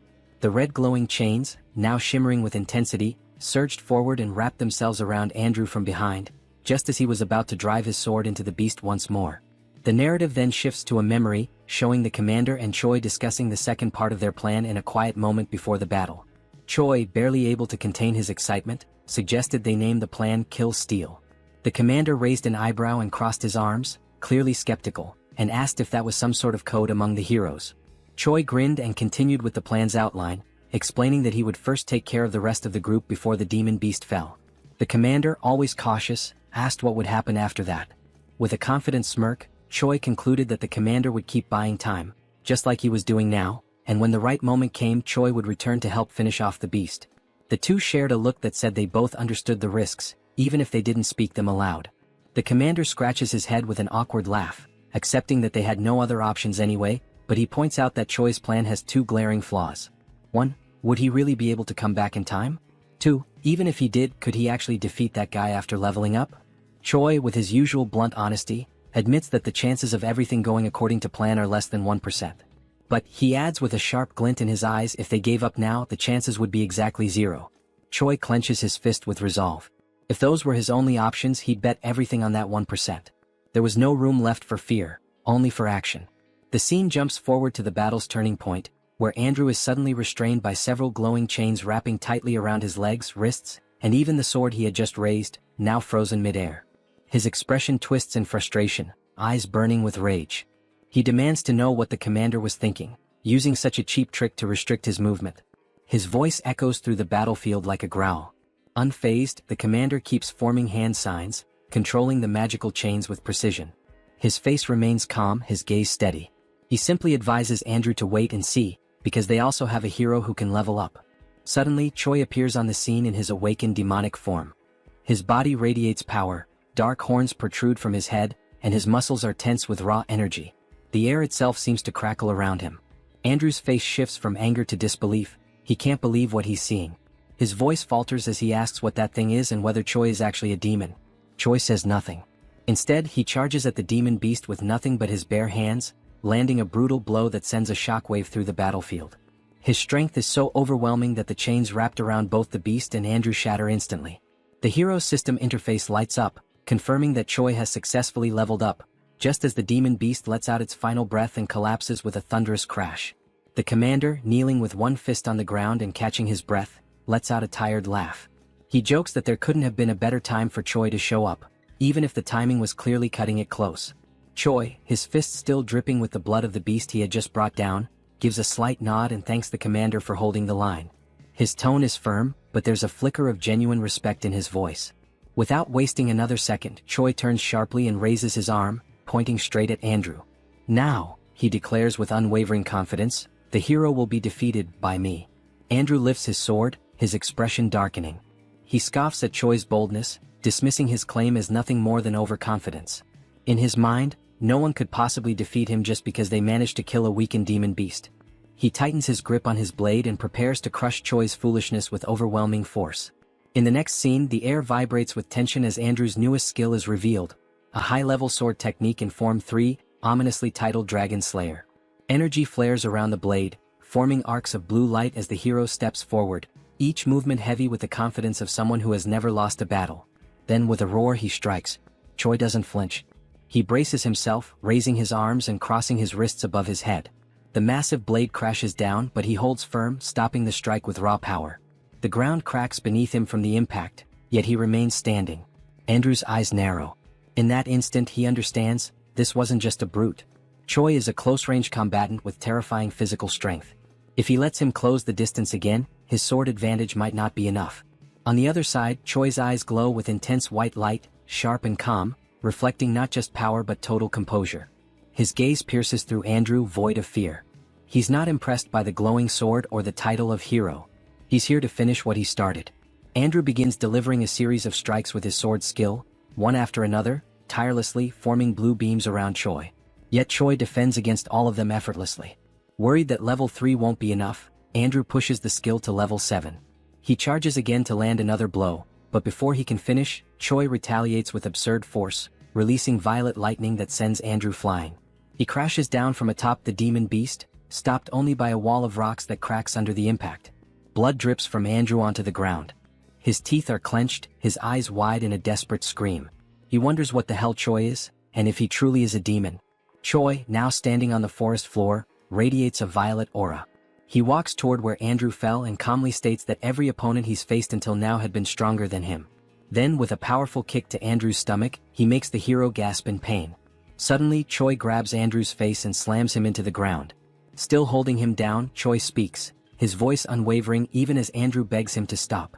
As he advances on the enemy, Choi delivers each blow with brutal precision. In the brief pauses between attacks, he murmurs words almost like a mantra, as if each strike were meant to engrave a single truth into his opponent. That level in the end is just a number. With fists wrapped in energy and determination, Choi finishes his declaration with one final punch, more powerful than any of the previous ones. It is this final blow that ends the confrontation, leaving behind only the certainty that he had proven his point. At the end of the battle, Choi leveled up several times, and with that, a new hidden attribute was unlocked. The attribute is called Fighting Spirit, capable of increasing resistance to mental debilitation and adding focus during combat. Choi starts with 10 points in this new attribute. A few moments later, Choi is lying on the ground, agonizing from having used Promote once again, but this time with fewer side effects. He takes the opportunity to be dramatic, saying that he's going to die, although clearly he's not that bad. While Choi cried in his exaggerated reaction, the commander approached, asking if the hero was still alive. Choi replied that no, he was dead. Suddenly, the commander poured a red liquid over Choi's face, catching him by surprise and ordering him to drink it. Choi reacted by sitting up and complaining about the terrible taste of the potion, asking where it came from. The commander then replied that Rachel was the one who had brought a bunch of those potions. Rachel then appeared, explaining that it was a high-level potion while holding another potion bottle. She offered more of the potion, and the system informed that the potion, in addition to healing, also restores a bit of mana. Choi then turned directly to Rachel, asking where she got so many potions from. Rachel replied that she obtained them from defeated heroes, saying they drop everything they have when they die. Choi was surprised to hear this detail. Choi then looked at Andrew and declared that heroes in this world are far too strange. Rachel didn't understand the meaning behind Choi's words. He then explained that heroes are supposed to be righteous people. They should face evil and save the world. However, in this world there is no punishment for taking down another hero. On the contrary, by doing so you can gain XP and items. Choi reflected that even though he is a hero, he's been acting like a villain for some time. He does exactly what a villain would do, but suffers no kind of retaliation. The commander, after hearing Choi's words, responded. He said that this concern makes sense from a human's point of view. However, as an ally, Choi's actions are analogous to those of a good hero. After all, he saved him.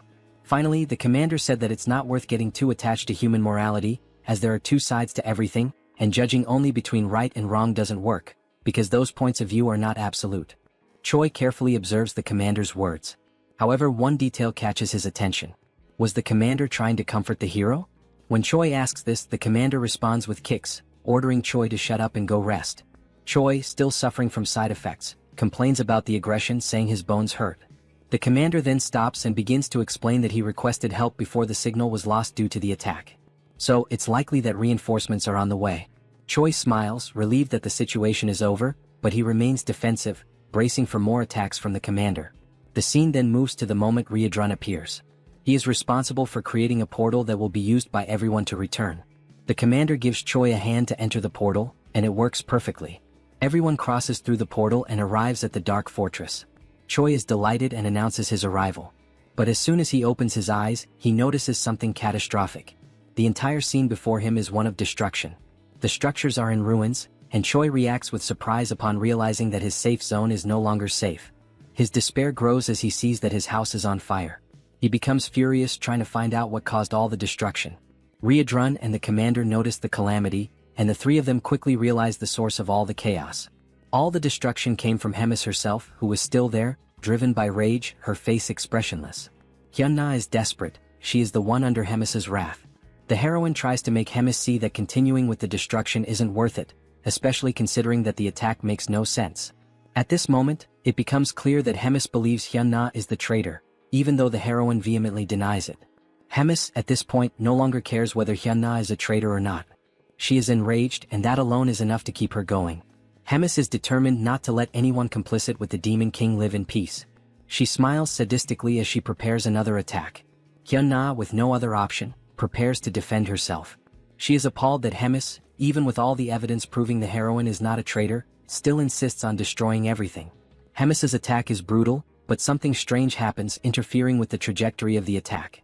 A massive curtain of smoke rises, and a creature slowly reveals itself amid the chaos, leaving everyone unsure of who it is. Someone with an appearance similar to Riadrun calls out to Hemis, wearing a serious and unyielding expression. He is Uzgaze, another commander of the Demon King's army. He brings a message from the king himself, ordering Hemis to stop the commotion immediately. Hemis reacts with curiosity as one detail stands out. How could Uzgaze have found out what was happening? It's nearly impossible that he had enough time to arrive at that moment, even if he had been alerted as soon as the attack began. In other words, the Demon King knew before everything started and sent Uzgaze. Hemis then realizes that Hyunna was just a decoy, and that someone else was actually tasked with spying on the commander. When she says this, confronting Uzgaze, he replies that Hemis is being paranoid and giving exaggerated importance to something in her own head. That response is interpreted as mockery, and Hemis prepares to give Uzgaze the attention he deserves by directing her next attack at him. Hemis hesitates for a moment and lowers her guard, descending to the ground to speak with Uzgaze. She approaches him, recognizing that she may be overreacting. Then she begins to mention that she was unjustly punished for saving Rotak from the humans and was confined for 100 years in the Dark Fortress. With this, she reveals her interpretation of Uzgaze's words, asking if he truly thinks she is arrogant and paranoid. Hemis begins casting a spell that spreads across the ground. As the magic advances, Hemis declares that perhaps saving Rotak was a mistake. Uzgaze, sensing the threat, is surprised by Hemis's offensive move. As the dark aura surrounds Uzgaze, Hemis finishes her speech by asking if he agrees with that statement. He, in turn, remains still, standing, almost as if he knows that nothing bad could happen. Suddenly, a voice echoes through the scene. It's Riadrun who shouts, drawing Hemis' attention and asking her not to proceed with the attack. Uzgaze acknowledges Riadrun's presence, showing that the two share a certain familiarity. But before any concern can arise, Hemis calmly walks forward and touches Uzgaze's shoulder, telling him that he can relax because there's no more need for confusion. Emma says she already got everything she wanted. She then tightens her grip on the commander's shoulder, warning him to thank his nephew. It becomes clear that Ryodrun is Usuge's nephew. Sometime later, Choi is lying in bed, still processing everything that happened. He is surprised that there is so much disorder within the Demon King's army. Abelson is once again by his side, helping with his recovery. She takes the opportunity to ask if he plans to continue in the Demon King's army, considering he is about to be promoted to commander of a battalion. Choi replies that he probably will, since there is an official war declared between the Dark Fortress and the Gartran Empire. He also adds that even if he wanted to leave, it would be practically impossible to live among humans now. Choi now has horns growing from his head and is a user of demonic chi. Abelson laughs at the hero's situation. Choi soon remembers the events during the trial, especially the appearance of the heroes. Something seemed very strange about the heroes in that group with the exception of Andrew. They had a strange appearance. All of them looked dazed, and no matter how injured or even killed they were, their expressions never changed. When asked if she knows anything about those heroes, Abelson responds to Choi that she isn't sure. She recalls that she was expelled and therefore doesn't know the internal workings of the kingdom. However, she confirms that the Empire has many strong heroes, and that most of the wars against demons are not fought by heroes of priestly rank. Amid this, it remains a mystery how the divided Empire manages to gather so many strong heroes so quickly. However, there are rumors that inhumane methods are being used to make that possible. As soon as she finishes speaking, their conversation is interrupted by someone arriving. Ryodrun apologizes for interrupting and ruining the mood between the two, but he informs them that Hemis wants to see them. The scene shifts to the meeting in Hemis' office. There they are warmly welcomed by the commander. She happily announces that they have a new mission. There is a need to install a spatial interference magic shield. Choi is confused about what that is. Hemis then explains it simply, asking him to think of it like a barrier capable of preventing unauthorized teleportation. She argues that it's important so that he doesn't wake up with an assassin waiting in his room. Hemis explains that only the Second Corps can carry out such a task. Choi then understands where she is going with this, and Hemis continues by saying they will go on a work trip, under the cover of being a messenger and the messenger's personal medic. Hemis states that this is basically to protect them from humans so it won't be hard to fulfill a simple task. Moreover, she will send a trusted guide to lead the two. And that guide is, once again, Commander Roy, who reads the travel order with fire in his eyes, irritated at being dragged into another ridiculous task. The room where the group gathered was wide and imposing, bathed in the vibrant light of a flaming structure at the center, whose presence not only illuminated the space but also reinforced the grandeur of the place. On its sides, swords meticulously positioned on the walls reflected the firelight, symbolizing both the opulence and the power of those present. In front of the flame, a long solid wooden table stretched out, with 7 chairs designated for the members present, although only 5 were occupied. At the head of the table rested the most ornate chair of all, occupied by the host of the meeting, a figure of authority and command. One of the seats, however, remained empty. The absence was notable but not surprising. It was just another one of Rotaka's recurring absences.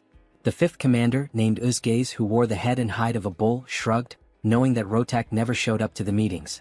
Dorichigus, the 1st commander, dressed in purple armor, was irritated by Rotaka's absence, even though the meetings weren't mandatory. Hyuna, who until that point was comfortably lounging in one of the chairs, resting her arm over her bent leg, claimed carelessly that if Rotak had come, he would just be talking nonsense. Hemis, who was right in front of the 4th commander, observed the conversation without being able to add anything more to what the others were saying. Tigrid, the Supreme Demon King commander, had imposing, wavy horns that grew from his forehead. He had a serious expression when he finally announced to the other commanders present that they would begin the meeting. The reason for the meeting was revealed. They had gathered to talk about Commander Hemis. She had carried out a major event without reporting it. Scenes are then shown of the battle between Choi in his demonic form and Andrew. Tigrid continued explaining that the border had been left exposed, and the humans had created an ambush that resulted in severe consequences.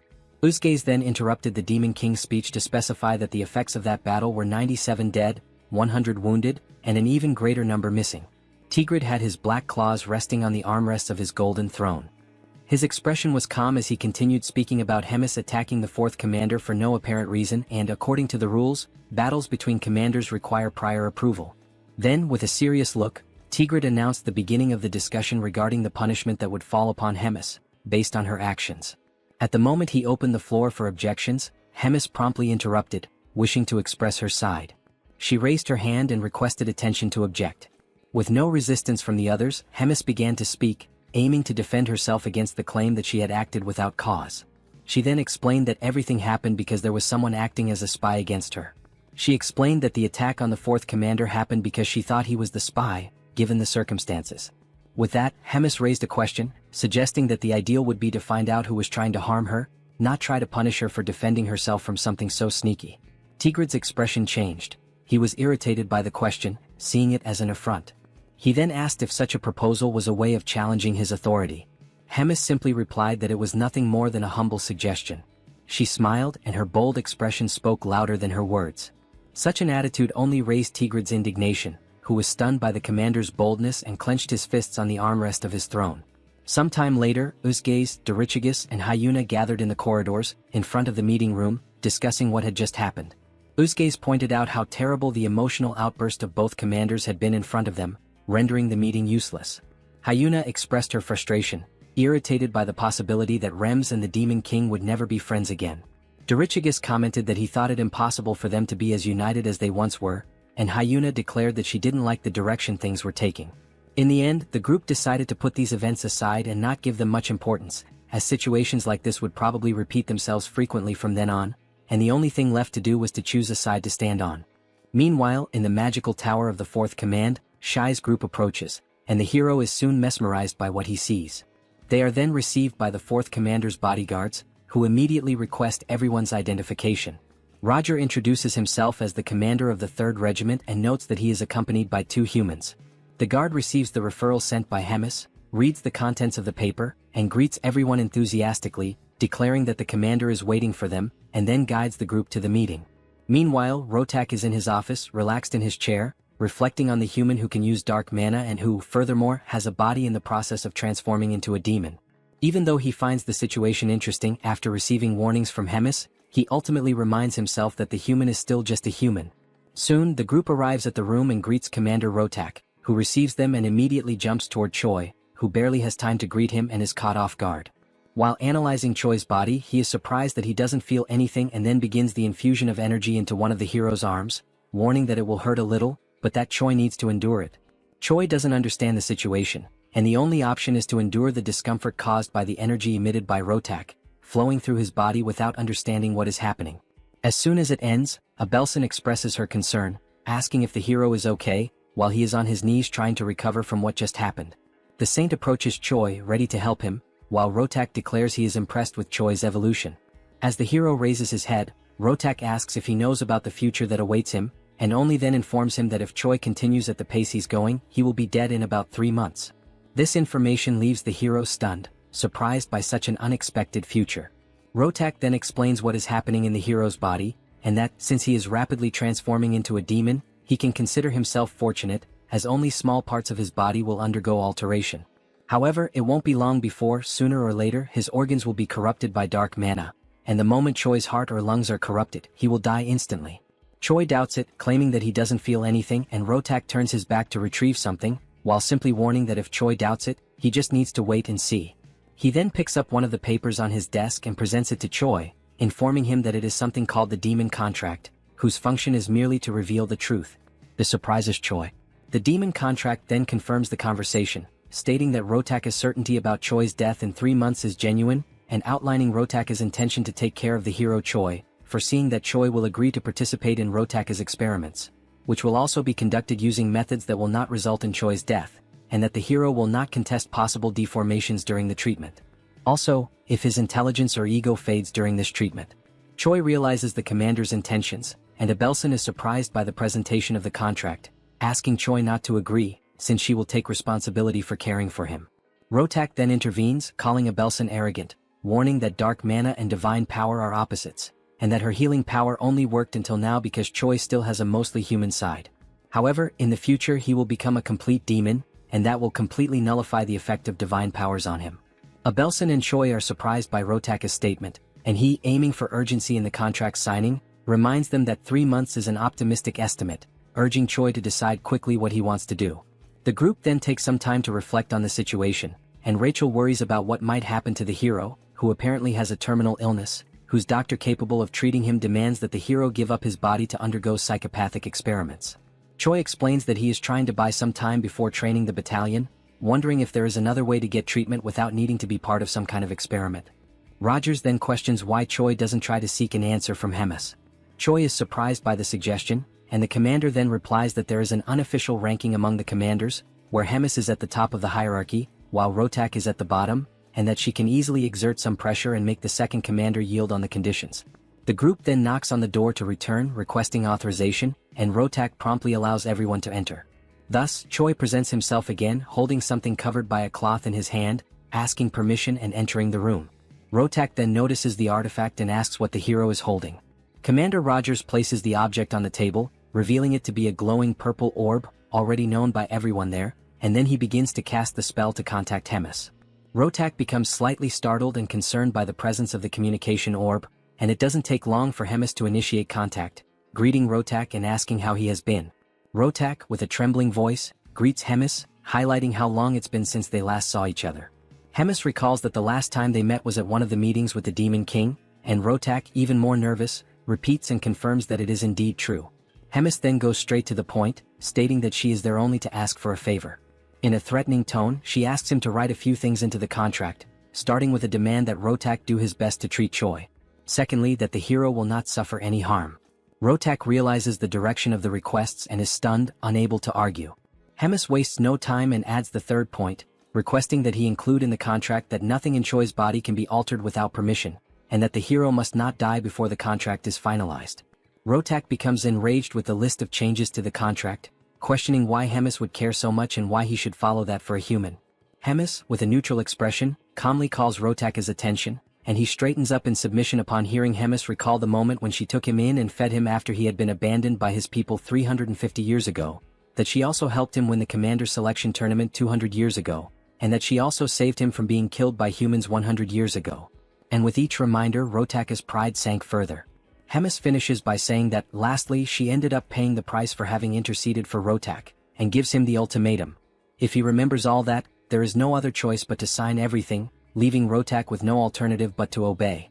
Sometime later, he expresses his anger, cursing the humans and Hemis, and then calls one of his subordinates to bring him a communication device, as he has something to do in retaliation for the humiliation he suffered.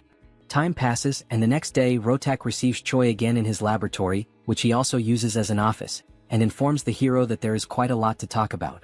He decides to go straight to the point without much beating around the bush. Choi simply observes the seriousness in Rotak's gaze. But with a calm look, the scientist commander asks if Choi knows why demonic chi is altering his body. The question, combined with Rotak's posture, surprises Choi, considering that this indicates that for him, something like that happening is perfectly fine. Confident that they are both aligned in the goal of preparing him, he feels free to respond to the question sincerely. And, as an answer, he says that the transformations in his body happen because it is an outrage for a human to use demonic chi. Rotak promptly declares that this answer is wrong. Then he explains that, just as Choi says, humans cannot handle demonic chi, and a normal human should explode and die as soon as demonic chi is imbued in their bodies. However, apparently fate, mixed with a bit of coincidence, made it possible for demonic chi to take root in Choi, thus becoming part of his body. And this allowed the evolution of the demonic shin, to the point where it is causing alterations in Choi's body. It is remolding him, not just physically but in his being as a whole, making him something more flexible for the demonic shin, allowing it to root itself even deeper. Choi is surprised by the explanation and asks Rotak if there is any way to stop the changes that are happening in his body. And Rotak, once again being direct, responds that it is not possible to stop the transformation. However, he adds that Choi may be able to create a way to guide the direction the transformation is taking. And for that, Rotak is planning to transfer parts of a demon or a magical creature into Choi's body. The hero does not take the news very well, imagining how grotesque it would be to become part human and part demonic beast. Choi then asks if there is a possibility for him to say no to this idea, since all the substitution options seem bizarre. Rotak simply responds that if he does not accept the idea, the other option is to continue living like someone with a terminal illness until he dies. Furthermore, Rotak explains that there is nothing to worry about, as he intends to maintain the hero's appearance and his main organs intact, doing the transplant only with things that wouldn't be noticeable. Once the subject is closed, and sometime later in the training arena, the commander and Choi gather for a noblesse demonstration. Rotak asks him to demonstrate the ability, and Choi promptly begins to focus, and it doesn't take long until the channeled energy displays a purple aura, signaling the start of the transformation. Rotak watches Choi's preparation attentively. He notices that the hero is producing an incredibly efficient output through the combined use of demonic chi and mana. Above all, he notices that Choi has obtained enough physical strength and mental sanity to overcome the result. He is surprised at how talented Choi is for achieving such an outcome. At the end of the noblesse preparation, Rotak quickly asks Choi to activate promote, and it doesn't take long before the horns grow again on the hero's head. Rotak notes that this is the only major physical difference between Choi's noblesse and promote characteristics. Rotak then reflects that Choi was perhaps lucky and confirms that this transformation was efficient in the sense that it protects his internal organs. Internally, Rotak despairs at the desire to study more about this and replicate it in his test subjects and future research. He laments that if it weren't for Hemis, he could dissect the hero to better analyze these results. He also regrets not being able to mass-produce the abilities in chimeras, which would make him an unreachable target for his enemies. But the only chance he has to make that possible is through a scroll pact. Choi notices that Rotak has entered a spiral of thoughts and brings the commander's attention back. Shortly after, he asks what he should do after using promote. Rotak refocuses and informs him that there's no need for further demonstrations today and internally, reflects that he already has all the information he wanted. Then he tells Choi that starting tomorrow he will begin working on fixing the hero's body and abilities one by one, and advises that it's best for him to get some rest. After that, the hero performed more promote demonstrations and also engaged in some physical training, pushing himself to the point of exhaustion. Once he reached that limit, he was subjected to physical interventions by Commander Rotak, causing changes and pushing him to surpass new limits with his altered body, which in turn generated more and more needs and modifications. He was always accompanied by Commander Rogers and Abelson, who monitored everything at all times. The scene then shifts back to a conversation between the hero and Rotak, and it's noticeable that Rachel is also in the room, enjoying some cookies. The system shows some improvements in the hero's status, who in turn, is so tired that he wishes for death, until he realizes he feels so bad that it's very likely he's already dead. Rotak observes the hero's drama and says that unlike someone dead, Choi's aura and body are much more stable than before, thus declaring the end of another day. The hero thanks him and leaves, his exhaustion evident. As soon as he leaves, Rotak once again activates his communication orb and starts a conversation with someone, asking that person if they can talk now. On the other end, the person asks what's going on for Rotak to suddenly open a call like that. He then asks, with a sense of urgency, what the answer is to a proposal he made earlier. The person on the other side asks which proposal, but quickly remembers something mentioned earlier. It's then revealed that Reuna is the person on the other end who brings up the proposal made by Rotak, an alliance between the two of them to overthrow the third command of Hemis. Reuna smiles, given the situation, but replies with some doubt, wondering if she really understands what all of that means, since even though she has disagreements with Hemis, she doesn't understand why Rotak would want war against the commander, given that she was the one who raised him from childhood and supported his growth to the point of making him one of King Amon's commanders, carrying him on her back. Rotak apparently responds that that time has passed and that their paths have been separate for a long while now. His tone is sharp, distant. We then see a moment in which Rotak and Hemis talk, where he expresses a desire to proceed with his chimera research, claiming that it is undoubtedly a powerful technique. Hemis scorns Rotak's project, asking how long he intends to keep clinging to cheap tricks. She says that no matter how strong his chimeras become, it's all meaningless if he, their controller, remains weak. Her words cut deep, reinforcing how individually unremarkable Rotak is without his creations. Back in the conversation, Rotak asks Reuna to answer whether or not she will ally with him. The commander pauses, considering whether it might be better for him to just keep ignoring Hemis, just as Hemis ignores him, rather than insist on dragging her down. Rotak says he wouldn't mind continuing that way. However, there's an individual in Hemis's hands who changes everything. Someone too valuable to overlook.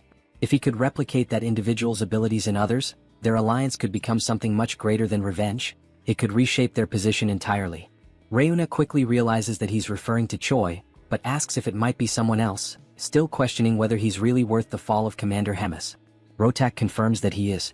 As an argument, he states that no matter how powerful Hemis is, she won't be able to handle two commanders coming at her at once.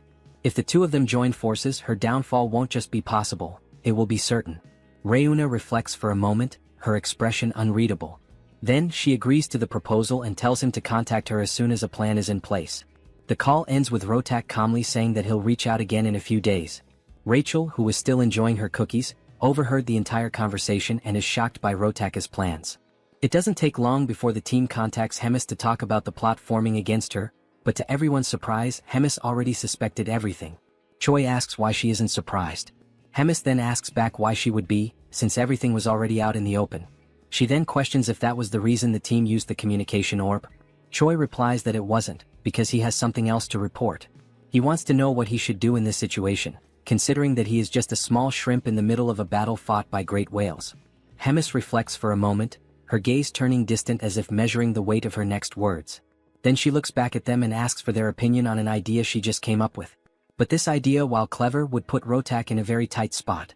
Sometime later, in front of Rotaka's laboratory, we see Rogers and Choi knocking out one of the guards, with Commander Rogers leading the way and locating the room where the final objective of the mission is. Choi asks if all those vials are the treasure guarded by Commander Rotak, previously mentioned by Hemis. Rogers replies that yes, they are vials of demonic chi extracted from ancient beasts, all of them extinct, which can no longer be obtained no matter what someone does. He adds that some of these were collected over centuries and stored under tight protection for a reason. And one in particular is theoretically the most powerful of all.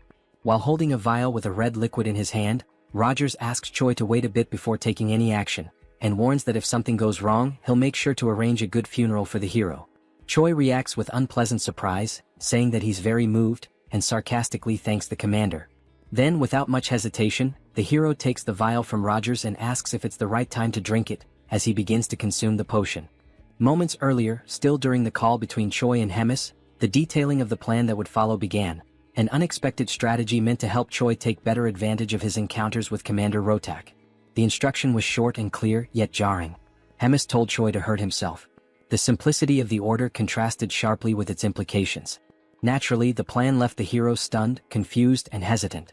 He couldn't help but wonder why he would do such a thing to himself, especially considering that Hemis had previously gone out of her way to force Rotak to include strict rules in their pact, rules that ensured Choi's physical integrity at all times. The contradiction unsettled him.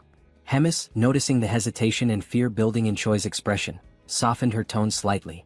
She clarified, with calm but firm seriousness, that this wasn't a joke or some kind of twisted training exercise. It was a direct order. A strategic one. She had learned through her own sources that Rotak had been lazy and half-hearted with Choi's treatment. From what she gathered, he was doing nothing more than the bare minimum, just enough to satisfy the conditions of their pact. Once that obligation ended, so would his efforts to keep Choi alive. Still unable to grasp how this related to harming himself, Choi asked what any of that had to do with self-inflicted injury. The very idea clashed with everything that had been set to protect him. Hemis then elaborated, informing the hero about the collection of rare and dangerous demon essences that Rotak had gathered over the years. These weren't mere specimens. They were remnants of power from ancient beings, each carrying immense, raw potential. The plan now hinged entirely on those essences. More specifically, Choi would need to absorb the most powerful ex-demonic essence in Rotaka's possession.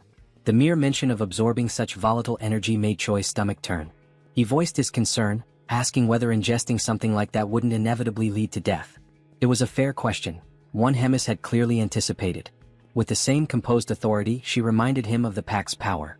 Because of it, Rotak would be magically and contractually bound to do everything possible, and impossible, to keep Choi alive no matter what. That was the very leverage Hemis had counted on when she forced the terms. It was the safety net. No matter how dangerous the essence was, Rotak would be forced to use every last ounce of his knowledge and skill to save Choi from dying in the process. To calm the growing fear inside him, Hemis reassured Choi again, adding something more personal this time. She knew Rotaka's capabilities intimately. She didn't just know him, she had created him. Every facet of his medical prowess, every ounce of his talent, she was responsible for nurturing. If anyone knew what Rotak could do, it was her. She believed in this plan. The scene returned to the moment when Choi was reluctantly consuming the supposed potion. As the bitter liquid slid down his throat, Commander Rogers watched him closely, arms crossed, his expression unreadable.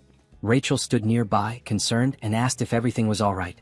With a sigh and a grimace, Choi remarked that nothing unusual had happened, except for the awful taste, which he couldn't help but complain about. For a fleeting second, it seemed like things would go smoothly. But then everything changed. A wave of searing pain crashed through Choi's body.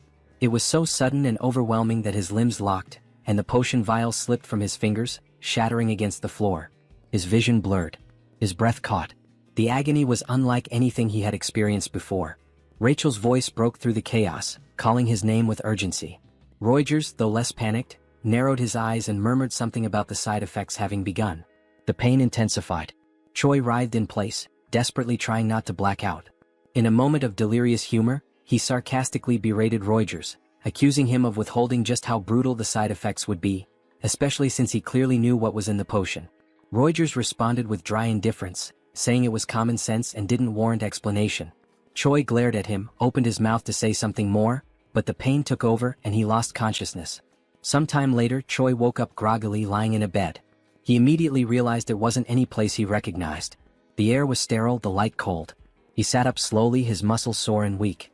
Just as he began scanning the room for clues, Rachel appeared, smiling softly. She told him that he was in Rotaka's office. The commander had personally tended to him for 4 consecutive days, using all sorts of questionable but effective methods to keep him alive. Rachel's words were comforting, but her expression hinted at unease. Finally, she asked how Choi was feeling, but before he could answer, the door opened. Rems entered the room with theatrical flair, declaring how long it had been since they last saw each other. Behind her, Reuters and Rotak followed quietly. Rems approached Choi with a pleased smile, commenting that his power had grown noticeably. She noted that he was stronger than she'd imagined he'd become.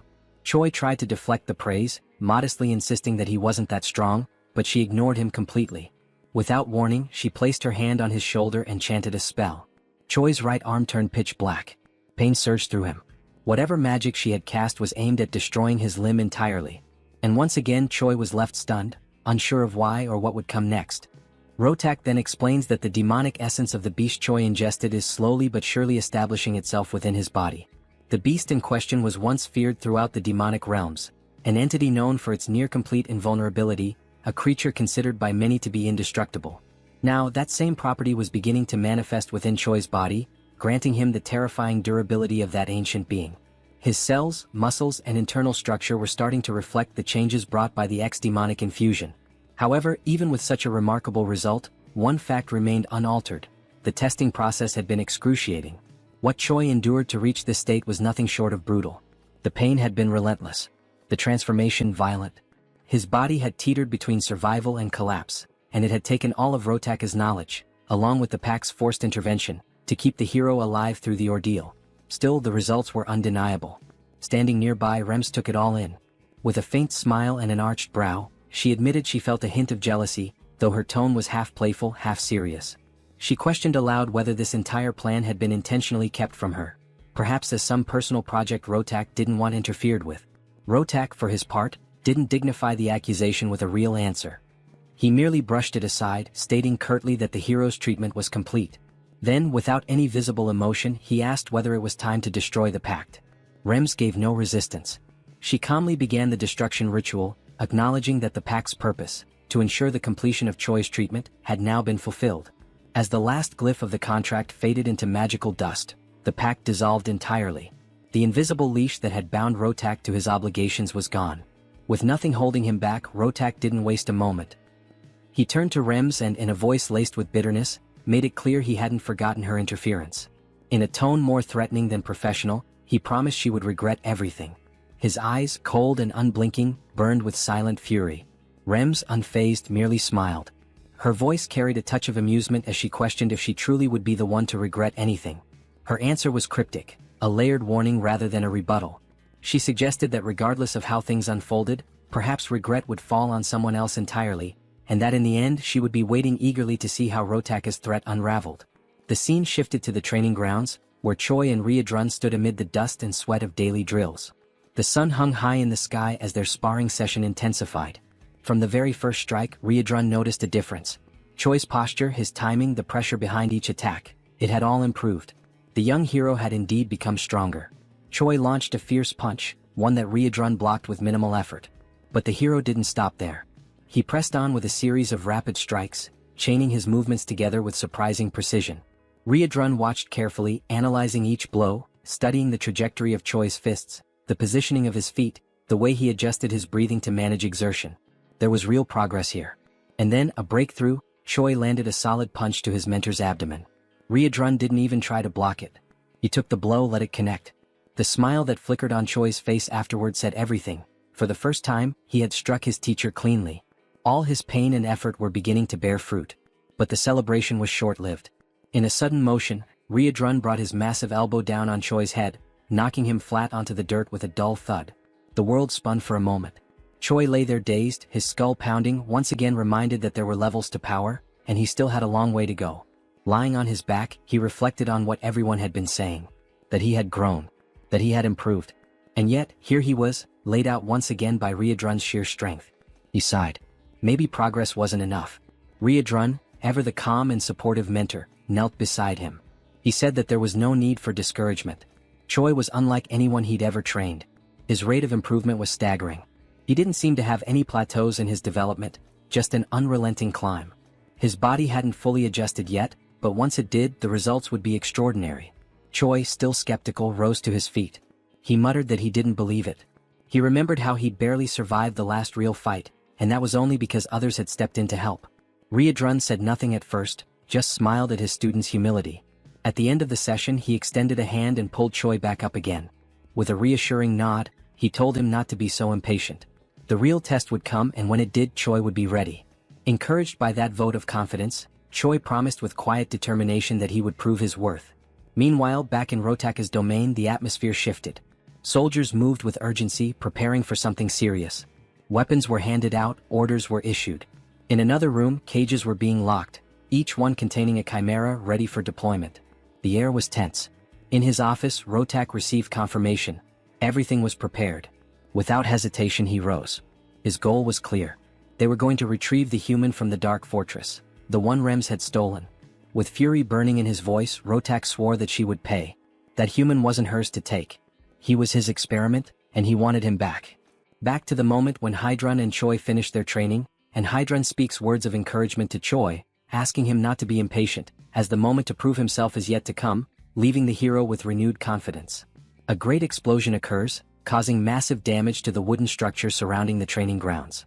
The explosion catches the hero by surprise, leaving him and Hydrun alert for what is to come. The Sentinel team quickly sounds the attack alarm, informing that the Skeben tribe is attacking them. Hydrun immediately realizes it is the troops of the second commander, and with that, both are left stunned.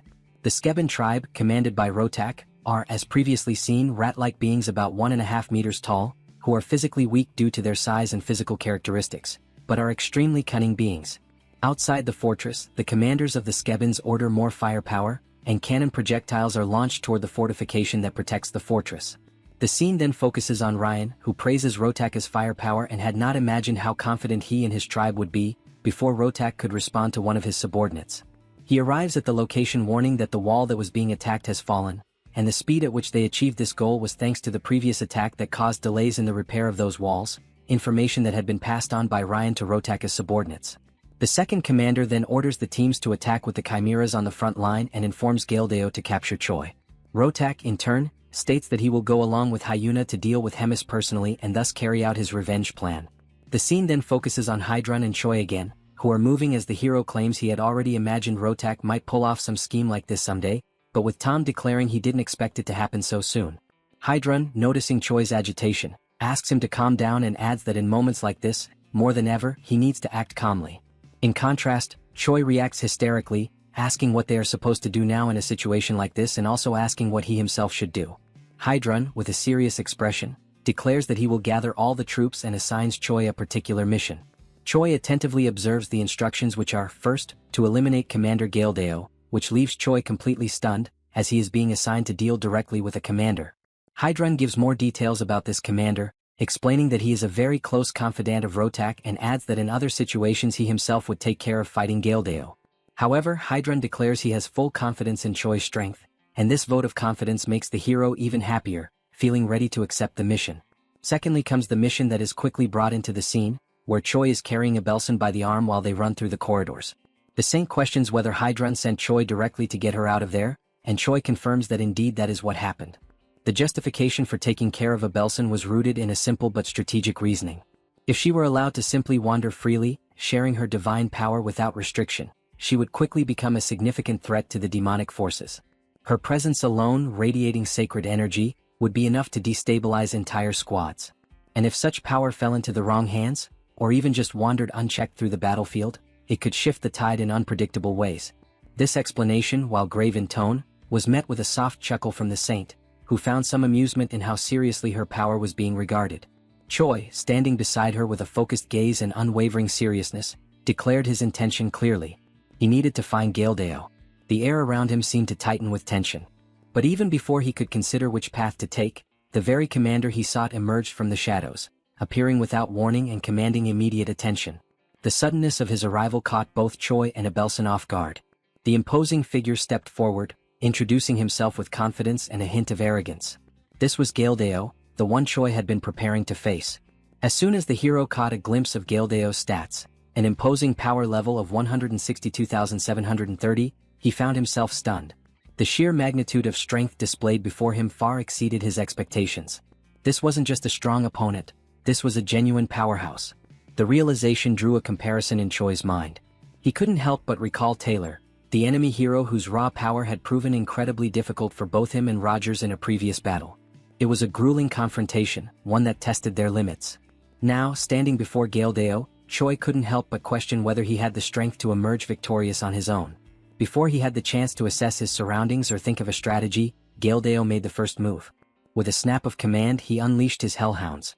The monstrous beasts lunged forward with ferocity, aiming directly for Choi and Abelson.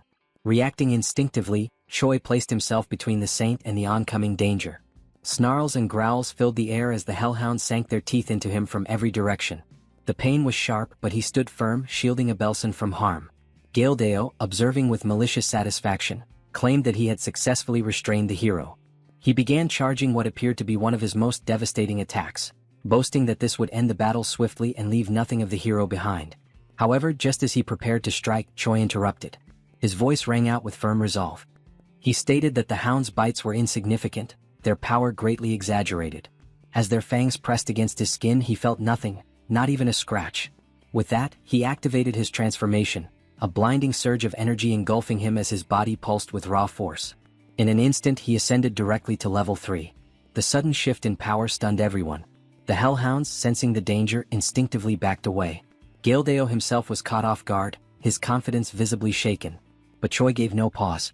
Wasting no time, he darted forward, his speed immense, his body a blur as he charged at the commander with everything he had. Then, with a thunderous impact, Choi's fist collided with Galdeo. The strike reverberated through the air like a shockwave. The confrontation had officially begun, a direct clash of strength. Galdeo snarled, claiming once again that he possessed the finest technology on the entire continent, and that there existed no reality in which he would be bested by a mere human. Fueled by pride and desperation, he shouted for his entire army to converge on the battlefield. The ground trembled as more enemies approached. Abelson, who had remained in the rear, now sensed the danger escalating. Her eyes widened as she witnessed the arrival of the chimeras, grotesque, powerful creatures bred for war. The threat level rose dramatically. In a moment of resolve, she dropped to her knees and began chanting. She focused all of her divine energy into a single incantation, trying to delay or, if possible, repel the monstrous advance. Within moments, the battlefield was illuminated by an immense explosion of sacred energy. Her power surged across the terrain like a tidal wave of light, radiating from her in every direction. The brilliance of the spell could be seen from every corner of the Black Fortress. It was an awe-inspiring sight.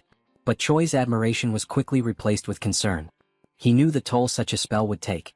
Abelson, breathing heavily, confirmed that she wouldn't be able to keep going. She had used everything she could muster to deliver a single blast. Her energy had now been spent like a sacred cannon shot. That was all she could give. But it was enough. With newfound vigor, Choi turned his attention fully to Galdeo. Channeling his strength and determination, he began to overwhelm his foe. With a fierce cry, he tore one of the mechanical arms from the commander's armored suit, ripping it free with a sound of screeching metal. Galdeo's expression contorted into one of fear. The commander, once so proud and composed, was now frightened. He couldn't understand how a human could possess such overwhelming power. But Choi didn't allow him time to process. Without hesitation, the hero surged forward once more, gathering all his strength into a single devastating blow aimed directly at the buoy that protected Galdeo's head. The punch landed with tremendous force. Metal cracked and shattered. The buoy split apart entirely, and the impact transferred directly into the commander's body, sending a tremor through him. It was a finishing blow, one that left no room for recovery. With that, the enemy is finally defeated, falling to the ground with a dull impact that echoed through the battlefield, and Choi finds himself unexpectedly disappointed with his rival's overall performance. He tilts his head slightly, observing the fallen enemy with a look of contemplation, questioning whether this individual truly carried the weight and responsibility of a commander. His tone inwardly is skeptical, claiming that the man wasn't all that impressive, at least not compared to the challenge he had imagined. However, as the adrenaline begins to settle, he starts to reconsider his initial conclusion. Perhaps Galdeo wasn't necessarily weak. Maybe, just maybe, the reason this fight felt underwhelming was because Choi himself had grown far too powerful. He reflects on his journey up until this point, training alongside warriors of immense strength, facing trials that demanded the absolute peak of his endurance. For so long he had measured himself against titans, against legends. And perhaps being among such overwhelming figures had created a distorted image of himself in his own mind, making him feel small when in truth, he had evolved beyond what he once imagined possible. This line of thought is broken as Abelson, still visibly shaken from the recent skirmish, speaks up with a tone of concern, her eyes full of worry as she asks whether the hero is all right. Choi then turns his attention toward her, his expression softening. He answers calmly that he feels fine, still cloaked in the glowing aura of his transformation.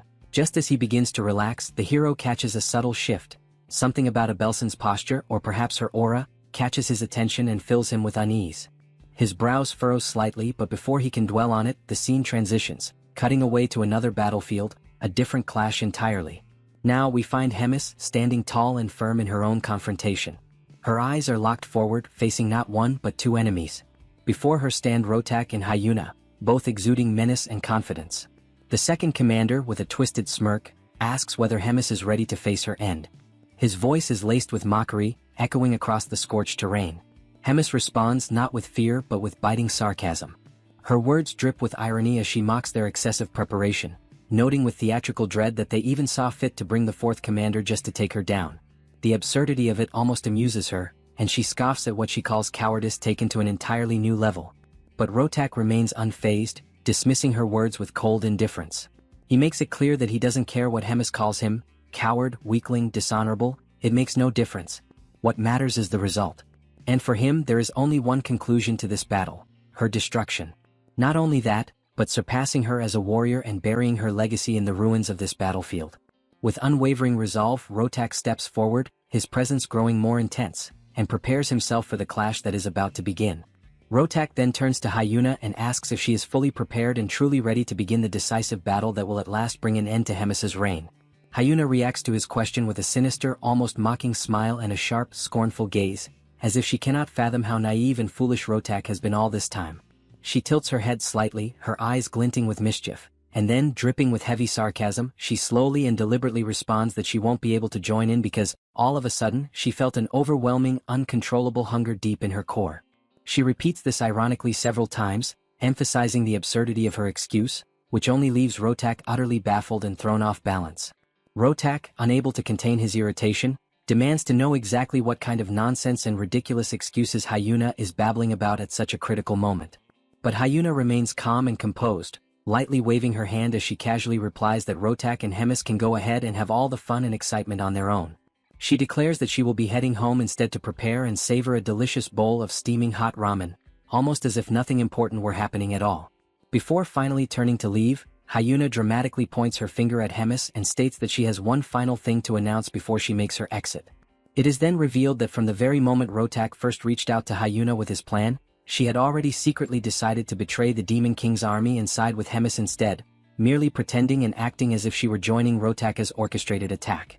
In exchange for taking Hemis's side, Hyuna asked for one favor in return, that all the endless disputes and conflicts between her and Hemis come to a final conclusion. With that agreement in place, Hyuna bids a rather casual and carefree farewell and walks away, leaving Hemis to focus entirely on Rotak. As Hemis turns her full attention to Rotak, she mocks him mercilessly, sarcastically asking if perhaps he has been abandoned and left behind by his strongest and most trusted ally, which stings Rotak deeply and fills him with rage.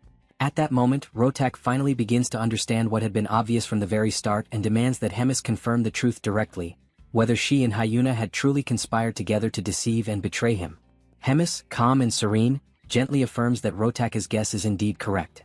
Hyuna had switched sides the very instant she learned of Rotaka's true plan, and because of this betrayal, Hemis had known every intricate detail of his schemes from the start. At last, Hemis, wearing a more peaceful expression on her face, decides to ask Rotak if even after everything that has happened, he still insists on moving forward with his foolish plan. Despite the shocking situation and betrayal, Rotak, seething with anger at what he perceives as Hemis's pity and condescension, activates a strange, hidden device embedded deep in his chest. While doing so, he fiercely declares that nothing else matters anymore and that he will finish this no matter the cost. By activating the device, he begins to generate a strange, complex technological armor that wraps and twists tightly around his arm, emitting a dark, ominous crimson energy that fully envelopes him and finalizes his transformation. Now fully armored and brimming with murderous intent, Rotak stands prepared for battle, clearly determined to demonstrate in the most brutal way possible everything he has learned and all the skills and experience he has gathered through the hundreds of years he spent living and training in Hemis's shadow, always yearning to surpass her. Meanwhile, back with Choi, it is revealed that the moment he noticed a figure was actually the moment Hyuna approached him, leaving him shocked and completely caught off guard to see her there. Hyuna calmly explains that she was merely passing by and happened to become concerned that Choi might get caught up and hurt in all the surrounding chaos. However, she quickly adds that she is relieved to see that he has obviously become much stronger, admitting that she worried for nothing and had overthought the situation. This unexpected revelation leaves Choi utterly puzzled and speechless, since she had originally been his enemy. Yet here she stands now, completely calm, asking casual questions and even showing genuine concern for his well-being. Choi then decides to ask directly if she wasn't supposed to be preparing to fight on the battlefield. Hyuna answers without hesitation that she was sent by Hemis under strict orders to stay out of any combat or direct confrontation, so she decided to simply watch from a safe distance instead. Realizing that Hyuna was faithfully following Hemis's instructions, Choi then decides to ask who she believes will emerge victorious in this critical fight. Hyuna, looking thoughtful, declares that she is truly impressed by how well prepared and determined Rotak is for this battle. However, she calmly adds that she knows with complete certainty that Hemis is infinitely superior to any power or strategy Rotak could have possibly brought with him into the fight. As the battle ignites, several blazing energy spheres are launched directly toward Hemis, who merely stands still, patiently waiting in total composure as all of Rotak's attacks hurtle toward her. Seeing Hemis's unwavering, passive stance, Rotak grows increasingly frustrated and loudly questions why she refuses to retaliate, demanding that she take this seriously and treat it as a true fight. He reminds her that he, too, is one of the proud commanders of the Demon King's army and beyond that, the leader of an entire tribe of his people who are depending on him. Realizing that Hemis's unwavering stance would not change no matter what he said or did, Rotak decided to channel every last drop of his energy to the absolute limit, gathering all the strength he had accumulated through countless years of struggle and pain to strike at his opponent with everything he had left. Hemis, still calm and composed as if nothing in the world could shake her, questioned out loud why she should even bother to counterattack or treat this as a real battle.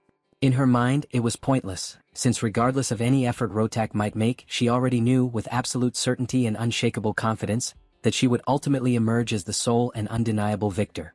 Without any further words or hesitation, Hemis unleashed a tremendous, blinding surge of energy that roared forward like a raging storm, crashing directly toward Rotak. At the same moment, she hurled harsh words in his face, mercilessly reminding him that he had been betrayed by Hyuna, the very ally he had trusted so deeply and counted on to stand beside him in this final confrontation. Moreover, the powerful weapon he had spent so many long years carefully developing, refining, and relying upon was now completely useless, rendered worthless in an instant, as Hemis's precise attack had been aimed straight at Rotak's most critical equipment, completely destroying it beyond repair. Hemis, her voice echoing with both authority and pity, asked him once again whether even after all this crushing defeat and betrayal, he still intended to continue fighting this hopeless battle. Rotak, with very few choices remaining and no clear path forward, simply confirmed everything Hemis had just said, openly acknowledging that he had been betrayed and admitting that her words were true. But even so, with a burning fire still flickering in his eyes, he fiercely declared that he would not retreat under any circumstances, no matter how impossible victory seemed. Determined, he then activated his promote ability to channel and amplify his remaining power, charging yet another of his desperate final strikes. He fired a series of enormous radiant energy spheres at Hemis using his cannon, launching what could only be described as a truly devastating attack, meant to end everything in one final desperate act. However, Hemis simply denied the entire offensive with a single effortless shield, as if swatting away a mere insect. From Rotak's perspective, the entire wave of his energy seemed to be completely absorbed, leaving him in shocked disbelief. He briefly grew excited, a tiny flicker of hope sparking in his heart, wondering if perhaps even Hemis could not withstand such overwhelming power. But Hemis then responded with an almost amused tone that it had indeed been a good move, an attack worth acknowledging. Suddenly, a deep purple aura began to spread like a dark mist over Rotak's energy blasts, and it didn't take long before Hemis's own energy completely overwhelmed and crushed Rotak's offensive, erasing all traces of it from the battlefield. She then appeared before him, standing tall and victorious, and stated with unwavering certainty that Rotak had indeed changed dramatically compared to the weaker, lost version of himself she once knew. She even admitted that he had genuinely improved and grown stronger over the years. Nevertheless, Hemis firmly announced that it was now her turn to strike, and there would be no mercy. With a chilling grace, she slowly licked one of her fingers, her eyes locked on Rotak, and then pointed it directly at him, activating her formidable ability. Countless black claws suddenly materialized and surged forward like a pack of ravenous beasts, advancing rapidly toward Rotak with lethal intent. Rotak quickly recognized the immense danger of Hemis's conjured technique, and in an instant, all the fierce determination he had gathered was replaced by pure, paralyzing terror. He stood frozen in place, unable to react, helplessly waiting for the swarm of claws to reach him. It didn't take long before he was completely caught, wrapped up and immobilized by the relentless claws. The assault quickly intensified, growing ever more savage and merciless. With overwhelming ferocity, Rotaka's limbs were torn and separated from his body, leaving only the trembling, weakened torso of someone who had come so determined to eradicate Hemis and her people. Knowing his end had finally arrived, Rotak decided to use the last remaining moments of his life to ask something of the woman who had once been his beloved mentor. As Hemis slowly approached his broken figure, she questioned whether he was about to beg her for some form of mercy, her voice carrying a distant, cold sadness. Rotak then asked, with his last flickering strength, whether she still saw him as weak, useless, and pathetic, recalling his entire painful journey. He remembered vividly how he had once declared he would become as strong as Hemis and rise to be a true leader, a leader who would stand equal to or above all others. Yet, his path had been completely shattered and derailed by the torment of being scorned and rejected by Hemis, turning his only goal into a desperate mission to surpass her and make her pay for all the humiliation and pain. Hemis paused in heavy silence to reflect deeply on his words. Instead of giving him a direct answer, she remarked that time is cruel and unrelenting, lamenting how certain things seem as though they will last forever. But as time inevitably moves forward, people change, making choices and taking actions they later come to regret. Despite it all, she expressed her sincere gratitude to Rotak for, in the end, being able to find and enjoy at least something meaningful in his journey over the many long years, and for the destiny that his actions had helped shape. These final, heartfelt words drew a faint, peaceful smile from Rotaka's face, and at last he collapsed, his eyes closing for the final time, as Hemis softly wished that he may now rest in peace. The scene slowly transitions to the crumbling remains of the Black Fortress. Once a formidable stronghold, the structure now teeters on the edge of collapse. Its towering walls are scarred with deep cracks, and dust drifts from the ceilings with every minor tremor. The air is heavy, stale with age and decay. In the heart of this battered ruin, a tense meeting unfolds between Hemis, Choi, and Riedrun. The topic at hand is the inevitable. The fortress can no longer serve as their base of operations. Then comes the announcement, sharp and unexpected. Hemis informs them that they are preparing to relocate. The news lands like a thunderclap, catching the others off guard and momentarily silencing the room. Hemis, ever composed, elaborates on her decision. She states firmly that no matter how many repairs are attempted, no matter the effort poured into rebuilding, the fortress will remain fundamentally broken. Its integrity, both physical and symbolic, has been compromised beyond saving. Riedrun and Choi listen intently. Though neither openly argues with her reasoning, it's evident from their expressions and posture that accepting this truth does not come easily. Breaking the silence, Riedrun asks where they will go, what destination awaits the entire Third Command.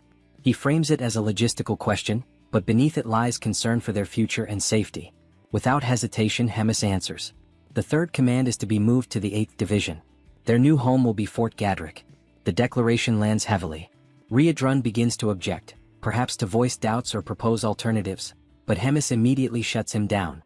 Her tone is sharp but resolute. Her mind is already made up.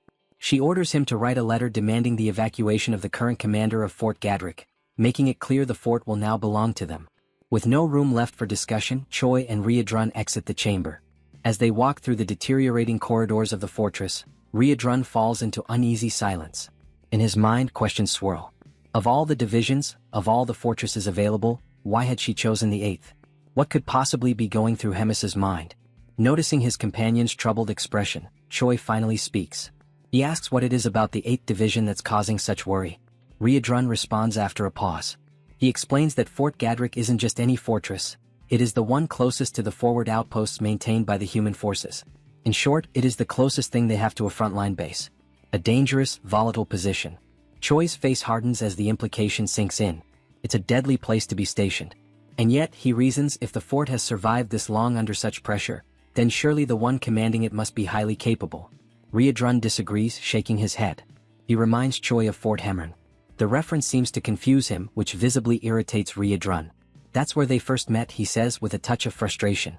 He recalls the fierce battle that forced the command to retreat, an unforgettable moment of loss and tension.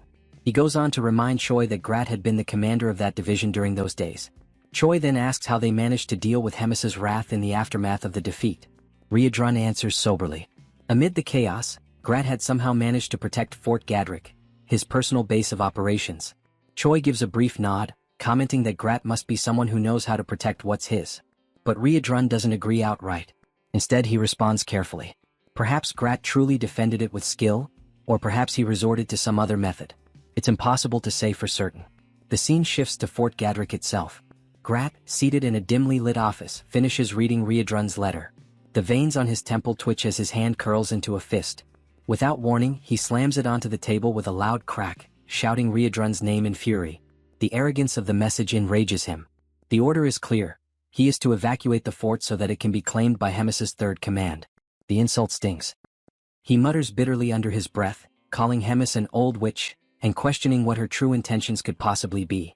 Despite his outrage, Grat knows there is no escaping this order. Still, something in his expression suggests he is not finished. He stalls briefly, then reaches toward a communication orb nearby.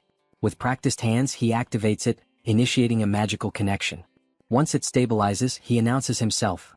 Grat, commander of the 8th Division under the Demon King's army. A voice on the other end responds with dry amusement, remarking how long it's been since Grat last reached out, and asking what he wants this time. Grat doesn't waste time. He states plainly that he has a proposal, an urgent and significant one. The narrative now cuts to the Holy Capital, where a conversation unfolds in shadowed halls. One of the Pope's subordinates speaks, visibly disheartened. He laments the failures of Jeffin and Andrew, his voice low with regret. He confesses that he had genuinely believed Andrew would emerge victorious. He then wonders aloud, was it Choi again? Was he the one who turned the tide?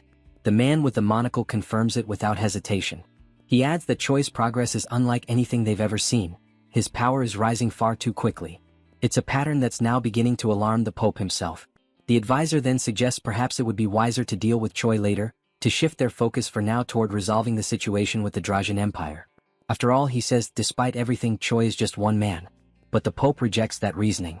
If Choi were merely a regular citizen, then perhaps yes, he could be ignored. But he is not. He is a hero. And that changes everything. The Pope then scolds the monocled man for brushing things aside so easily. He accuses him of failing to grasp the true nature of what a hero is, and more importantly, what a hero can become.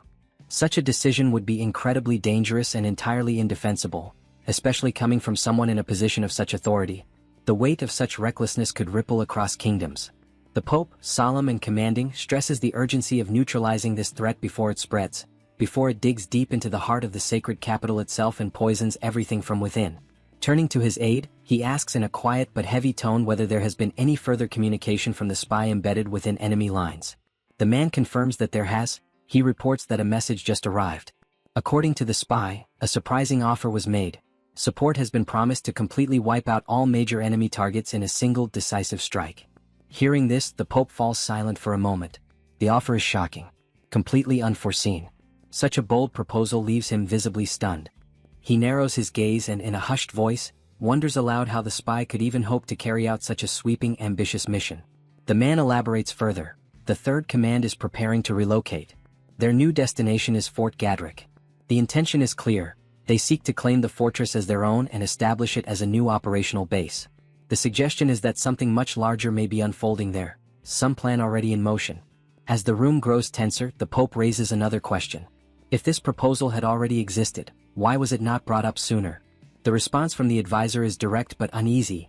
Grat had attached conditions so severe that they seemed impossible to fulfill. 10,000 sacrificial offerings.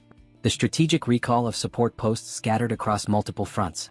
And a non-aggression pact spanning 5 years. The monocled man hesitates as he says it, his voice tinged with disbelief. The demands, in both number and scope, are immense, perhaps even unreasonable. The Pope considers this. Then, calmly but with precision, he asks what Grat's true motives might be. Why place such a steep price on this deal?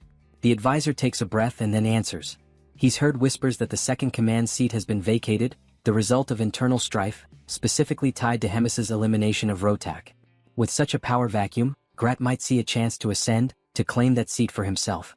And to do so, he may be attempting to manipulate the fragile balance between Hemis and the Demon King. The Pope ponders this out loud.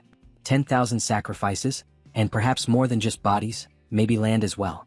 A territorial gain masked beneath political strategy. But the monocled advisor responds carefully.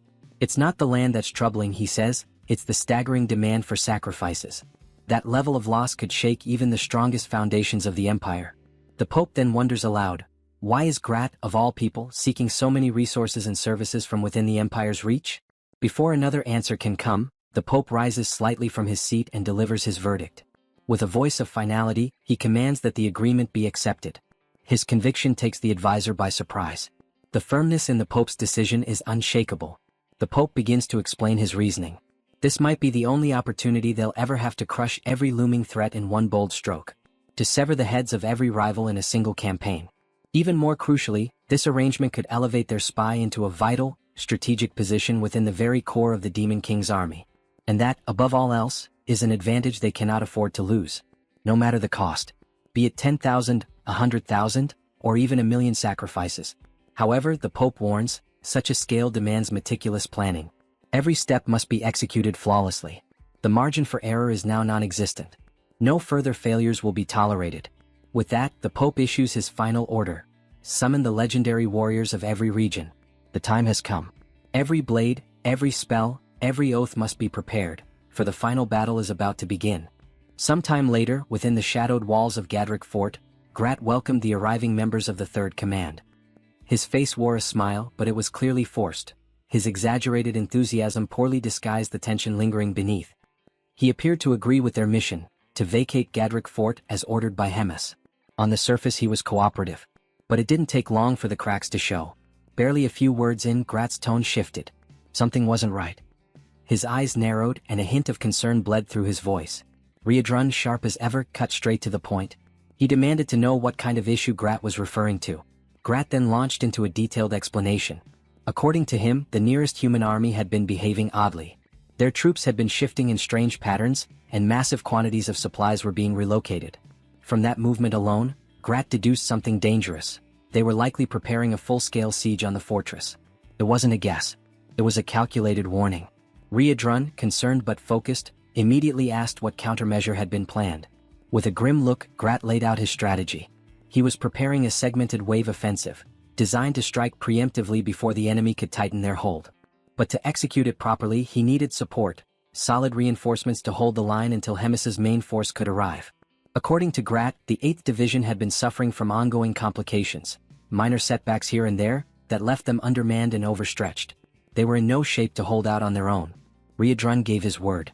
The 3rd Command would provide the necessary backup. Then he asked if the rest of their team would also participate in the counterattack. Grat hesitated for a moment, then shook his head. He claimed their presence might slow things down. Their involvement, he argued, could be more of a liability than an advantage. With an urgent tone, he volunteered to assign roles himself and made it clear. Everyone was to get some rest and prepare for the operation ahead.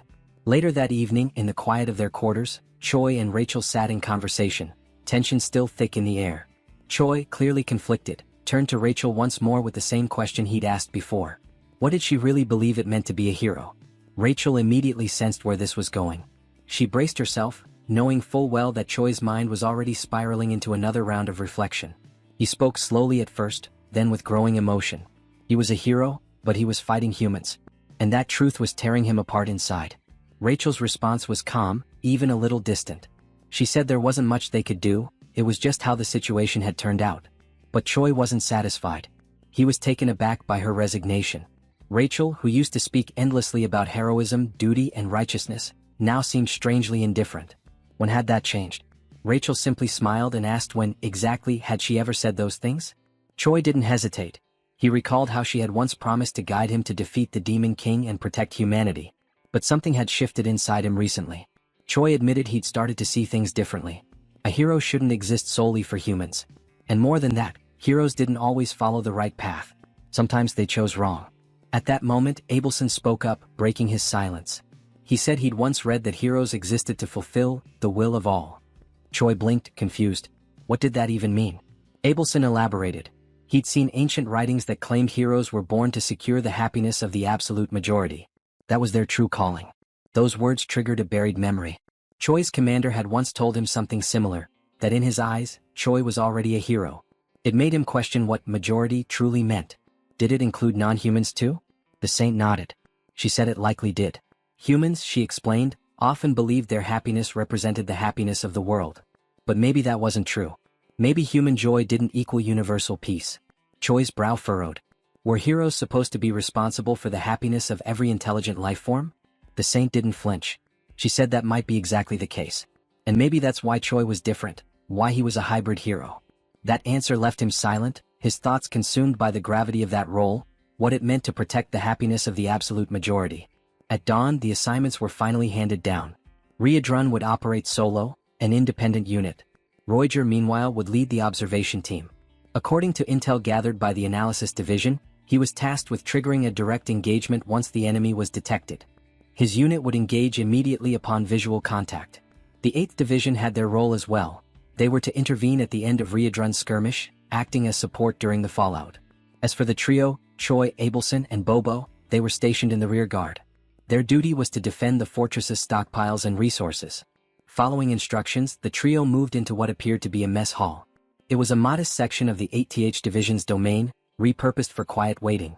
There, surrounded by crates, benches, and distant clatter, they awaited the moment the real battle would begin. Choi didn't wait long before voicing his discontent with the orders they had been given. There was something wrong, he could feel it in his gut. Something about the plan, the placements, it didn't sit right with him. Rachel, catching the seriousness in his tone, leaned in and asked what kind of bad feeling he was talking about. Choi paused. His eyes scanned the room as his thoughts raced. Then it clicked, he had noticed something strange about the group formations. When he compared them to the original setup that Rems had authorized, it became clear. Everyone had been split apart and sent in directions completely opposite from their intended formation. Rachel tilted her head, trying to wrap her head around the logic. Her face contorted with confusion, her usual confidence momentarily lost. She mumbled something, half thinking aloud, trying to figure out what it meant for them all to be positioned on opposite ends. But her puzzled expression said it all, she didn't get it. That's when Abelson stepped in, her voice calm but heavy with implication. She explained that Riadrun had been dispatched to a dangerously hostile region. Roiger, though not far behind in terms of risk, was placed in charge of the observation team, putting him right in harm's way. And yet, the three of them, Choi, Rachel, and Abelson, were stationed somewhere completely secure, far from danger. Rachel frowned in disbelief. That couldn't be right. It had to be because they were guarding a saint, that had to be the reason, she insisted. Protecting a saint should be an honor, something positive. But her argument rang hollow as the logic unraveled. Choi slowly stood up, still processing. He pointed out the strange contradiction. Riadrun and Roiger had both been pushed to the front lines, even though it had been said that the enemy forces weren't particularly powerful. And yet, 3 capable team members had been left behind, to guard supplies. Rachel's eyes widened as the realization sank in. It made no sense. Why leave behind someone as strong as Choi? Anyone could have stayed back to protect Abelson. It didn't need to be all 3 of them. Choi nodded. That was exactly what had been gnawing at him. Without another word, he began walking away. Rachel stood up abruptly, startled, and asked where he was going. Was he planning to disobey his assignment? Choi didn't stop. He said that Bobo was perfectly capable of handling things here alone. And as for him, he couldn't ignore the growing unease any longer. He had to see what was happening on the front for himself. Abelson hesitated for a heartbeat, then spoke up with determination. If Choi was going, then she would go with him, if he would allow it. Choi turned, his expression softer now. He told her he wouldn't object, but asked if she was truly sure. Staying with Bobo was still a solid plan. But the saint was firm. She said she could help him and she meant it. Choi reminded her that he could move faster using his transformation. He wouldn't just sit around and slow anyone down. That wasn't the issue. But something else, something deeper, was bothering him. Abelson looked confused by his words, but before she could press, Choi shook his head. He told her to forget what he said. As long as she felt well enough to keep up, then she could come along. And with that, he announced his intent to head toward the battlefield. But before he could take a single step further, armed guards stepped in his path. Their orders were clear. Choi was not allowed to leave the zone. Not without explicit authorization. Thinking fast, Choi cracked a half smile and claimed he just needed to use the bathroom. But then, sarcastically, he asked where it even was. He promised he'd be right back. The guards didn't budge.